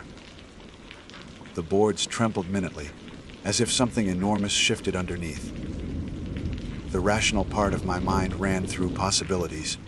Rock slide, underground stream collapse, seismic micro tremor. But the vibrations weren't random. They pulsed. Dylan covered his ears. Don't listen, he said. It gets louder till they pass. A sound deepened, a sub-bass throb that seemed to crawl up the spine.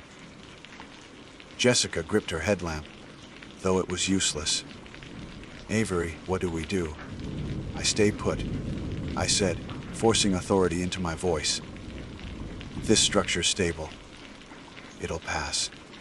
But even as I said it, dust drifted from the rafters. The metal bunk rattled. The air felt electric, raising goosebumps on my arms.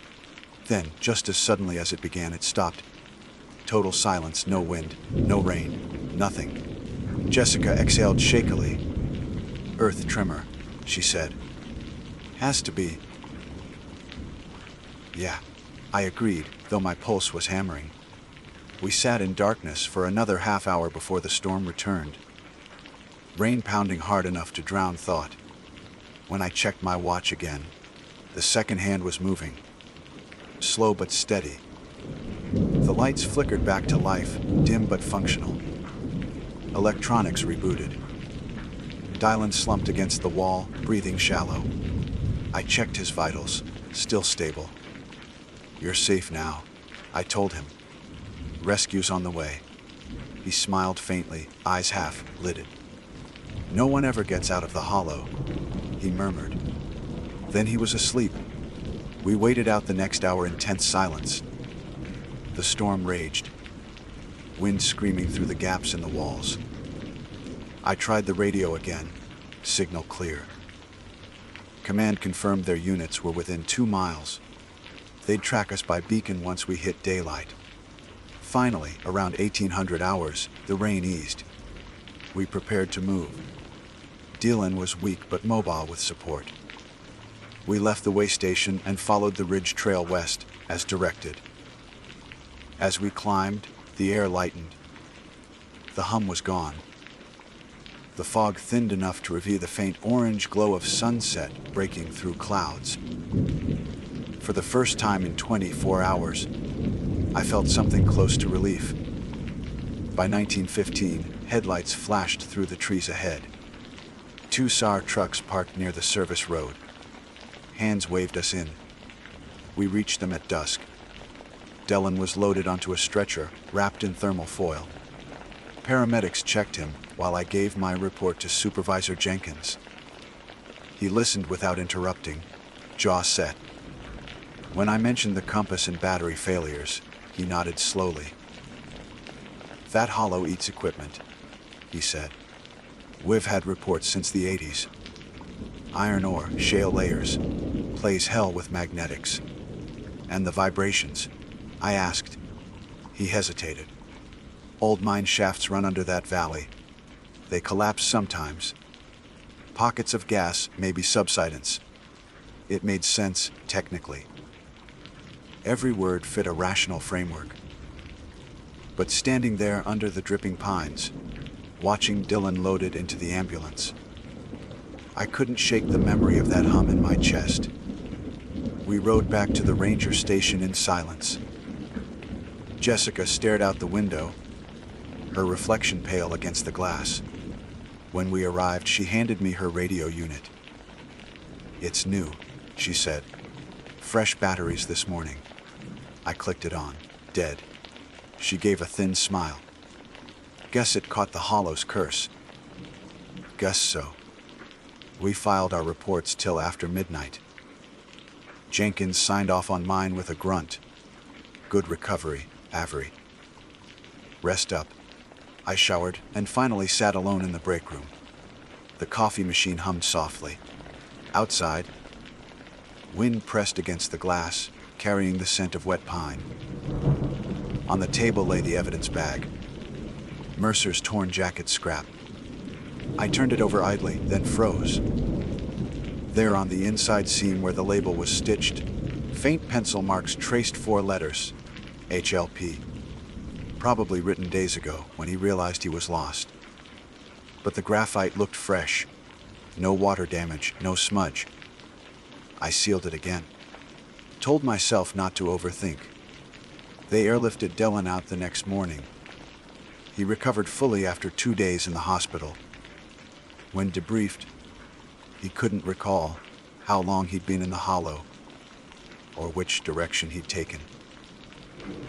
He said it felt like walking inside a circle, no matter which way he turned. Jessica transferred to another sector a month later. Southern District, lower elevation. Said she needed a change of terrain. I understood. As for me, I've gone back twice since then, both times with full equipment teams. Every reading comes back normal. Compass is steady, batteries fine, no anomalies logged. We mapped the old way station, recorded coordinates, and closed the file. But I know what I heard, what we felt. The ground doesn't hum like that from rock slides. And every year, when the frost comes down from the ridges, the hollow goes quiet again. No birds, no wind, not even water movement. It's just silence. Waiting.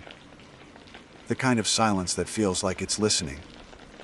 And each time the radio crackles with static out there, part of me expects to hear my own voice answering back.